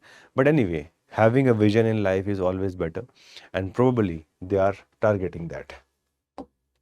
Okay. So let us try to understand some of these themes, okay, which we have seen in this topic. Okay. So let us see that. So now, purpose of life. What is the purpose of life? Should you go for stability? Should you always try to become more uncomfortable? Should you choose growth or should you choose stability? These are very difficult questions. These are not easy questions. Probably when somebody is younger, they would say, okay, let us go for growth. Probably when somebody becomes a little bit aged, they choose stability over growth. But what should be the purpose of life in general? We have this gentleman, which all of you know about, Jeff Bezos, okay, the founder of Amazon, one of the largest company that we have in the world.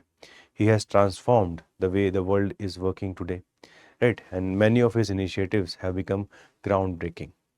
Now, there's a story with respect to him, okay? Like we have just seen this topic, I would like to just show you that we have written an introduction, which can be a very good introduction for this topic. Not all who wander are lost.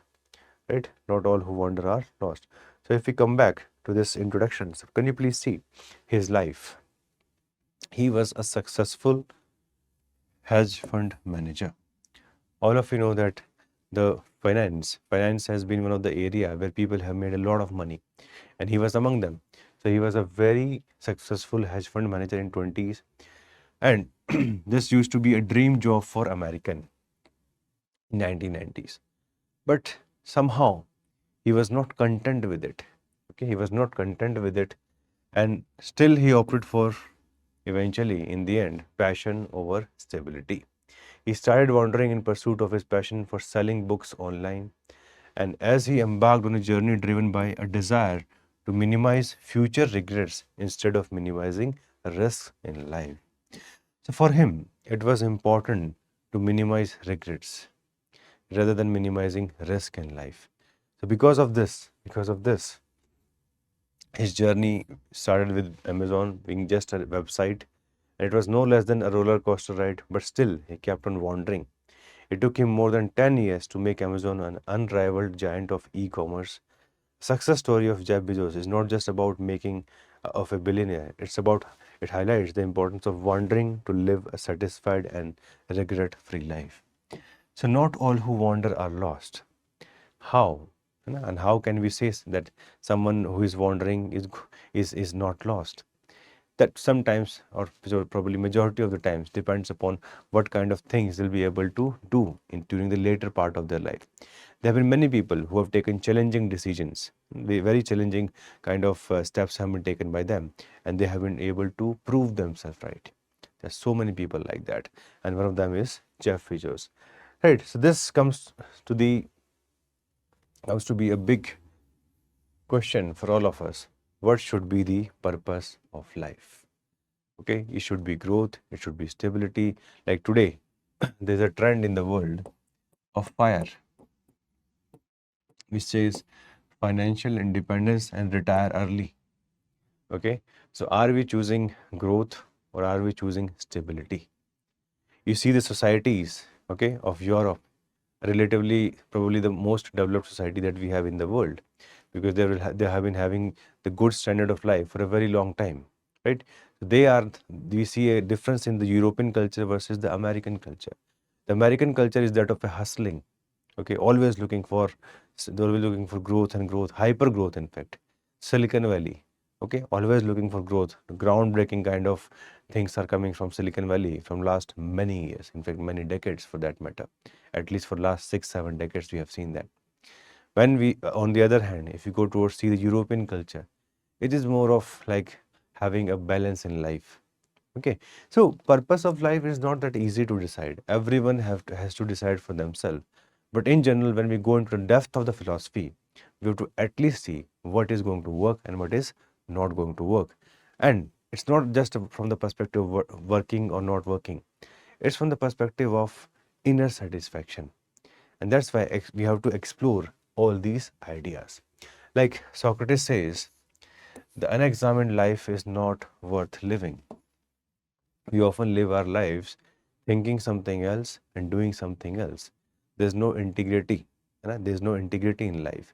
So Socrates is always a person who talks about integrity. Then another famous quote, life is not a problem to be solved, but a reality to be experienced. Very prominent, right? The purpose of life is not to find yourself, but is to create yourself. It comes from George Shaw. The only impossible journey is the one you never begin. The greatest glory in living lies not in never falling, but in rising every time we fall. Nelson Mandela, right? One of the most prominent personality. So when UPSC is going to ask such kinds of quotes, such kinds of topics, you have to bring in a lot of depth. And for that, let us have a discussion. Okay, let us have a discussion from the perspective of the East, from the perspective of the West. Let us try to understand that. Okay, now if we see from the perspective of the East, what is the purpose of life in general? So if we see Hinduism, okay, in Hinduism, we have this famous concept of Purusharthas, the 4 Purusharthas that we have in Hinduism. Right, many times you will get this essay topic, spiritualism versus materialism. So a fine balance comes in these Purusharthas, okay, which talks about dharma, which talks about artha, which talks about kama, as well as moksha. So if we see in Hinduism, this is a holistic human fulfillment kind of a matrix, which talks about every kind of fulfillment, be it spiritual, be it even material, every kind of. So for Hindus, it's more of a balance of everything. It's not just one, right? Let us move further. If we see the tradition of bhakti and devotion, okay, the bhakti movement which we see, right? So devotion plays a very prominent role in the culture, and in devotion, as all of you understand, there's submission to the higher God. Okay, there's a submission, and here the focus is on connecting with the God and realizing the divinity within oneself. So there have been multiple paths to live life, and one of them is devotion, and one of them is something which is very profound in the Indian way of living. Then selfless service. Okay, so seva is also very important in Hinduism, which is seen as a means of purifying the mind, detaching from ego driven desires and cultivating a sense of interconnectedness with all beings. Again, selfless service. Swami Vivekanand talks a lot about this. He says service to humanity is service to God. So purpose of life is something which a human has to choose for himself, but at the same time, if lots of philosophies are being seen by him, something is going to be the one which is going to connect very innately with that person, and then that can help in living a very prosperous and a very interconnected life that probably can lead to liberation, or it can lead to fulfillment towards the end of the life. Then Buddhism, right? If you see Buddhism, the purpose of life is very clear: attainment of enlightenment, attainment of nirvana. The story is very clear, right? If you see the life of Buddha, Siddhartha, the first 29 years of his life, they were fixed in a specific pattern. From the beginning of his initial days, he was considered to be a very, I would say, a Mahapurush, and having certain signs which are prominent in Buddhism. He was either going to become a very prominent sage or a very strong king. His family wanted that he should become a strong king, specifically his father. But after the age of 29, okay, his life changed because of the multiple events. He realized that everything around him was fake to a certain level, right? When he realized that the people are having disease, people are dying, those kinds of things when he realized. And eventually, he learned about the existence around himself, and he was able to understand that everything is going to become impermanent. Nothing is permanent in this world. And there's inherent dissatisfaction with worldly desires. That's why achieving nirvana becomes the purpose of life, where you can rise above your desires. Sorry, where you can rise above your desires, and finally you can reach a state of liberation from cycle of birth, death, as well as rebirth. He also gives the path, because Buddha is often considered as a very practical level of scholar who told us, right, what should be the path to lead you towards nirvana. And that is the eightfold path which we often talk about, okay? And in the pursuit of spiritual growth, inner peace, and the realization of one's true nature beyond the transient phenomena of existence. That's what Buddhism believes in. Many ideas of Buddhism, they come from Hinduism itself. That's why Upanishad is often considered the source or the fountain of knowledge, from where eventually some of the ideas were taken by Buddha. And this is the tradition which over a period of time eventually became very independent in its thought process. Then Jainism, right? Jainism is also having specific ideas with respect to purpose of life. Jainism, if we see the ideology or the philosophy of Jainism, it's on the relatively a path which is not easy for everyone, right? So if we see stringent kind of rules, you will find here. So here the purpose of life revolves around spiritual liberation by following the path of righteousness, non-violence, and self-discipline. And they believe in the concept of karma, where actions, both physical as well as mental, shape one's destiny and spiritual progression across lifetimes. So here the concept of karma is very, very prominent. Okay, if somebody is having a wrong karma, or somebody is having a karma, right, then it's difficult to get liberated. So here the focus is on ensuring that karma should not get attached to your soul or to your body. In fact, the practice of santhara or salekhana, which is done just before the death, is often considered the last pathway towards liberation. So those kinds of ideas we find in Jainism, right? The life is to be lived with certain principles, which includes non-violence, compassion, and detachment from the material possessions. The focus is on enlightenment and liberation. That's what we see here. And for them, life is about relentless pursuit of self-realization, moral integrity, and spiritual elevation. That's what we see in Jainism. So Jainism, the principles are not that easy to follow.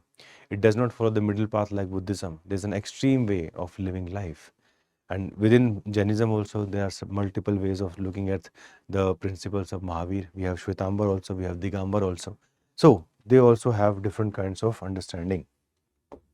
Then, if we see the Chinese philosophy, okay, so Chinese philosophy, one person who stands out is Confucius, and his philosophy is known as Confucianism. So he talks about Ren and Li. Okay, he talks about Ren and Li. Ren means benevolence, and Li means ritual propriety. So Ren involves cultivating compassion, kindness, and even empathy towards everyone else. And Li means the observance of proper rituals, etiquette, and social norms. So if you're writing an essay, you can write few ideas directly from Confucianism, right? The idea of Ren and the idea of Li. Then he also talks about filial piety. Filial piety means that you have to fulfill your duties, okay, towards your family. It's something you cannot leave. It emphasizes that well-being of society starts with the harmony and virtue within the family. The famous poem, which was recited by APJ Abdul Kalam, right, in European Parliament, it was also about this. Like when there is harmony in home, then only then can be an order in the nation. It's very important. So his philosophy, okay, his philosophy is about this.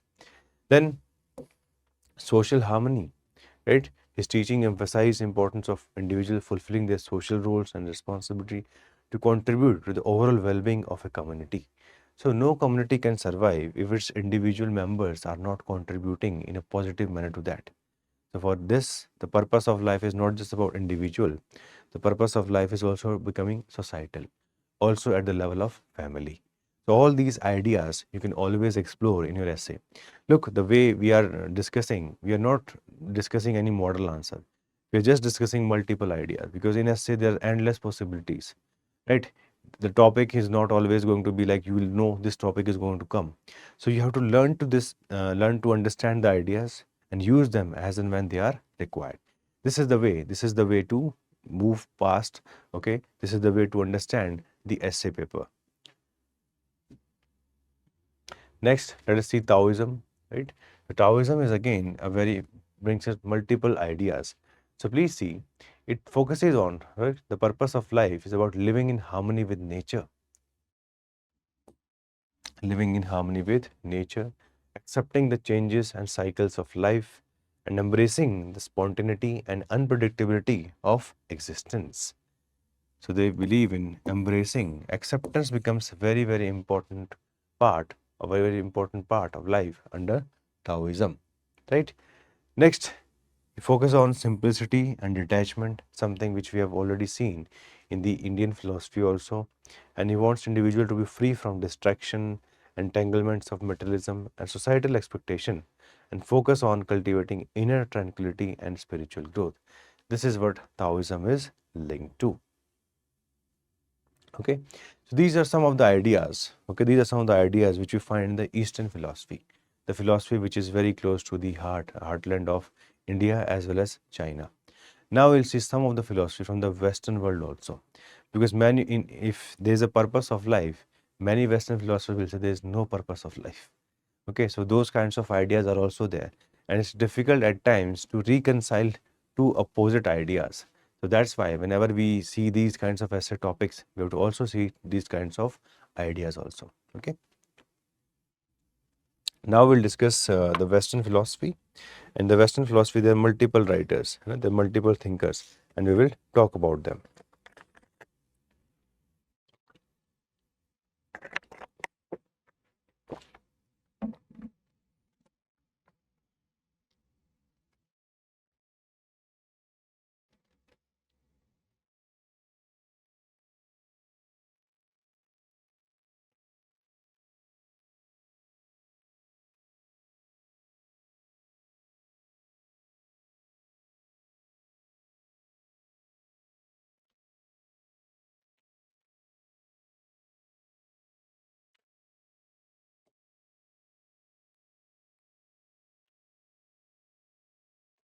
So let us see. When we see it from the West, multiple ideas are there. Hedonism, the philosophy can found relevance or some kind of ideas in India also, the Charvaks, eudaimonia, existentialism, religious existentialism, and absurdism. There are so many kinds of ideology, philosophies which we find in the West also. Let us try to understand some of them. So, first is hedonism. Now, all of us understand the meaning of hedonism. What is hedonism? Hedonism is about focusing on pleasure, right? And that is a school which is linked to Epicurus. And that's why the followers of Epicurus are known as Epicureans. So, for him, okay, pleasure was understood not merely in terms of immediate gratification, but as the absence of pain and tranquility of the soul. This is what they believed in. So for them, the purpose of life was pursuit of pleasure and avoidance of pain. This can also be linked to the philosophy of Charvak. Okay, the philosophy of Charvak, which was also a heterodox school in India. Okay, there are some parallels which we find, and similarly, we see Jeremy Bentham. Jeremy Bentham also, whose idea of utilitarianism also sought to maximize the greatest happiness for the greatest number of people, which again emphasized on the importance of pleasure and happiness. But this approach of hedonism, which only focuses on pleasure, is getting criticized by multiple thinkers. One of them is Immanuel Kant. Okay, because he believed that morality should be based on rational principles rather than pursuit of personal pleasure. Arthur Schopenhauer, he also talks about this, and he is a person who is linked with the philosophy of pessimism. He thinks that pleasure is futile because one way or the another it will go away, and after few seconds or few minutes or few hours, pleasure again it will be gone, and the whole body or the whole existence again will feel like dull. That's why he says momentarily alleviation of the inherent suffering is not of any use to humans, and that's why Arthur Schopenhauer criticizes the philosophy of hedonism. Right? Let us move forward. Like, see this is a very famous example, right? Kurt Cobain, one of the famous rock band artists which we find from the famous band Nirvana. Okay, so if we see his story, okay, of Kurt Cobain, he was having the best time of his life with respect to fame, wealth. He was hardly 27, right? So those kinds of things were there. But again, he was having lots of issue with respect to drugs, with respect to orientation in life. He struggled with turmoil, depression, all those kinds of things were there. And eventually, in the end, he shot himself dead, right, in 1994. So this reflects the shortcomings of hedonism. You may indulge in certain things, but it's very difficult. It's very difficult to continue to do it on a regular level. In fact, you may know about this. There is a Club 27. Many artists are there in the West who have lost their lives or who have given up their lives around the age of 27. That's a very big limitation of hedonism. Okay, there's a person known by the name of Jimi Hendrix. Lots of such artists are there who have given up their life or who lost their life during the process of experiencing pleasure. So those are the one, and that's a very big limitation of this thought process of hedonism that we see in the world, right? Then please see this. So we also have this consumerist society around ourselves, right? Like if you see the social media culture, what does social media culture do? Social media culture has this concept of notifications. They'll keep on sending you notifications and you will keep on accessing the phone or whatever device you're using. And what they do, they play with your mind. Every like and you're happy. Okay. And suppose your previous picture had 50 likes and now you're having only 10. Suddenly you're very unhappy. Even though it doesn't make much difference to this world, but this hedonism, where you link your happiness to one or two things, it becomes very problematic. And the same thing can be seen in this famous chart, okay, that rather than focusing on happiness, we're only focusing on certain tendencies which we are recognizing as happiness. And that's something which is not useful, right? And that's what we need to remember. Please see this famous argument. Okay, you'll find this on the internet also in the quotes. Too many people spend money they haven't earned, okay, because of the credit card culture, to buy things they don't want, to impress people they don't like. This is a very famous quote from Will Rogers. That's the problem, that's the challenge which we face with hedonism, because you do many things just for the sake of status. Like there's a status attached to the iPhone, so just for the sake of status people are doing it, right? Even if they do not know how to use iPhone properly. Hardly anyone cares about privacy, and even if privacy is breached, nobody is having that challenge, right? The dopamine economy, as we have been discussing about it, this is what all these social media tycoons are aware about. They know about human nature, they know how to keep human engaged, right? If you see the YouTube culture, in YouTube also, the kind of acting which is being done by the creators, that keeps people hooked. And that's what this whole dopamine economy is all about. You have YouTube, Instagram, and they keep us hooked with likes, notification, scrolling, never ending scrolling. Scrolling has become one method of wasting time. You go to these platforms for the sake of probably suppose some kind of information, and then you're lost because of the recommendations. In fact, in the future, we will need those kinds of platform, which ends the search there itself. But again, they're very difficult to manage or control. Very difficult. So this hedonism is effectively hijacked by the algorithms, and they affect the human mind very dearly. Okay, then if we see the Epicurean wisdom, now we cannot say the Epicureans, okay, or the Western philosophy always talks about only getting lost in the pleasure. They say you can also cultivate simple joys in life. Like for them, it was about just roaming in the garden was also a very important part of life, right? Where he, along with his followers, they found pleasure in friendship, philosophical discussion, and even modest meals. So, when asked to define pleasure, he pointed to freedom from fear and absence of bodily pain, not luxurious indulgence. Okay, so the way we look at Epicureanism or hedonism, it could be also like that when the excess of hedonism, that eventually is which is bad. Okay, but for him, the simple pleasures of the life were also like those which were fulfilling in nature. So he was someone who was a believer in psychological tranquility rather than the excess of materialism. Okay, and the excess of materialism. That is something which can be justified, which can be accepted to a certain level. Okay, then one more famous concept with respect to purpose of life is eudaimonia. Eudaimonia, it's a word difficult to difficult to understand, but anyway, this is linked to Aristotle because it is not used in the normal English, or it is not used on a regular basis. So what is this eudaimonia? So Aristotle talks about the essence of life, not these fleeting pleasures or momentary happiness, but in the pursuit of eudaimonia. So what he means by eudaimonia, it means a state of flourishing and true well-being. So what he says, more than just personal personal contentment, it emphasizes on realization of one's full potential and the cultivation of moral excellence.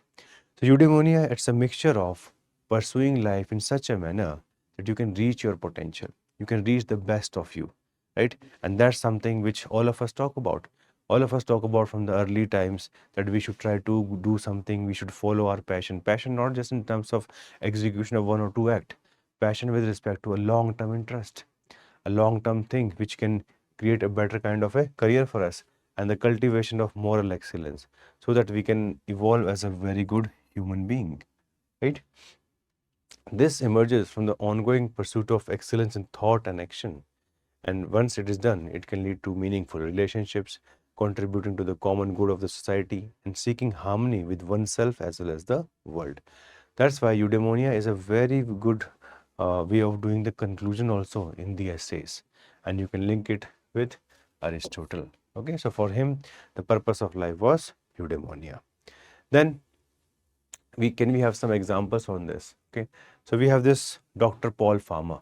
Okay, that will give you a better understanding of this concept of eudaimonia.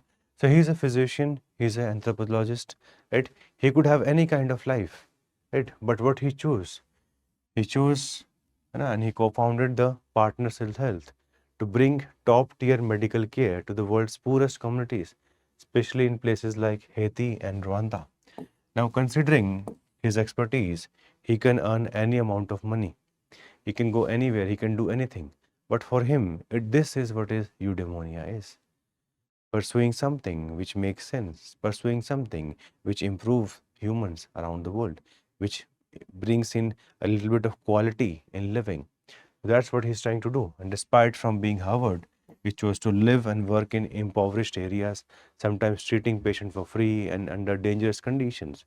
And that's why he is someone who is working for compassion, excellence in his own craft, and a commitment to the society and well-being. So his life wasn't driven by pleasure, but by meaningful service, reflecting the virtues of life. Aristotle saw as the essence. What is eudaimonia? It's a very good example. There's so many people who do not work for money after being successful. There are so many people who are working for working for the others, which many of us are not able to understand. Right? Many of us are not able to understand why is somebody doing something like that. That's a very good example of what is known as eudaimonia. We have examples of eudaimonia in India also. Okay, like if we talk about Baba Amte, there are so many people in the world who are having n number of diseases, and they are getting cut off from the society. Like when we talk about Baba Amte, he is a legendary person, right? So he is someone who is helping leprosy patients. His organization has also helped them, and he has helped them in their rehabilitation also. So his was a life not of comfort or social status, but of courage, compassion, selfless service. And that's why we say probably for him it was about eudaimonia, not just his own life. He considered himself as a part of the broader community. It's not about just himself. So Baba Amte is a very good example of following the idea of Aristotle, that is eudaimonia. So we can learn, right? Purpose of life is something, is not one or two things, right? So we can learn something from hedonism, we can learn something from the Aristotle or eudaimonia, and you can use this concept when you write essays.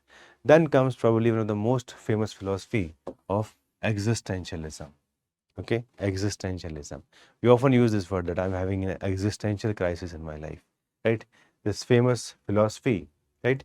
This philosophy focuses on questions of human existence, including how to live a meaningful life in the face of a meaningless universe.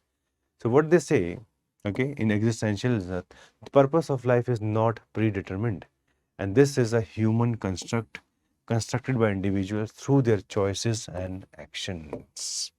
Through their choices and actions.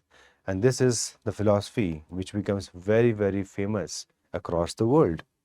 The philosophy of existentialism. So they do not believe in the divine way of looking at things. They believe that humans have to do it for themselves. And the moment what they believe in fails, it creates an existential crisis. Like suppose you believe in someone, you wanted something to happen and it was looking like it is going to happen, and suddenly it does not happen. It leads to an existential crisis. It can be because of a relationship, it can be because of a career path, it can be because of anything. That's the philosophy which we often see, right? So in this philosophy, existence precedes essence. First, you are there, and then you will choose something else. It's not like that something has chosen you. That is not existentialism. For them, existence is always going to be above essence, and it emphasizes personal freedom, responsibility, and authenticity in navigating life's inherent uncertainties. The famous thinkers include Jean-Paul Sartre as well as Friedrich Nietzsche, who argue that humans are confronted with anguish of freedom as they must create their own meanings in a world devoid of inherent significance. This is true to a certain extent. Like, please see this philosophy. Why do we scroll on social media? Because we do not know what to do with this freedom, what to do with this time. And we often feel that, okay, this to create balance in life. Let us now scroll social media. Is that true? Is this going to create any kind of balance? I don't think so, right? So it's very difficult to use your own freedom in a meaningful manner. And that's why humans are confronted with the anguish of freedom. It's very, very powerful words. Okay, very, very powerful words applicable into human society in a very larger manner. And thus, the purpose of life emerges from individual experiences, relationships, and the pursuit of personal values. And by embracing existential freedom and confronting the inherent challenges of human existence, individual can imbue their life in a meaning and a very sensible and an authentic manner. This is the philosophy of existentialism. Again, where more freedom is being given to humans to choose what they should do. They should choose as per their own value system. And this does not places judgments, because in many of the other philosophies, judgments are being put that this is prescribed for the humans and this is what they should do, either from the perspective of hedonism or from the perspective of eudaimonia. Here values are not being put up, judgmental things are not there. They are just saying purely from the perspective of humanity, and they are giving them freedom to pursue whatever they wish. But they are telling them the problems associated with every path also at the same time. Like the famous novel or the famous book you must have seen from Viktor Frankl, Man's Search for Meaning. This is a very unique book which I would recommend to everyone to read. Very small book. This book recollects the challenges faced by the person in the concentration camps. All of you know the phase, okay, the phase of the Second World War. Nazis, they were trying to arrest all these Jewish people, right? They were taken to concentration camps. What was the state of mind at that point of time? What is the state of mind of those people who are very close to probably the end of their lives, and not a natural way, a tragic way? What should be the purpose of life for those people? So Viktor Frankl talks about that. Okay, he talks about extreme suffering and the constant pressure of death which comes in those concentration camps. And he observed that those who found personal meaning in life at that point of time, like somebody wanted to live because they wanted to be close to their partner, they wanted to meet their son, meet their daughter. Those kinds of values, those kinds of ideas, whether in memories of loved one, future goals, or acts of inner defiance, were more likely to survive mentally and emotionally. And that's why he gave this famous statement: those who have a why to live can bear almost any how. So he affirms existentialism's idea that even when life is objectively meaningless, we can create meaning through conscious choice, inner attitude, and responsibility. This is existentialism in action, where you have to understand the things, where you have to create consciously.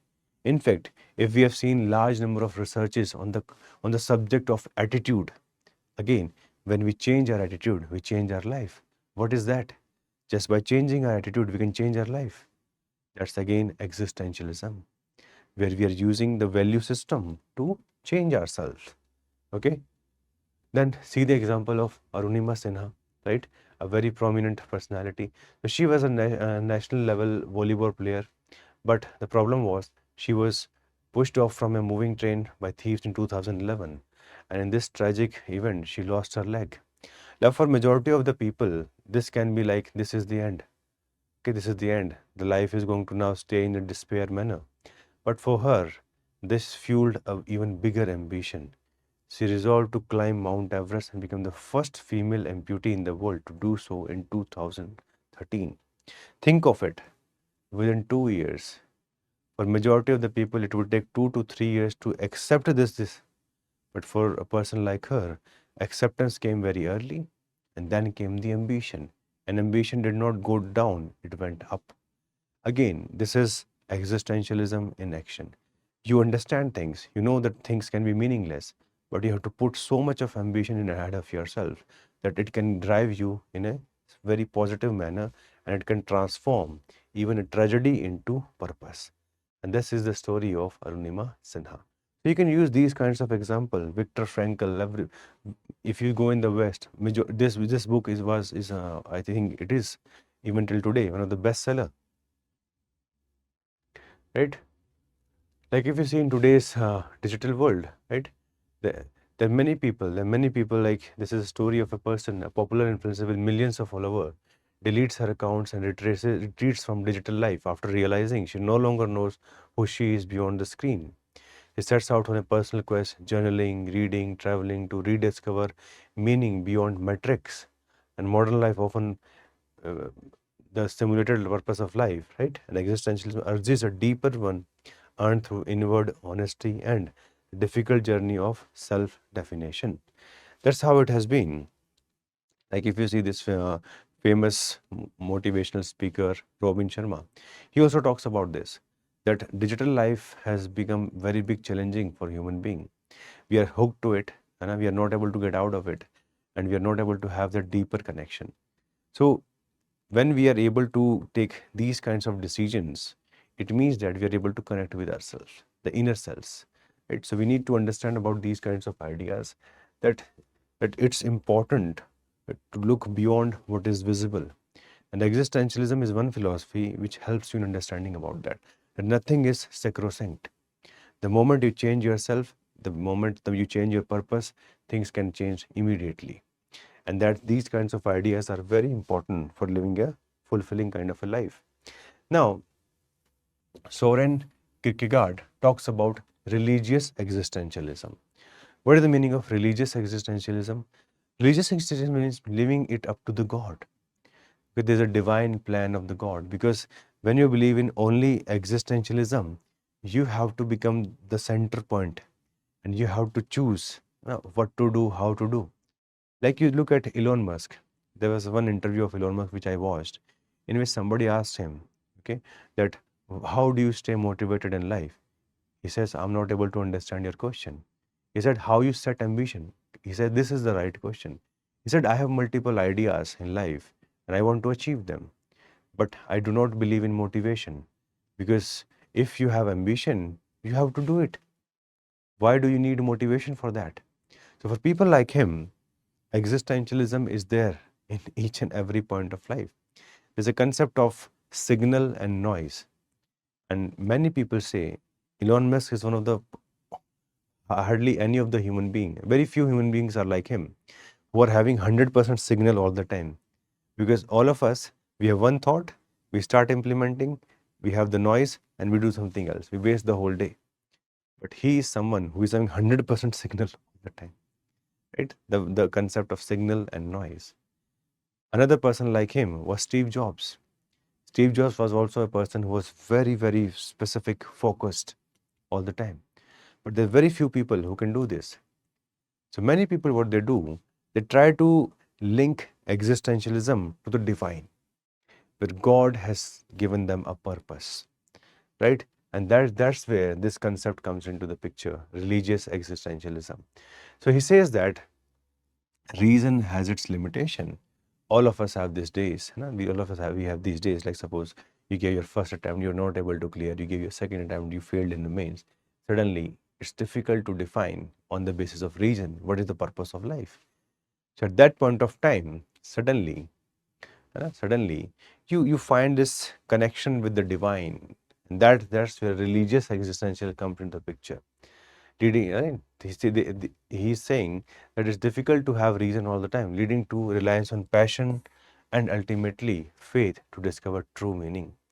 And he comes out with this concept, which majority of us must have heard, leap of faith, which is exemplified in the biblical tale of Abraham. The tale of Abraham. Right?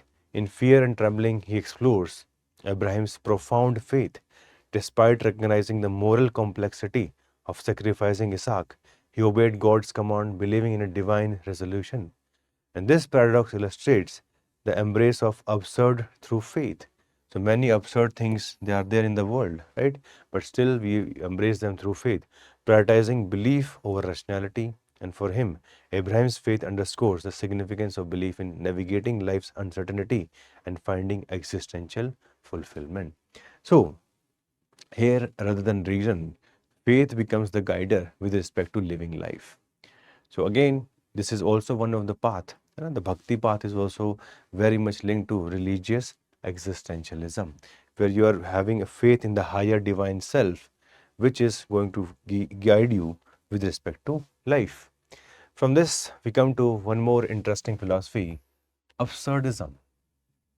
And this philosophy belongs to Albert Camus, which is based upon the idea that existence is fundamentally absurd and cannot be understood through reason. It cannot be understood through reason also. He says everything is absurd around us. And since it is absurd, he argues that this absurdity arises when humans try to impose order and meaning on an inherently irrational and meaningless world. Whatever is happening around you, it has no meaning. Okay, and when you try to impose, first you will try to impose a meaning on this, and then when you will fail, you will have a crisis in your life. That's why he says everything is absurd. Sab moh maya hai. So that's why he agrees that we need to embrace meaningless to navigate the irrationality of the world. Everything does not happen the way you think. Okay, we may have been told something by someone, but that is not going to have absolute truth around us. And that's why he gives the example also, the example of Sisyphus, who was sentenced by Zeus to push a boulder uphill. He was given this task that you have to take this stone to the top of the hill. But since the boulder was, every time he used to take it up, the boulder used to come down.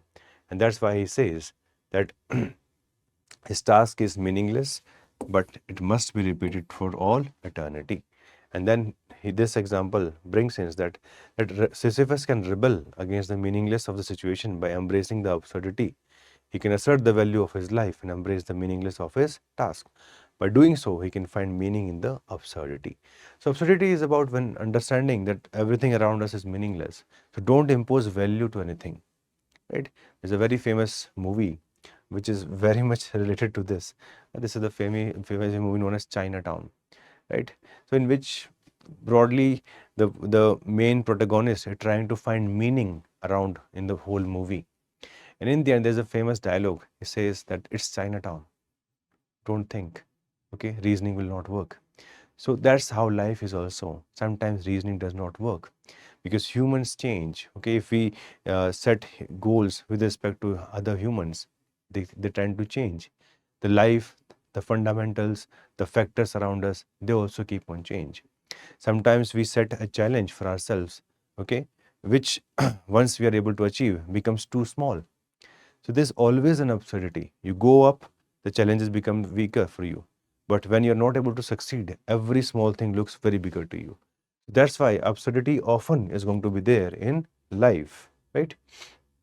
Like see this example of a Zomato boy. Right, so delivery, 12-hour shifts are there. Like in the rainy season, it makes so problematic. Many times they do not even get the gratitude for the food that they deliver. So they know that the job they are having, it may not have long-term meaning, okay? But a person who is doing delivery, they're finding dignity in being polite, consistent, asking customers if they're able to satisfy them. So those basic kinds of things are there. And that's why this is a small rebellion against absurdity. Like the Camus myth of Sisyphus, he performs a repetitive, thankless task, yet they assert meaning by choosing how he lives through it with conscious will and pride. And he revolts against meaninglessness by creating his own values. So, this is something which we can easily understand in the life of a gig worker. So, you can always find ideas around yourself to bring in meaning of these kinds of philosophy that we know about. We are discussing these philosophies because look, whenever essay comes in, you have to also choose which philosophy can be applied. And since majority of us are not having our optional as philosophy, because in philosophy naturally the optional has become very productive with respect to essay paper. That's why we are reading all these aside from the paper itself, right? So this is broadly the purpose of life, and you have to pick and choose depending upon the topic. You can choose, you can apply, you can see around yourself, because the main challenge lies in the implementation. Class is just a 10%, 15% part of the essay. The remaining 80-85% depends upon how you implement. That's why when we initially talked about the basics of essay writing, that's the most tedious task. But if you do not have the content, application will not work. That's why build content, but side by side, please write essays. Okay, we have multiple programs at PW, like this Srijan program, which has been helping students in clearing mains in a very specific manner. You can also become a part of it. Now let us see the philosophy, the next part, philosophy of change. Philosophy of change is something which is very, very prominent in UPSC. Like, see these three important personalities, okay? Three important, in fact, philosophies also of Heraclitus, the philosophy of Stoicism, and Nietzsche. Let us try to understand that. Now, Heraclitus, last year, UPSC asked about this, his famous philosophy of perpetual flux and transformation. So, Heraclitus' philosophy is that change is the only constant, right? It's not only the constant, but at the same time, it's fundamental to the fabric of reality itself. And that's why he gave this famous statement, you cannot step twice in the same river, because the river water flows and you yourself keep on changing. So how can you step twice in the same river? Okay, so that's why, since the whole world is the part of the flux, right? Like in Buddhism, there is a concept that even the I that we use, it's a misnomer. Because what you were tomorrow, you will be tomorrow, right? It doesn't work like that. What you were yesterday, what you are now, what it will be tomorrow. There's a very big difference, because the way you think, the way you live, it changes very, very fast. Okay? So it looks at the world beyond the world of habits. Same can be seen in the philosophy of Heraclitus. The famous dictum, you cannot step twice in the same river. This shows the state of ceaseless motion and becoming. Becoming means that we are always going towards the future, the process of becoming, right? Like many people say, focus on the process, don't focus on the end. That's something which can be related with the Bhagavad Gita also. Process philosophy, that is the process of becoming. And that's why Heraclitus says reality is a constant state of flux, and we have to interact with the elements around us. And that's why this is one of the most important philosophy that we have. So he says we have to focus on the harmony that governs the cosmos, shaping the ebb and flow of existence. And that's something which is very, very important, right? He also said that strife is justice, stressing that conflict and discord are essential aspects of cosmic order, leading to a balance and harmony in the grand scheme of things. You cannot escape change. Nobody can escape change. Right? When we were little, we were looking for becoming big. When we have become big, or after adolescence, the biggest challenge in life now is to have a suitable career for ourselves. Many of us do not even know what we want to do in life. But there will be an age, right, when people get married, and then they have to look towards the next phase of life. So change is there at every part of every specific instance in life. On daily basis also, what we think in the morning, our perspective change by the evening. It's so dynamic. The whole world is so dynamic, and we as human being at times becomes oblivious to this reality. But the world makes us understand this in multiple ways. And whenever our logics fail, again we say nothing is same. Right? All the love songs, they hate this philosophy of Heraclitus. Right? All the love songs, they are against this. All the love songs are that you should not change. But that's the problem, because everything is changing on a daily basis. So see this, Heraclitus explains his philosophy by saying that a tree loses all its leaves in autumn, stands bare in winter, buds in spring, and is lush in summer, only to begin the cycle again. Right? So nature itself is a living illustration of his belief. Life is defined by dynamic change, not permanence. So the Buddhist philosophy, Heraclitus, they're broadly saying the same thing. And we need to be aware about this. We need to be aware about this, right? Please see this basic example. So we can have a number of examples in this world. Like see the 2008 downturn. It led to recession, but it also led to regulatory reforms, technological innovation, and the rise of startups and the fintech. And that's why, even though there was a downturn, it became the stepping stone for structural changes in the world, and which has responsible for the better global financial system. This became responsible for the creation of G20. COVID has become responsible for the technological boost that we are having. COVID effectively will be remembered not only for the challenges thrown to the human society, but also for giving a boost for AI in the world. And all of us have seen this, right? See about Nokia. Nokia was not embracing change. Nokia was holding very big market share in India, I think around 50%. It did not embrace the change of Android. It got destroyed within the next 5 to 10 years. So this is how, when if you know it not stay up to the mark, any company, any big company can fail, and it is not the only one. There's so many like this. And a Kodak at one point of time used to be the biggest company with respect to camera, did not embrace the change of digital cameras. Nowhere to be found today, right? So all those kinds of challenge are going to be there in the life. Stoicism, again, Stoicism often talks about resilience, wisdom, the famous concept of acceptance. Majority of us, we are not good with acceptance. Now, we want the world to change suddenly as per we want. We don't want to accept what is around us. That's why Stoicism is very prominent philosophy, right? They believe that only constant in the life is change itself, and that one's happiness and well-being depend on how they respond to these inevitable changes, right? The Stoic philosopher Epictetus famously remarked, "It is not what happens to you, but how you react to it that matters."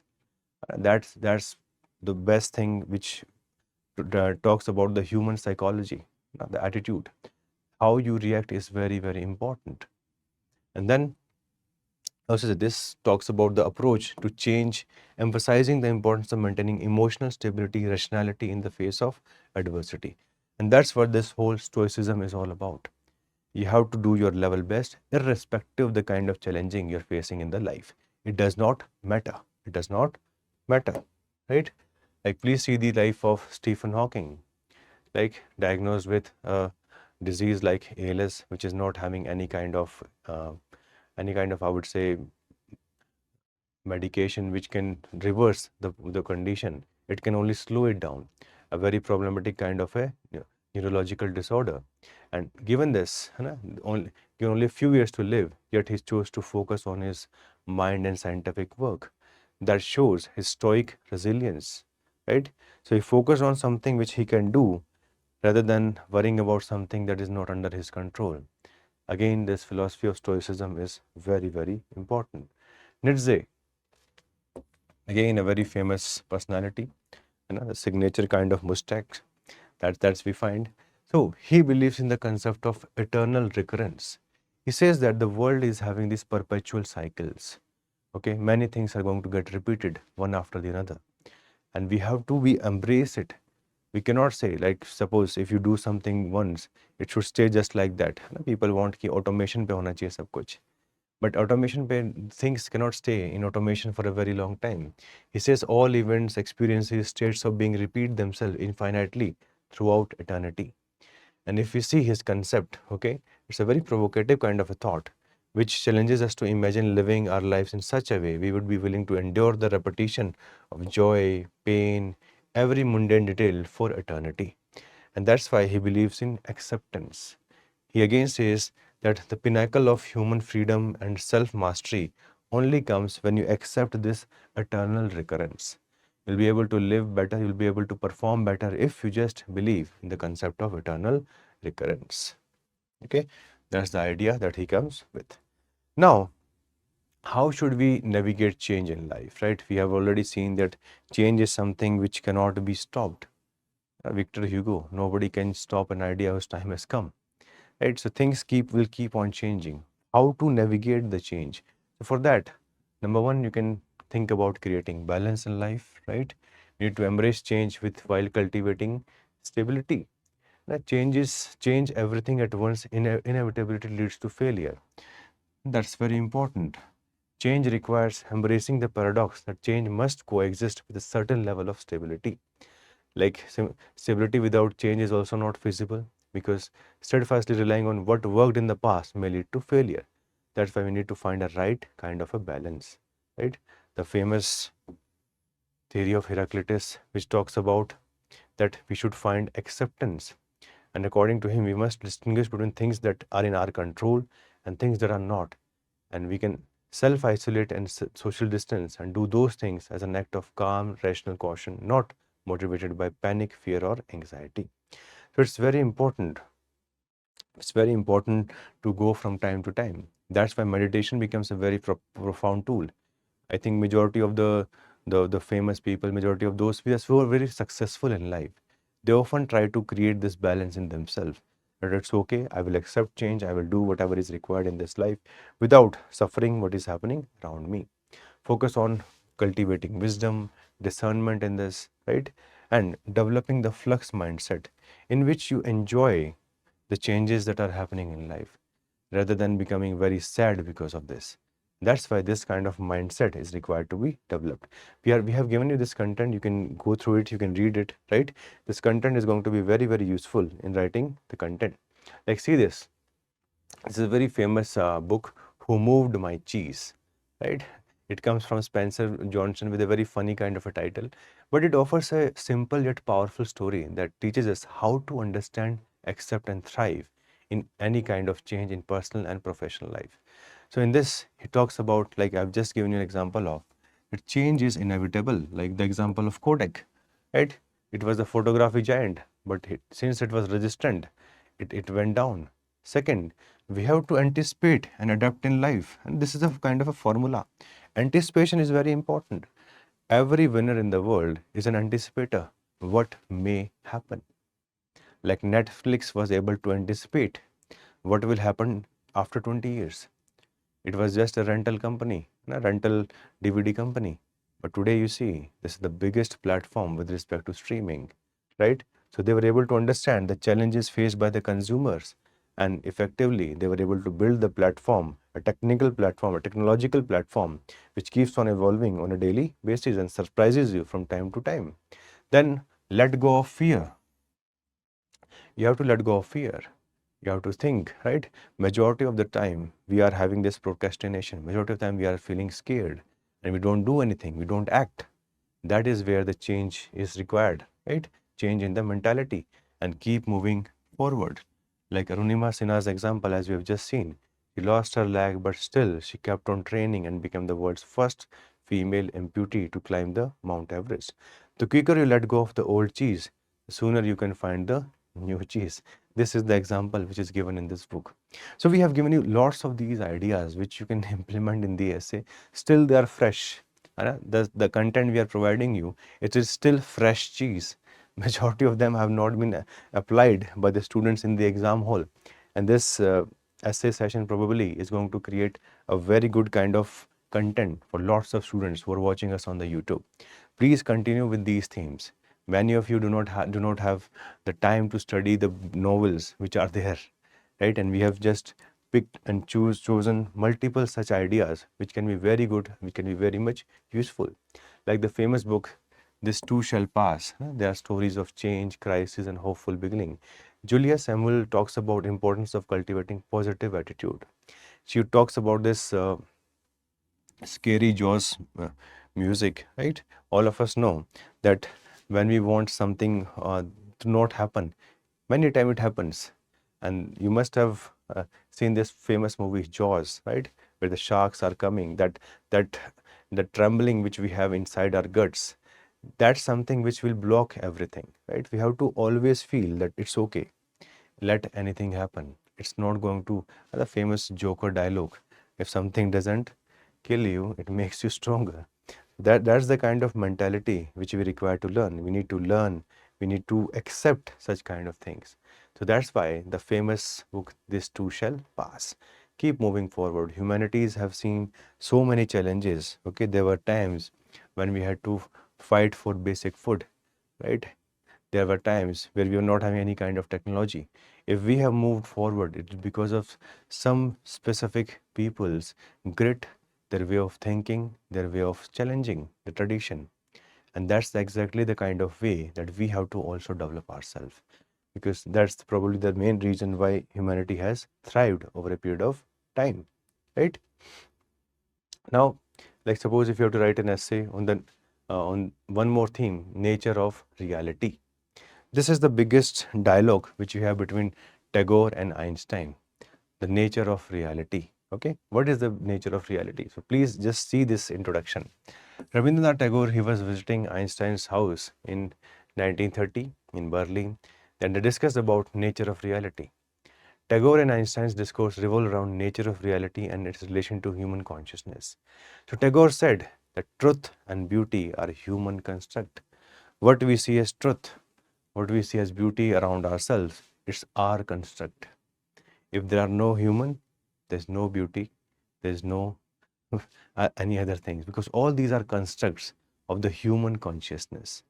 But this is where Einstein does not agree. He says that there is an objective reality in the world beyond our perception, which is essential for our understanding, right? The debate whether truth exists independently of humanity. While Einstein sees truth as transcendent, Tagore insists on its human context. Ultimately, they explore the interplay between individual and universal truth, and they talk about many such dynamic concepts, and which helps us in understanding that what is reality naturally, and is it always linked to the human understanding. So what's the nature of reality in this world? Again, that's a very big debate, right? Like when we look at a painting, okay, it's something which everyone is going to have a different kind of say what kind of painting it is. Like for a person like me who does not understand art, okay, we can say it is like useless. We may not even notice it, but those people who feel like probably, okay, this is reflecting n number of things, so abstract things, so it feels like, right? So abstract painting evokes deep emotion in one person but confusion in another. Einstein might argue the painting exists independently of anyone's interpretation, but Tagore would emphasize that meaning and beauty emerge from human perception, not from the object alone. So here the object may not be may not have the values, right, which we are trying to interpolate on it. That is what we see the nature of reality.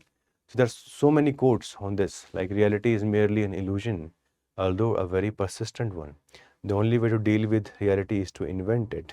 Reality exists in the human mind and nowhere else. George Orwell, again.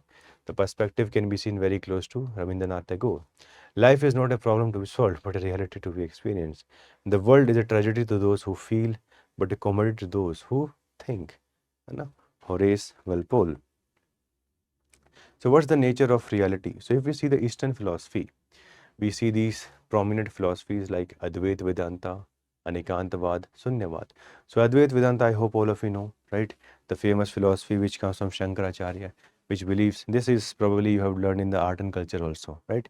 That which talks about the two major things, the soul and the universal soul, okay? Atma and Brahma. And in this Advaita Vedanta, they say there's only one eternal reality in this world, and that is Brahman. Example is being given, like if you see an ocean, right? This ocean, it has n number of different kinds of characteristics.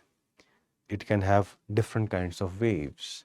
So it may look like waves are different waves are different from the water, okay? But in the end, what is the whole ocean? It is water itself. That's the example which is given by him. So he says, imagine ocean as the ultimate reality. Within ocean, there are countless waves, each appearing distinct and separate from others. From the perspective of the wave, it may perceive itself as an individual entity distinct from other waves. However, if we examine the wave closely, we realize that it is nothing but water. The wave is made up entirely of the substance of the ocean. That's why, using this, he says there's only one reality, and that is Brahman. That is the ultimate reality. Only one reality is there. Same example he gives. One more example is given by Shankaracharya, which you must know. Okay, he says that if we look at a rope, okay, and in under some circumstances it may look like a snake, but this appearance of rope which is looking like a snake, it is because of avidya, it is because of ignorance, it is because of lack of knowledge. That's why he effectively says there's only one reality in this world, and that is the eternal reality. So reality is something which is interpreted different in different perspectives. Like this is probably the easiest one to understand, right? It comes from Jainism, and in Jainism they talks about Anikantvad. This philosophy delves into the essence of reality by highlighting diverse perspectives and the limitations of human perception. And they say humans cannot grasp each and every kind of viewpoints. That's a very prominent kind of a philosophy which majority of us are know about. The famous example, right, where if we see the five blind men touching the five parts of elephant, and for everyone elephant is different. For elephant is just like a rope, okay, for elephant is just like a pillar, those who are touching their leg. That also shows that the nature of reality is very diverse, okay, in the tradition of Jainism. Sunyavad. So if we see Buddhist teachings, the reality is like constant flux. And as we already discussed about the constant flux, as we have seen from the philosophy of Heraclitus also, for them, okay, they says that the phenomena lack intent, existence or self-nature. And for them, everything is changing diversely, right? So in everyday life, we tend to perceive ourselves distinct, permanent entities separate from the world. But for them, they say that our thoughts, emotions, perception, and physical sensation change radically. Okay, and our thoughts arise and pass away, and our perception shift over time. There is no permanent, unchanging essence. You know? That's why it is ridiculous to say this is the self, because there is no self. Right? In Western philosophy, again, you find certain kinds of way of looking at the reality. Like we have idealism. Okay, when we talk about the philosophy of idealism, it says that reality is considered to be a product of the mind. And this comes from George Berkeley. Similarly, like if you see this virtual reality and the mind constructed world, so it is nothing but it's the construct of the mind. And this is broadly with the viewpoint of the Berkeley, so that we perceive what is real to us regardless of the physical substance. Then we have materialism, which asserts that everything in the universe can be understood by just seeing what it is composed of. So this is a kind of a process in which scientific studies are required all the time, right? For them, there is no need to appeal to supernatural or non-material explanation to understand the world. If you want to understand the world, see its composition, see its chemistry, see its physics. So those are the kind of things. So this is what is known as the philosophy of materialism that we find, right? Like if you see at human brain also, we have these last different kinds of scans which tell us about the chemical activities going in them. That's why majority of the time we say emotions are subjective or spiritual, but sometimes when we see it through the part of view of materialism, we see there are certain processes and the mind and the brain. The mind is nothing but it's the brain in action, and it can help in understanding what are different kinds of emotions that we are having or the different experiences. Rene Descartes believes in dualism. He says that mind is different from the body, okay, and the both they may look like working in sync, but they are two distinct substances, right? But they are related to each other. That's what this is about. Then we have monism, who rejects this dualism. It says there's only one ultimate reality. Okay, this is also we see in the in the Western philosophy. Like this is given by Thales in the Greek philosophy, right? Which is we have seen that also, right? Like they've given an example here also. Like suppose if you see a stone, okay, stone may not have the consciousness just like that of a human, but still stone can have some form of consciousness. That's why that's the kind of example which they are saying, right? Example where they're saying. Then the last discussion in this theme is logic versus intuition. What works in human life? Is it logic? Is it intuition? Logic is often seen where you have the data, facts, you try to bring all the rational parameters into the one go, and then you find a solution using your logic. Intuition is fast thinking. It's something which sometimes we are not even aware of, but when we guess, and it comes out to be the correct one. So which one should be there? Like UPSC asked this essay that visionary leadership happen at the intersection of logic and intuition. Both are important for leadership. So that's why we have just added this little bit of discussion on this. Because like every year UPSC will ask some challenging essays. Everybody will not be able to write them. There's no requirement of writing them also. Like out of the 4 essays, you have to choose one. That's why the act of choosing the essay becomes so important in the exam. And all of us, we need to be aware about it. All right, we need to be aware about it. So let us just see some perspectives. Like if you see Malcolm Gladwell, he talks about this blink, the power of thinking without thinking. He talks about intuition and snap judgments in decision making. He says that intuition can lead to accurate and insightful decision based on subconscious processing of information. It talks about rapid cognition and also gives example for this. Like if somebody who is very expert in art, they can look and they can tell if this is real or this is fake.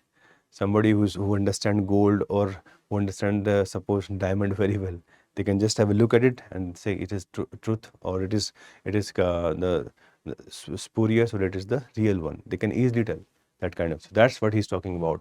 Okay, thinking without thinking. Like the famous example comes from history also. Okay, Jahangir used to say, I can just look at the picture and tell whose work it is. For others, it could be very difficult to find it logical how he's able to he was able to identify. Like suppose if there are 50 painters and everybody has come together, everybody has contributed to a painting, how would you see who has painted what? But he says, I have developed that kind of an expertise. So again, to what extent this is true and untrue, that we do not know. Then we have Gerd Gigenher, who talks about heuristics and decision making. Okay, and he also gives this idea of bounded rationality and the adaptive nature of intuition thinking. He argues that humans often rely on simple heuristics or rules of thumb that often are used at the time of uncertainty. He gives a very good example. Okay, like suppose if a building has caught fire, then the person who has been given training, or who is a firefighter, that person may have to take so many decisions which are not the part of the training manual. Similarly, you see the people in the sports, many a times when the things that they do, they may not have even been trained for that. That's why he says these rules of thumb often comes. Split second decisions are there during the rescue time. Even in the chaotic and unpredictable situation, we see these people are able to work specifically. Like the famous example is of Steve Jobs, right? Who always used to do research on his own, right? He was someone who used to say, let me design the product. The people will like it. I know it. That's the kind of logical and intuitional level he was having, right? So he's a perfect example, okay, of trusting his intuition rather than just the logic, because many people did not agree with him. But intuition is something which has been there, okay, which has been very useful. Daniel Kahneman gives a very good perspective. He says, we can't say that only intuition is the best or the logic is the best. That's why in his work, Thinking Fast and Slow, he says both systems of thinking have some positives and some negatives. The first one, which we say, okay, the first one which we say is intuitive and automatic. That's the intuition part. Second part he say, which is analytical and deliberate. He says decision making is something which requires both kinds of thinking, fast as well as slow. Fast is required when you have to make quick decisions, okay, but slow is something which is also required. Like some things cannot be done in a hurry. You cannot have invention in a hurry. You cannot have scientific invention in a hurry, right? If Thomas Alva addition experiment has taken suppose 2 years, 5 years, 10 years, you can't say कि intuition के basis पे कर देना चाहिए था. That's why these are the kinds of things, everything has a different way. That's why he gives an example that a surgeon relying on intuition and experience to make quick decisions during a medical emergency versus using logical reasoning analysis to diagnose a rare medical condition. Both are different. Okay, because when there is a question of survival, intuition becomes prominent. Same thing happened in the sports also. You have split second. You don't have time for that kind of an analysis. So you go for your intuition. But when you have to solve a bigger problem, suppose we have to create a prominent infrastructure which is required for any economy, you can't just go by intuition. You have to go by statistics. You have to go by planning. So both kinds of things are required. So that's why visionary leadership requires both. Sometimes you have to take quick decisions. Sometimes you have to take wise decisions for the long. Creating democratic institutions in a country cannot happen by intuition. It requires long-term planning. While on the other hand, if a war starts immediately, you have to take split-second decision. That's why at the level of leadership, you have to be very, very focused. That's why both kinds of thinkings are required, not just any one single kind of thinking in that regard. All right. So these theme discussions are going to continue. We're going to see some more themes also. We try to include philosophy to the extent it was possible. Okay, here also. So please keep on watching. If you'll continue to watch till the end, you'll find even more value, because I'll be talking about lots of other ideas also. Some socio-economic issues are going to be there. Some scientific specific discussions are also going to be there. So these themes that I have picked up for the essay paper, they're very unique on the basis of PYQ, very useful, and lots of such content which is going to be useful for your final writing. So ready-made content is there. Okay, so continue watching this series. Now welcome to the next theme. Okay, this theme is about education, rationality, and critical thinking. So please try to understand. Time to time UPSC ask question from this theme. Like, can you see this? Education is what remains after one has forgotten what one has learned in the school. Destiny of a nation is shaped in its classrooms. So essay on education is one of the most important area. Now, we have some ideas with respect to education or its application from mythology also. Like, can you see this? Judgment of Solomon. So in this story, okay, in this story, we see Solomon was now approached by two women who were fighting over a newborn baby. So he asked certain questions to both of them, but none of them were able to pretty give him the idea that who is the real mother. So eventually he thought, let us now do justice in my own way. So he told both of them that he would cut baby into two halves and both of them can have one half. But suddenly one of the women agreed, while the other, who was the real mother, she convinced him that you can give the baby to the other mother. So on the basis of his wisdom, on the basis of his education, he was able to understand who was the real mother. So education remains very important in life. Education becomes very important in taking decisions. That's why the importance of education remains most integral to human societies. And as all of you can see, education is given so much of importance that everybody now believes in universalization of education. So this has been the approach of the human society since last 100 years. In fact, after the First World War, the importance of education increased drastically. Everybody started linking education to nation building, to the major prowess in research and development. And that's what we also need to understand. Now, this is another idea that we have from the mythology. Okay, again the debate between Shankaracharya and Mandana Mishra. Okay, so if we see this specific episode, so they kept on debating for multiple days, at length, talking about existence, talking about reality, talking about importance of rituals. All those ideas which were there in Hinduism were discussed by these two stalwarts of philosophy. In the end, Mandana Mishra accepted the defeat. Okay, he realized that it's not fair to stick to one's ego. Ego would not allow you to accept defeat in front of anyone. But if someone is better than you can learn from them. That's the kind of attitude which we should try to inculcate, okay, with education. So, what's the meaning of this? True education means setting aside ego, embracing humility, and pursuing truth above all else. This is exactly what we see in this story also. Next, we have this famous story of Gargi. Okay, so all of you know that in the court of King Janak, okay, many sages were sitting, and Gargi, she was a learned woman, okay, and she was unafraid of asking question to anyone. So she asked a very crucial question to Yajnavalkya. The question was very clear. Okay, what is this universe made of? Okay, so she asked, what is the thread on which universe is woven? This was a very profound question. Even though Yajnavalkya answered this pretty well, okay, but this shows that if you are educated, you can ask all the relevant questions. What does not matter is your sex. Okay, what does not matter is your profile. If you are having good access to education, it can help in better character building, and that's what we see in this story also. Okay, so eventually, please see the lesson. The education nurtures not just knowledge but the courage to ask, humility to listen, and the dignity to treat every voice, regardless of gender, with equal reverence. So it is very, very essential.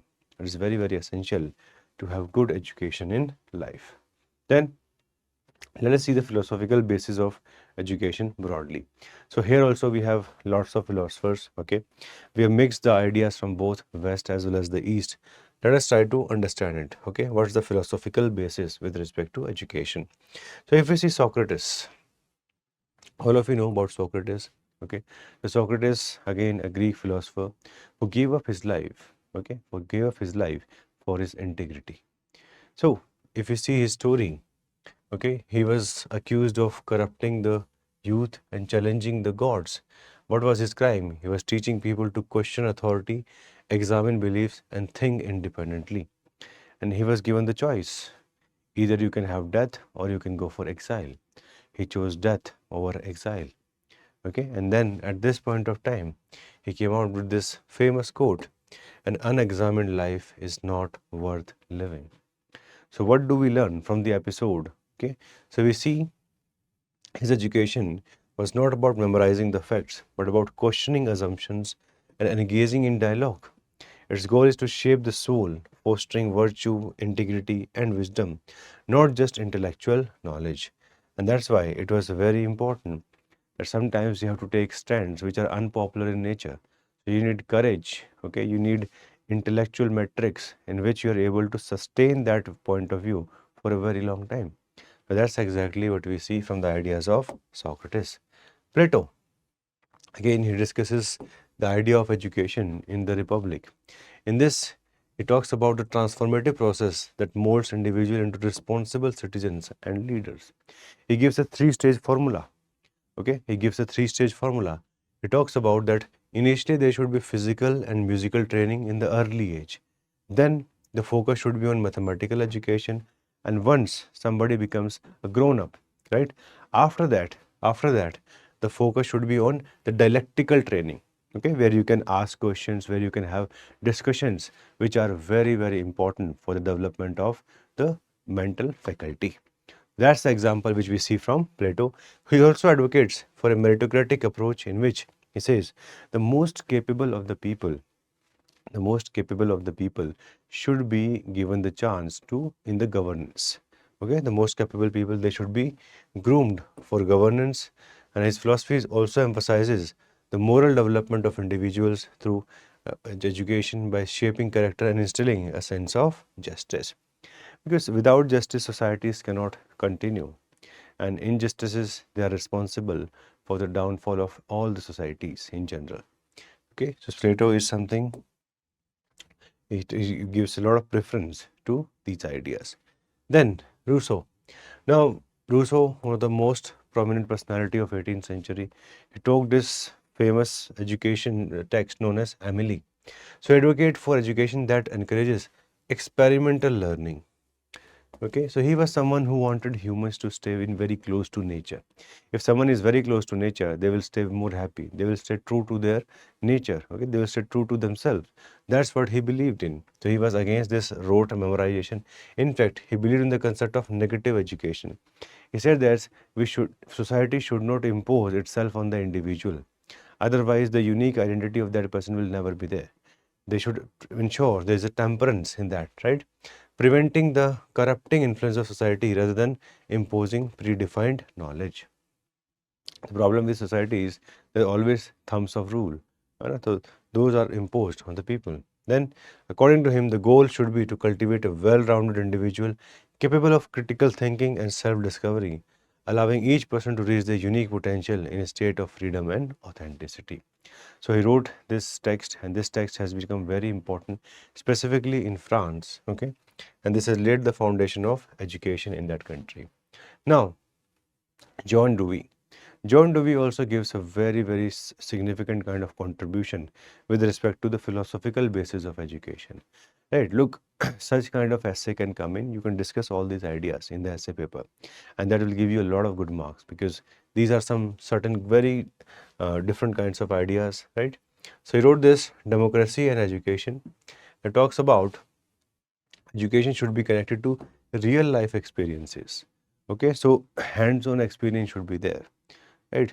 Then he also talks about promoting active engagement with the world.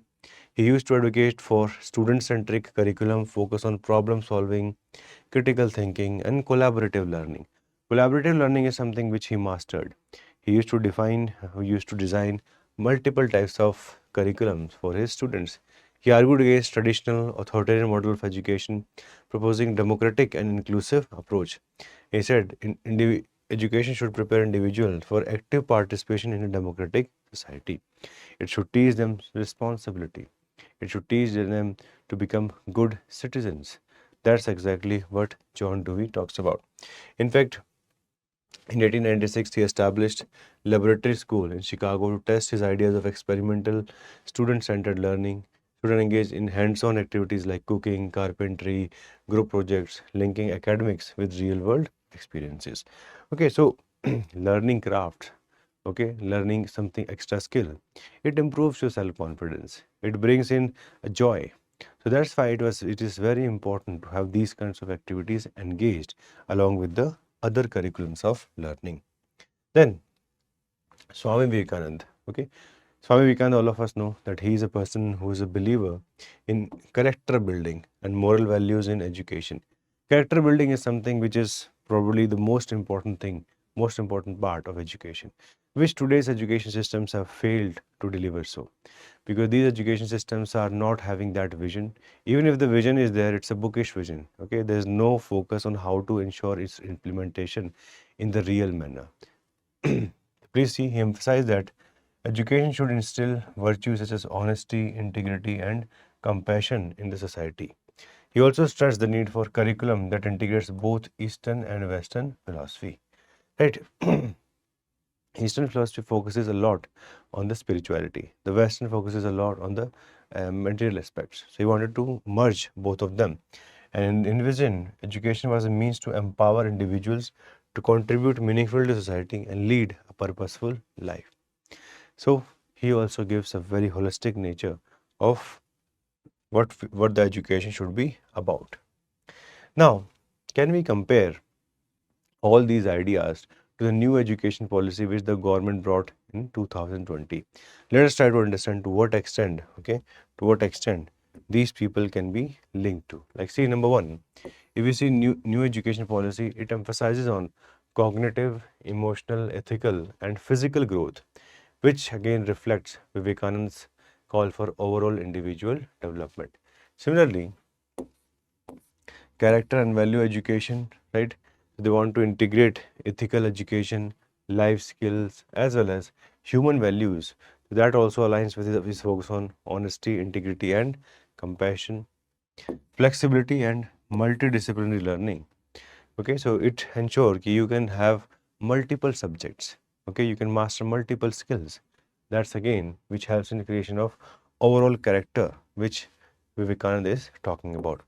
Critical thinking and creativity, again, it also encourages inquiry based learning, okay, experimental learning, which helps us in understanding about the potential and developing a certain level of self-confidence.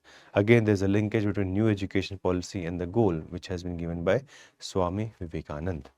And finally, focus on moral and spiritual education, which, as we all understand, is very useful for the upliftment of soul in general. Rabindranath Tagore, right? So Rabindranath Tagore, we can never leave him out when we talk about education. His idea of education was very different from the others. The creation of Shanti Niketan, living very close to the nature, learning, okay, not in the hustle bustle of the city, learning in an environment where the mind can function in the best possible manner. So here we see integration of arts, music, and nature into the educational process. The focus is on development of harmony through mind, body, as well as spirit.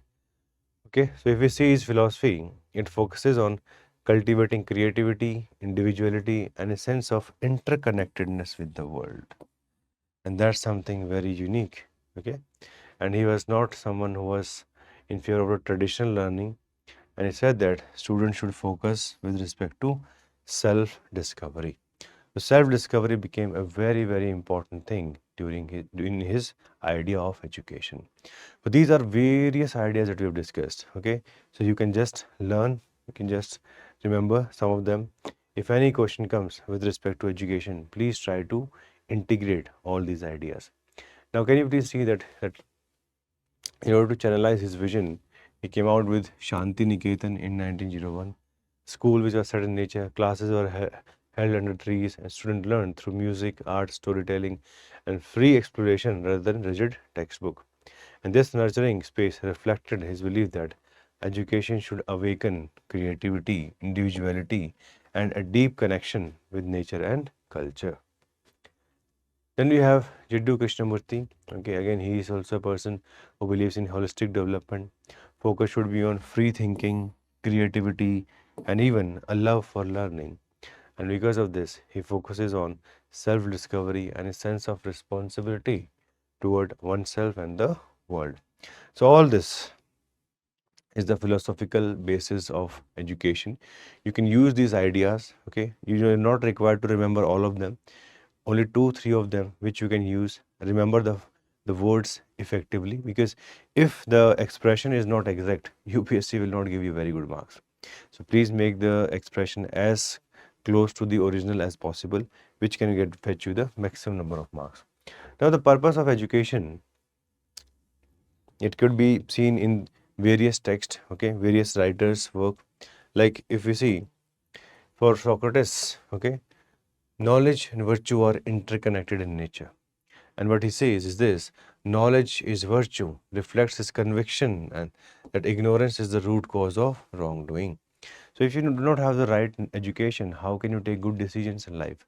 How can you improve as a person? So all those aspects can be seen in his ideas, and he asserts that true learning involves an active engagement with one's beliefs, constant questioning, and a pursuit of deeper understanding. Then Ken Robinson, again, he talks about critical thinking. Okay, critical thinking and creativity, these are the two most important things which can be seen in his ideas, and that's what we also need to learn, right? Because India's education system has more or less been rote learning based. Rote learning based methods have not been working, right? If you see, if you want that Indians should be able to make the best of the technologies, how would they make best of technology when they are not able to apply their mind in some new ways? So that's the most important thing. Okay, he also talks about ensuring that diverse talents and potential of an individual should be recognized, because if that is recognized, they can contribute more to the society. They will have better functions, they will have more you can say adjustments as per the requirements. Then he also says the purpose should be to foster creativity. Creativity is very, very important. Like if you see the example, Steve Jobs. Okay, all of us know about him. You know, he was a dropout, and how eventually he was so unhappy with the rigid structure of formal schooling. And then with the period of time, he learned calligraphy. This calligraphy became very useful for designing the products of Apple, the kind of keyboards they designed, right? All those can be linked to calligraphy. And all this can similarly, if you see Albert Einstein, all of you know that in his school he was considered a below average child. He was considered that he would be a lame person, he would not be able to do much in life. But he was different, right? Where rigid teaching methods could not create curiosity in him. And later on, when he started applying himself in an environment where he found himself, he became the best scientist in the world. That's why we need to understand this, that this rigid structure of education often takes away creativity and it penalizes even the best of the minds. The best of the minds, like Einstein, okay, many of them, we never find them because they're destroyed by this rigid structure. So we need to be very, very aware about these kinds of ideas. Next, we see that Paulo Freire also gives us a vision that education is not just about creation of character. Education is not just about creativity. Education is also about creating a just society. Society which can function, society which can bring trust. All those kinds of ideas can be seen here. He says it's about transmission of information and skill. It's more than that. It can't be just limited to that. The purpose should be even more that, right? Emphasizing the need to engage them in process of critical reflection and dialogue. And in the end, he envisaged it as a tool for liberation, empowering individual and transform their social reality. So justness in the society can also come because of education. In fact, you need to understand that education is often considered as a tool which can ensure equality in society, which can bring the intergenerational problems which have been faced by the people can be reduced if they are given best form of education, because often the rich people are able to afford better education than the poor people.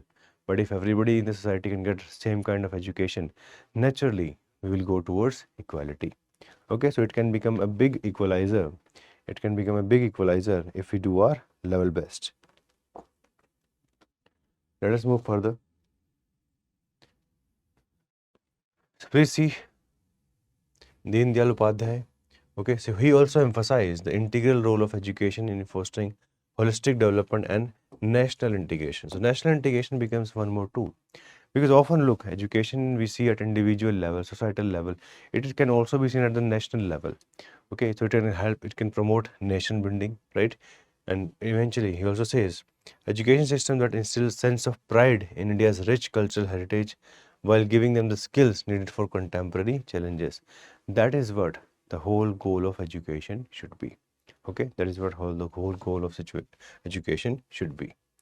Again, we can link Deen Dayal Upadhyay and his idea with the new education policy of 2020. Okay, like this policy believes in holistic and multidisciplinary education, and similarly, new education policy this promotes through integration of art, science, humanities, and even the vocational skill. Value-based education, which can build character, develop moral responsibility, promotion of Indian culture and heritage. So it encourages learning Indian languages, history, art, and culture to foster pride. And finally, the focus is on national integration, which we see because education can play a very big role in nation building, okay, in strengthening the root of a nation. That is exactly what we need to see education for. Okay. Now, UPSC can ask you an essay on this topic also, value-based education. We often say that education has become very mechanical in nature. It is going away from the values. But when we talk about values, values can go both ways. Values can create challenge also for the society, right? That we will see, because it's not like that there are certain values which are universal in nature. Everybody should promote them. There are some human values, but every value cannot become universal in nature, right? That's why we need to be aware about this value-based education. So when we talk about value-based education, we'll discuss about ethical education, character education, care ethics, critical pedagogy, and finally, certain critique also of value education. Let us try to understand this, okay? So please see, if we see Albert Schweitzer, so he argued that education should go beyond academic knowledge, focus on sense of responsibility and empathy towards all life forms, okay, towards all life forms, because human societies have been built, you know, with respect to the Homo sapiens. We don't see things beyond us. That's why he says focus should be on all life forms. Like we have this Roots and Shoots program by Dr. Jane Goodall, which empowers young people to take action in their communities to promote environmental stewardship, animal welfare, and even social justice. So that's what the whole value-based education has been linked to. Okay. So he's a Nobel Peace Prize winning physician and philosopher, and once he paused. So once he paused, so ant was walking by, so he just paused there, just to ensure that his steps do not affect the fly, do not affect the ant. Those kinds of things, okay, those kinds of things shows that I am life that wills to live in the midst of life that wills to live. It's a very powerful thought that you should respect every form of life. Just because you are occupied in your head, you can't do destruction in and around yourself. So this can also be seen even from religious philosophy of Jainism. Jainism believes in ultra level of non-violence. Okay, if you see the monks who follow the Digambar sect exactly as it is from the time of Mahavir, they often put a mask on their face. They do not swallow the life forms around themselves. That's why when you become so caring, that shows that education is really working. education and values are in action at the same time. And that's exactly what we see here, right? The famous philosophy of reverence for life. We are in the midst of everything, and we think that we are the one which are the most important one. And we have taken this decision on our own. The earth has not told us, nobody has told us, but we as humans have taken this decision, and we try to enforce that. And our developmental models have also been a big challenge with respect to this. So we need to be very aware, we need to be very caring. So if we do all those things, probably the outcome is going to be very better. All right, let us move further. So that's why Spiders believe that true education should instill this moral responsibility not just to people but to all creatures and the planet. And he saw this intellectual development as incomplete without empathy and ethical awareness.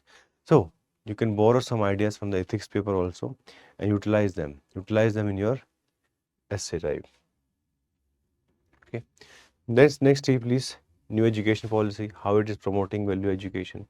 So we see the introduction of ethics and moral reasoning in the curriculum. Okay. Second, community engagement projects are there. Schools are organizing drives like Swachh Bharat Abhiyan, tree plantation. This brings in civic sense and environmental responsibility. Emphasis on emotional intelligence, activities like circle time discussions, okay, time discussions, gratitude generals, and role playing. All of this brings in the focus on emotional intelligence. Last, integration of Indian knowledge system. Certain texts from the past, like Bhagavad Gita, Jataka tales, are used to inspire virtues like self-discipline and reverence. So all these things are being done. Okay, UPSC has asked about new education policy in the ethics paper. Okay, they have, I think, probably asked in the GS2 also. So this can also be asked in the essay paper also. So I would advise all of you to just go through the broad highlights of this new education policy, see the vision with which this policy has come into the implementation, and who has drafted it, what's the broader vision of this. Okay, there can be very good introduction conclusion in this document. So that would be like a value addition, specifically for those students who are preparing for the next year. It's a very good opportunity to go through this document because that will give you a lot of fodder for the essay paper. Okay, specifically for the topic of education, that will improve you. Okay, that will improve you with respect to it. Let us now see further. So when we talk about character education, okay, we have to always see the Gandhiji's philosophy. Okay, Gandhiji's philosophy is revolving around truth, non-violence, and service to others. In fact, if we say take the example of Aksha Patra Foundation, it provides midday meals to underprivileged children to address both hunger as well as education. And this is the major value which you find in Gandhian ethics of selfless service, right? If you see Gandhiji also had a say on education. For him, education was very much linked to moral development, creating self-discipline, compassion in the society. Second, Nai Talim, which was introduced by him, focus on productive work, community service, and ethical values. Where he used to say there should be integration of head, heart, and hand, all three things. And he sees that every teacher is not just there for the sake of studying or for teaching. Teachers are there for the sake of also moral guide.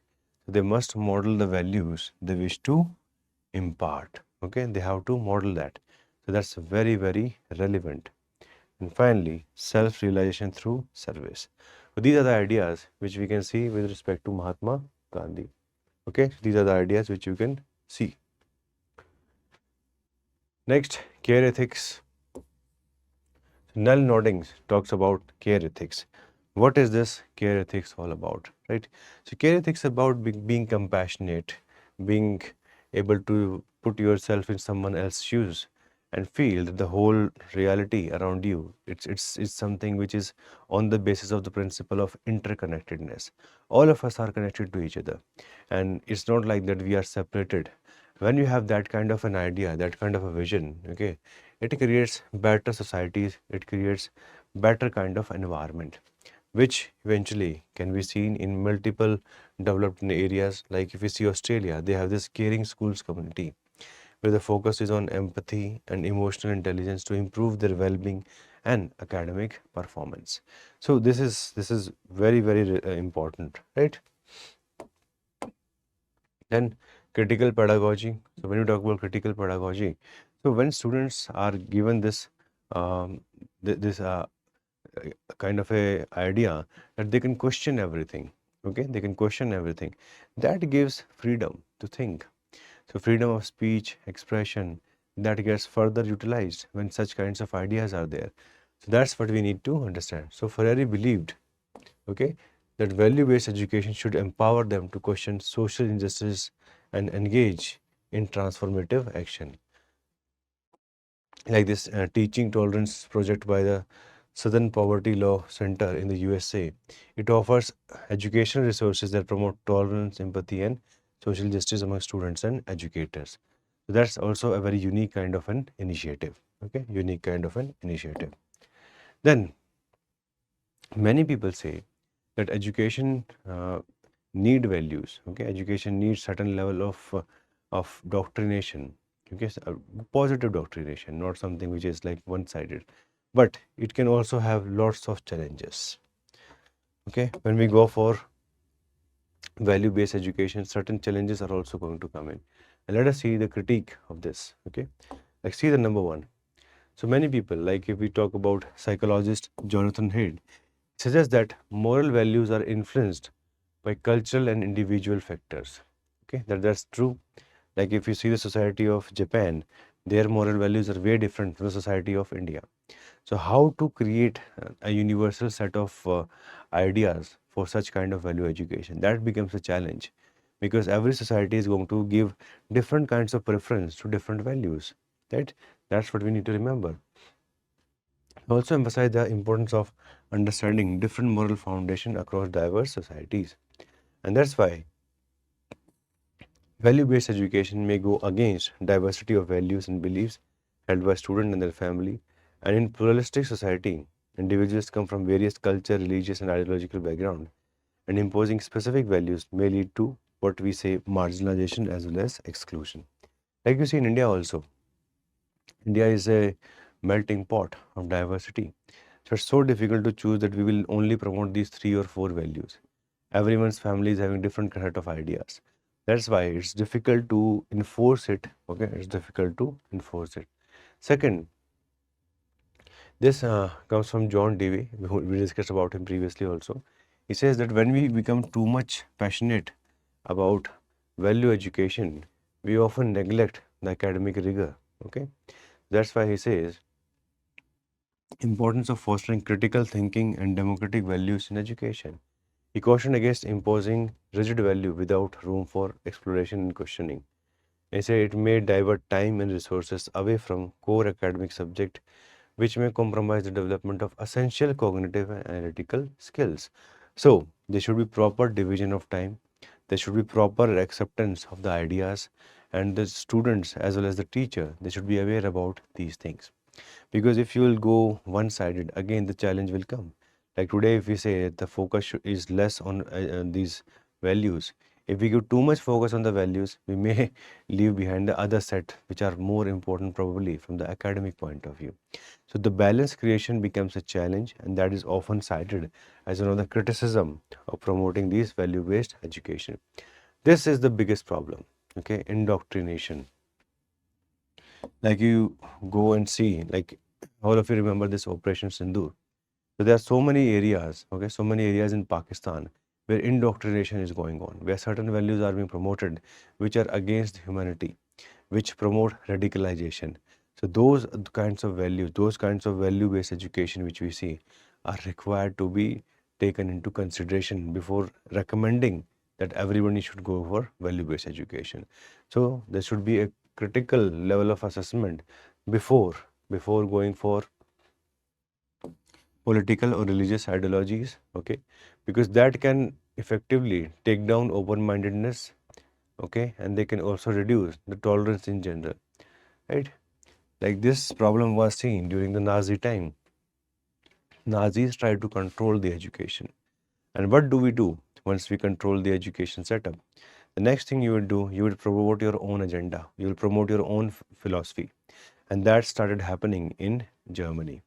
That led to dehumanization, that led to acceptance of the mass murder of Jews. This is the problem with indoctrination. Same has happened in Pakistan also. These terrorist camps that they're having, indoctrination is being done. Okay, they spread hate through these kinds of values which they promote. So we need to be very aware about these kinds of systematic problems which are there, right? Like in certain education systems, value-based may utilize to promote nationalism uncritically, discouraging people from critically examining the government's policies. Okay, and this is what we have discussed about Nazis. Okay, the schools were used to instill loyalty to Hitler and Nazi ideology. Textbook glorified Aryan supremacy, militarism, and nationalism. Critical thinking was discouraged, and dissenting views were suppressed, showing how value-based education was used to indoctrinate rather than educate. This is the challenge. Okay, so there is requirement of a balance. There is requirement of scientific way of also inculcating the values. You can't just say ki just inculcate the values. Then these kinds of values can also get inculcated, which will do even more harm to society than do the any kind of positive things, right? Again, there's a very precarious kind of a situation which is depicted in this famous novel of George Orwell. Okay, the famous novel 1984. He has written many books like the famous Animal Farm, and majority of the theme have always been communism. Okay, so he writes about that. So in this, he serves this as a cautionary tale about the pitfalls of value-based education when it becomes indoctrination. Right? In Orwell's dystopia, the state uses education not to promote critical thinking or moral development, but to instill loyalty, obedience, and even ideological conformity. This is a prime example of value-based education. If distorted, it can lead to indoctrination, right?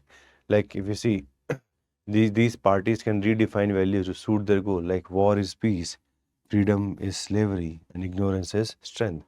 Such kinds of slogans are given, which sound very catchy, but they dehumanize. Okay, they create differences unnecessarily within the society.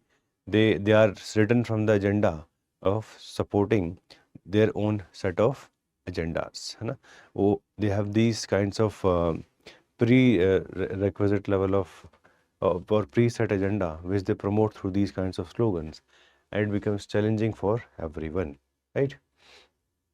With respect to education, there are certain things which we need to understand overall. First of all, as all of us can understand, there should be a middle path. There should be an integration of science and spirituality, right? Like APJ Abdul Kalam, he was an ambassador of this.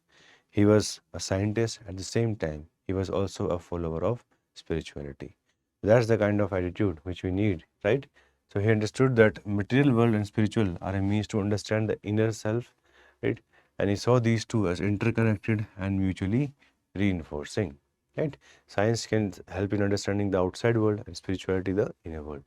Balancing logic and emotion. Aristotle believed in this, that best moral decisions come from a balanced thinking, rational as well as emotional, which today we know as the emotional intelligence. Okay, which we today know as emotional intelligence. Then balancing critical with collaborative thinking, that can also be seen, right? And balancing modern education with traditional wisdom. So S. Radhakrishnan, he was the person who was always talking about best of the East and the West, and that can be exactly seen in his writings also. Okay. Now this is something which we have taken an extract from Bridranka Upanishad, which says that what kind of education do we need? So you can use this for the purpose of conclusion. It's very unique, it's very holistic in nature. So in this they say, from illusion to reality, from darkness to light, from mortality to immortality, peace, peace, peace. Okay, so this is how they are defining the broader kind of part. Perseverance of crow and concentration of swan, light sleeper like a dog, light eater and less involvement Respectful norm matters. These are 5 traits of a good student, right? So the education that we are looking for, has to be very holistic, and we have to become an active partner of it. We have to become an active partner of this, and as a society, we have to think very broadly. This is one of the most famous poem which comes from Rabindranath Tagore, who says, "What kind of India, what kind of world would you like to create with education?" Right?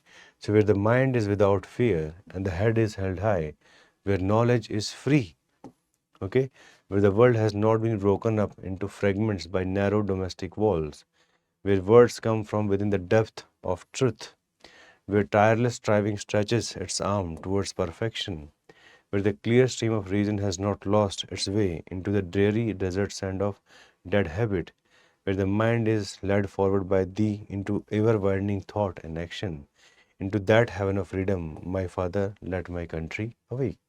So, when you see education, what should be the long-term goal of education for a country? This is a wonderful poem. Okay, this is a wonderful poem which gives us those kinds of aspects. Okay, which gives us those kinds of aspects. Let us now explore the final theme. Okay, this is the broad theme of public administration. In this theme, we will discuss about philosophy of governance and certain associated issues. Let us try to understand it. Okay. So we have seen many PYQs, like with respect to democracy, they've asked an essay with respect to the ideas of Gandhiji and their relevance in the present context. His ideas like Swadhinta, Swaraj and Dharmarajya. All those kinds of questions have been asked by UPSC. So we have multiple personality who talks about how governance should be approached, and people who are in power, what kind of ideas, what kind of set of qualities these people should possess. That's something which we can see here. So let us see. So if we see Plato talked about this in the Republic, and here he presents a metaphorical city-state governed by philosophical kings. So he says, those who govern the people, they should be philosophers. Why? Because philosophers are able to probably understand people better than others. And see here, he says that those who had undergone intellectual and moral education, they were the only one who were fit to rule. And for him, ideal state resembled structure of an individual soul, where reason, spirit, and appetite harmoniously coexisted under the guidance of reason. So he is connecting state to that of a soul of an individual. Next, the Plato's model has been criticized, because of his authoritarian elements. However, his exploration of philosopher king's role underscores the significance of wisdom, virtue, as well as the pursuit of higher truth in general. Like, if we see his ideas, one of the epitome of this kind of an approach is APJ Abdul Kalam. If we see, he was one of the finest president which India had, a person with such strong academic background, a person who was so kind that it appears that if these kinds of leaders would be there, probably the country would develop at a 10 times pace, right? That's what we see here. So in modern times, though never a philosopher in classical sense, we see that this was a person who was with a vision, ethical leadership, scientific temper, and inclusive progress. That's why we need such kind of people. So that resembles the approach which is set by Plato. Next, we have Aristotle, and he talked about this in the text known as Politics. And here he gives his broader perspective, which is a little bit different from the Plato's idealistic philosophy. He talks for a mixed kind of a government, incorporating elements of monarchy, aristocracy, as well as democracy. And he also says, best government depends upon what kind of circumstances are there in a society. So it does not say any one single government is the best. So he also places great importance on the concept of city-state, which was fundamental at that point of time. And he believes that a just and virtuous citizenry is essential for stable and thriving society. So, if we see the approach of Aristotle, he is not just focusing on the people who are governing, he is also focusing on the people who are getting governed and what is their responsibility for ensuring best form of governance. That gives a better kind of a example, and it can be linked with the process of good governance. Then Thomas Aquinas, so he talked about this in Summa Theologica, and he explored the idea of a just government, which is there as per the natural law. And he says rulers are obligated to enact laws that align with moral principles and which can promote common good as well as justice. Okay, so that's something which he believed in. Plus, he also differentiated divine law and the human law. For him, divine law was the serene foundation, okay, which was created by the God as the foundation for human law, which should reflect the eternal principles of divine law and contributes to the well-being of a society. Very similar to this, you will find the concept of dharma in Indian tradition also. The concept of dharma says that there is a universal law, there is a natural law, right? And human laws should be in consonance with that. So the concept of dharma, which we see in Indian tradition, is very much similar to what Thomas Aquinas says in this text, Summa Theologica. Furthermore, he also introduced the concept of just war, which all of us know about, right? Even in Hindu mythology, we have Mahabharata, which talks about the concept of just war. So that's also a prominent concept because among the modern states, military conflicts are a reality and they happen from time to time. So it's a very important requirement to have certain principles which can guide you in those kinds of times where exigency is already there, right? Now, if you see the Sri Lankan economic crisis of 2022, right, mass protests were there, resignation also came of the president, which reflects the breakdown of governance, okay, that ignored the natural law principle of common good, which can be linked with the beliefs of Thomas Aquinas, right? So those kinds of things we can always put a perspective this. Machiavelli is way different from the others. In India, we have Arthashastra, right? And Kautilya provides that kind of a state system. Kautilya talks about Saptanga Rajya theory, okay, the 7 limbs of the state. Similarly, we find Machiavelli also. Machiavelli has written The Prince. He belongs to the age of Renaissance, where there was a rebirth of multiple kinds of traditions, including the Greek and the Romans. So he says effective rulership requires a realistic understanding of human nature. Look, there are two ways of looking at humans. Some feel humans are innately good, others feel the humans are innately bad or they are selfish in nature. So he considers humans are selfish, and that's why leaders should prioritize preservation of the state, even if it means employing cunning and sometimes ruthless tactics. So for him, humans are selfish beings. He also rejects idealistic notions of governance in favor of a practical and strategic approach. That's what we need to remember, right? The best example of this is Otto von Bismarck. Bismarck was the one, right, who was able to ensure unification of Germany in 1870-71. And for the next 20 years, till the time he remained in office, he was probably one of the most shrewd kind of person who lived in Europe, and that's why he's known for his realpolitik. Very skilled manipulator he was, and that's why if somebody has mastered the Machiavelli and Machiavelli's tactics, he is probably the best among them, and that's what we need to remember, and we can remember the example also. Thomas Hobbes, he wrote this famous text Leviathan, right? He is the person who talked about the theory of state, theory of social contract. That's why he says individuals are driven by self-interest and the pursuit of self-preservation. And that's why he says life is inherently anarchic and marked by war of all against all. And that's why he argues for social contract theory, where individuals surrender some of their freedom to a sovereign authority in exchange for protection and establishment of order. And according to him, there should be a very powerful central authority, or what is known as the Leviathan, crucial for maintenance of social stability. That's what he believes in, right?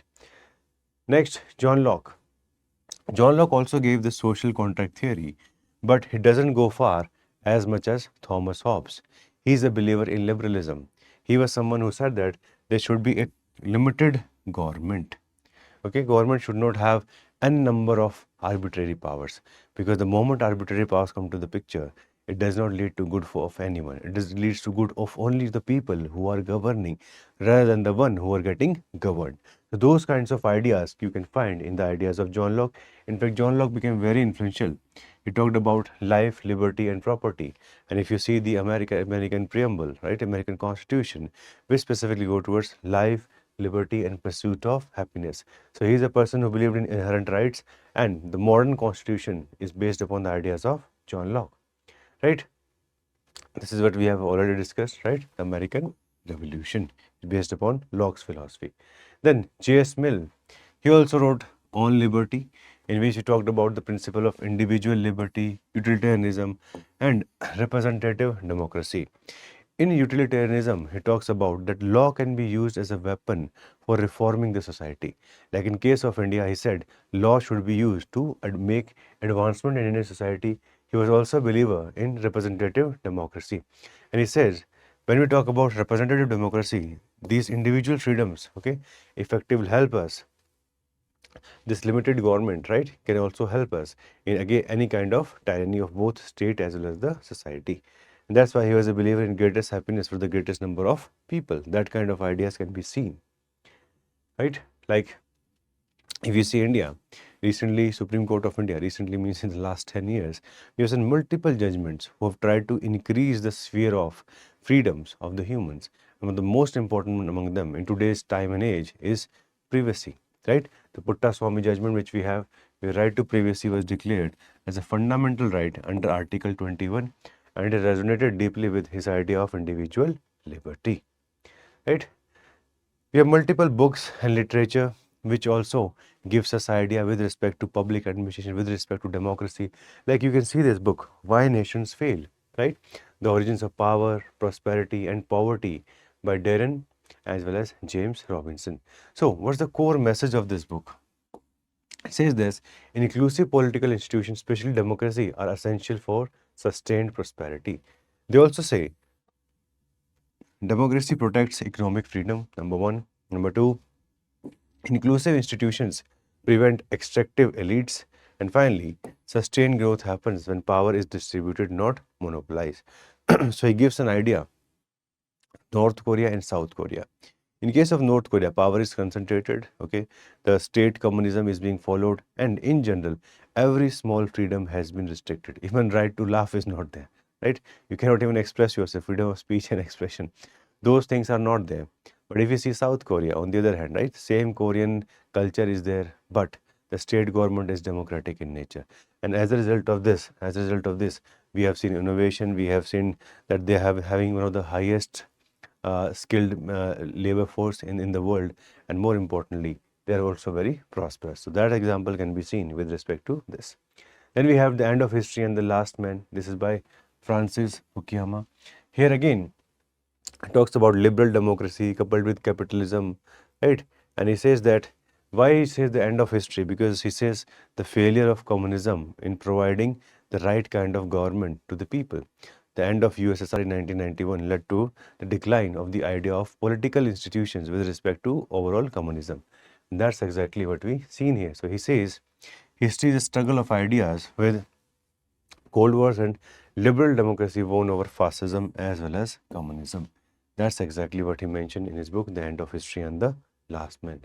Then, in this specifically, they mentions about like the Hannah Arendt talks about the origin of totalitarianism, that when you go for mass conformity, when you stop everyone from enjoying their freedoms, eventually the state becomes too powerful. And such a state is not going to work in the favor of the individuals or the society in general. They will only go for self-preservation. They will only go for the people who are in power. And that is the worst thing that is possible for any country. That's why it is very important to have a distributed kind of a freedom workshop. Then, how democracies die, right? This is also which we see, like how democracies die. What are the early signs? Rejecting any kind of democratic rule, denying legitimacy of opponents, tolerating or encouraging violence, and finally curtailing the civil liberties. This is how we see the beginning of the decline of democratic traditions. Over a period of time, this leads to the complete end of democracy in the society. This is again a book which talks about this. Example is of Venezuela. In Venezuela, their leader, Hugo Chavez, he won in popular elections. Slowly, with the period of time, he became more and more totalitarian, and eventually, we see the complete end of democracy in the country, right? That's something which we need to remember. Then, The Dictator's Handbook. This book also talks about this. We have given you many of these books in order to extract some important data. Like in this, the key ideas is that nominal selectorate, right? Where everyone with some say, like voters, real selectorate, people who actually choose the leader. So they differentiate between them, that who is prioritizing the power in general, who is exercising power in general. So those kinds of ideas are there, and they say politics is not about ideology or public service, it's about staying in power. Those who stay in power, they have only one priority.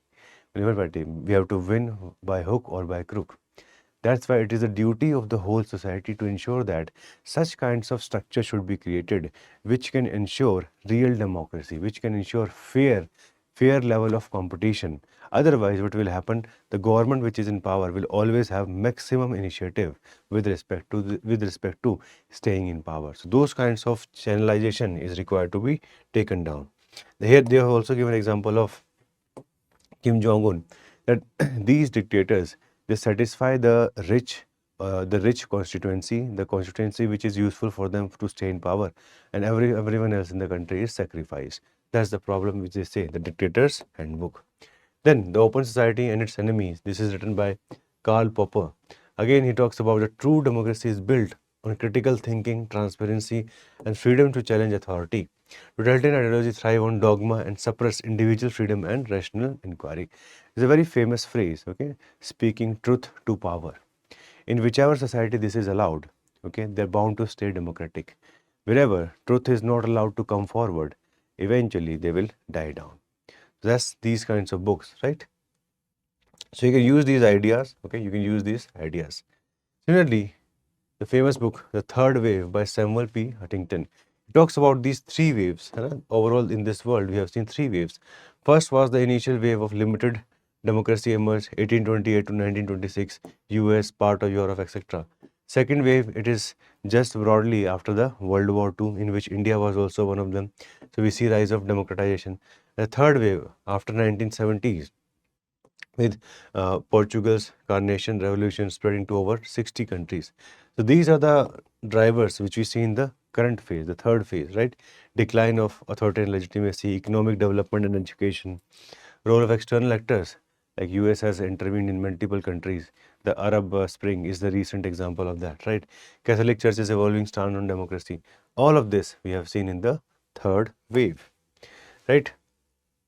So all of these books that we have discussed about, you can just have a broader understanding of them.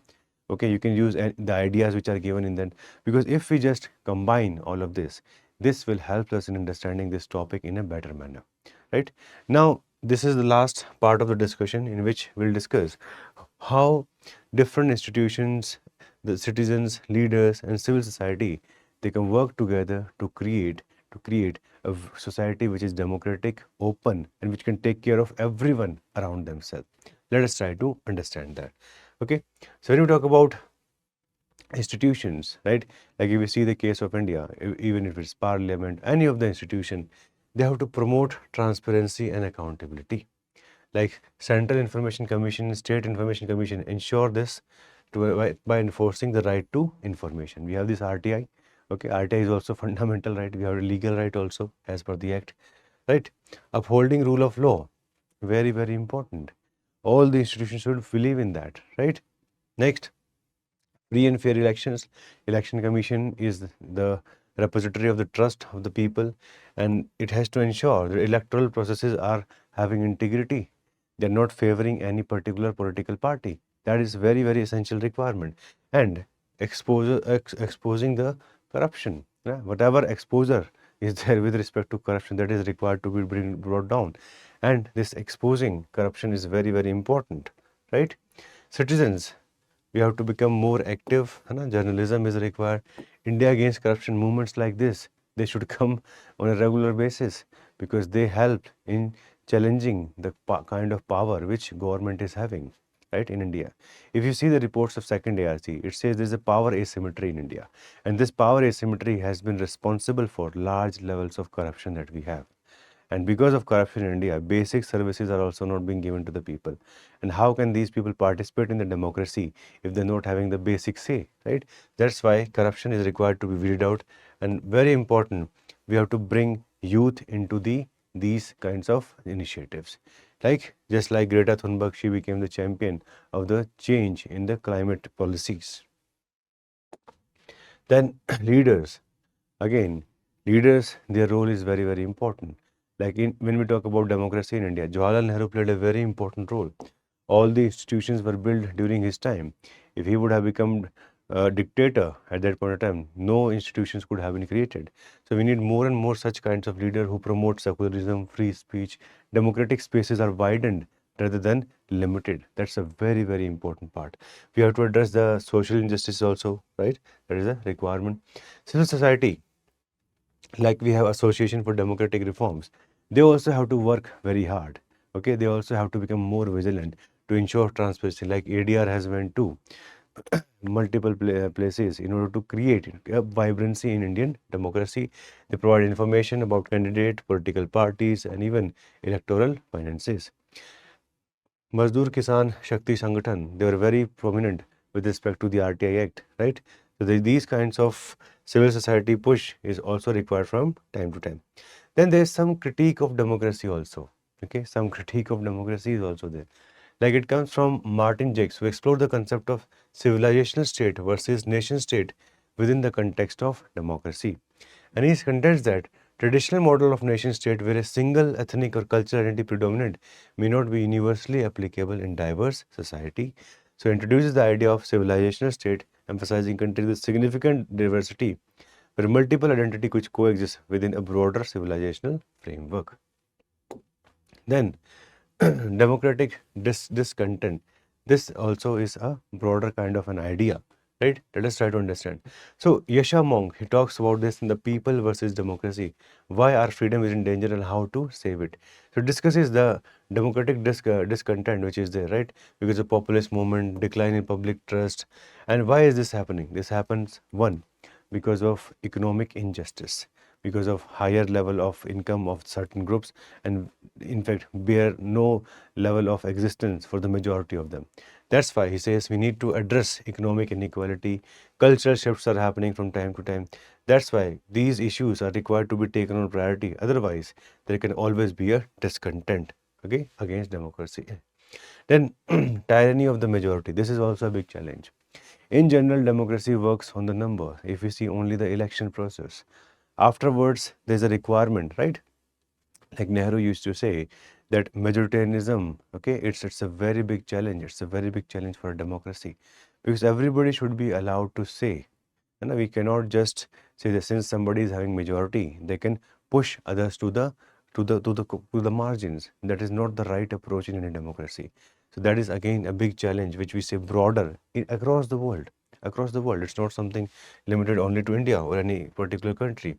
Like Sri Lanka, all of you know what happened in Sri Lanka. Majoritarianism led to civil war, led to the challenges, and it also affected the relationship with India. Then reversals of the Arab Spring, that also shows, right? Reversal offers a critique by highlighting its inherent vulnerabilities. Right, so what happened actually, that Arab Spring was supported by the West. We see the changes happened, but very fragile institutions were there. Whatever institutions were created in hurry or because of the popularity levels which increased during that period, they became down, they went down, and eventually it led to more economic instability also in these areas. So it became very problematic, right? Rise of military power, rise of unnecessary kinds of things has been responsible for the decline. So that's why it's very important to create stable structures, okay? Finally, what can ensure better governance in the world in the future? It has to be a mix of inclusive institutions, active citizenry, free press, liberal democratic values, and most importantly, ethical leadership. When all these things will come together, they're bound to create a very good outcome. Look, we as humans, we always look for improvement, we look for growth. But these things are only possible when we have better framework. Like there's always a debate between India and China. People in China are not having basic rights. Where if we see in India, in general, the basic rights are there, okay, freedoms are there. But the challenge is with respect to ensuring food on the plate of so many people. So in such kinds of systems, we have to improve each and everything from basic life to all the way up to the freedom. Everything is required to be taken care of, and that can only happen with good governance. So here we see like this in this book, Why Nations Fails, that if there are inclusive institutions, countries are bound to become more stronger. Then active citizenry can be seen as the biggest bulwark of democracy, right? Similarly, liberal democratic values. So we need to promote democracy. We need to promote such values and this is not only at the level of the political institutions. It is also from the beginning of the education, right? The education standards, the education quality should also match this. It's very important. Next, free press, right? That's why the freedom of press is so important. Everybody should be able to come out with their viewpoints. Criticism should not be taken only in the negative sense. Criticism often comes for the sake of improving the things, and that is required to be understood by all the governments.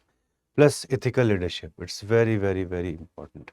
It's only this leadership which can bring transparency, accountability, and the protection of individual liberty, which also improves the soft power of a country. So all these things are the some of the ideas which you need to remember. Look, so far democracy has been the best form of government. We have seen everything. We have seen everything. And if we talk about humans, okay, democracy has been the best probably institution in whatever time we have created these societies. So if we see since the Neolithic period, it has not been a very long time. The Neolithic period starting somewhere around 8000 BC. We are living in the 2000s, right? So it's hardly 10,000 years. In these 10,000 years, what we have seen, democracy has been the best form of government. And that's the only thing which has been working so far. So for the future, we have to improve it, and it can only work with these kinds of ideas. All right. So in this essay marathon series, I was trying to give you the maximum possible information with respect to the paper, with respect to the content, and with respect to what you can think about when you see the essay paper. We talked about the basics in the beginning. We talked about multiple topics. We have seen multiple themes, right? Diverse themes like we have taken the social issues, we have taken certain political issues also, we have also taken the philosophical part also. So multiple parts have been covered. There are certain topics which you need to still learn about, like with respect to science, with respect to spirituality, all those small topics, you can work on them on your own. Because if you will follow this approach, you can score very high marks. Like I also was able to score around 120 to 150 marks depending upon the year, because essay is a little bit of a fluctuating paper, right? It depends upon the subject also which you choose in the paper, because in every subject you will not have mastery, but still at least you can get the average marks which can give you the selection. This is what I was hoping for with this series. Okay, so all the very best to all of you. Please do your level best and try to get the best possible marks by using the frameworks which we have discussed in this essay theme, and thank you for that.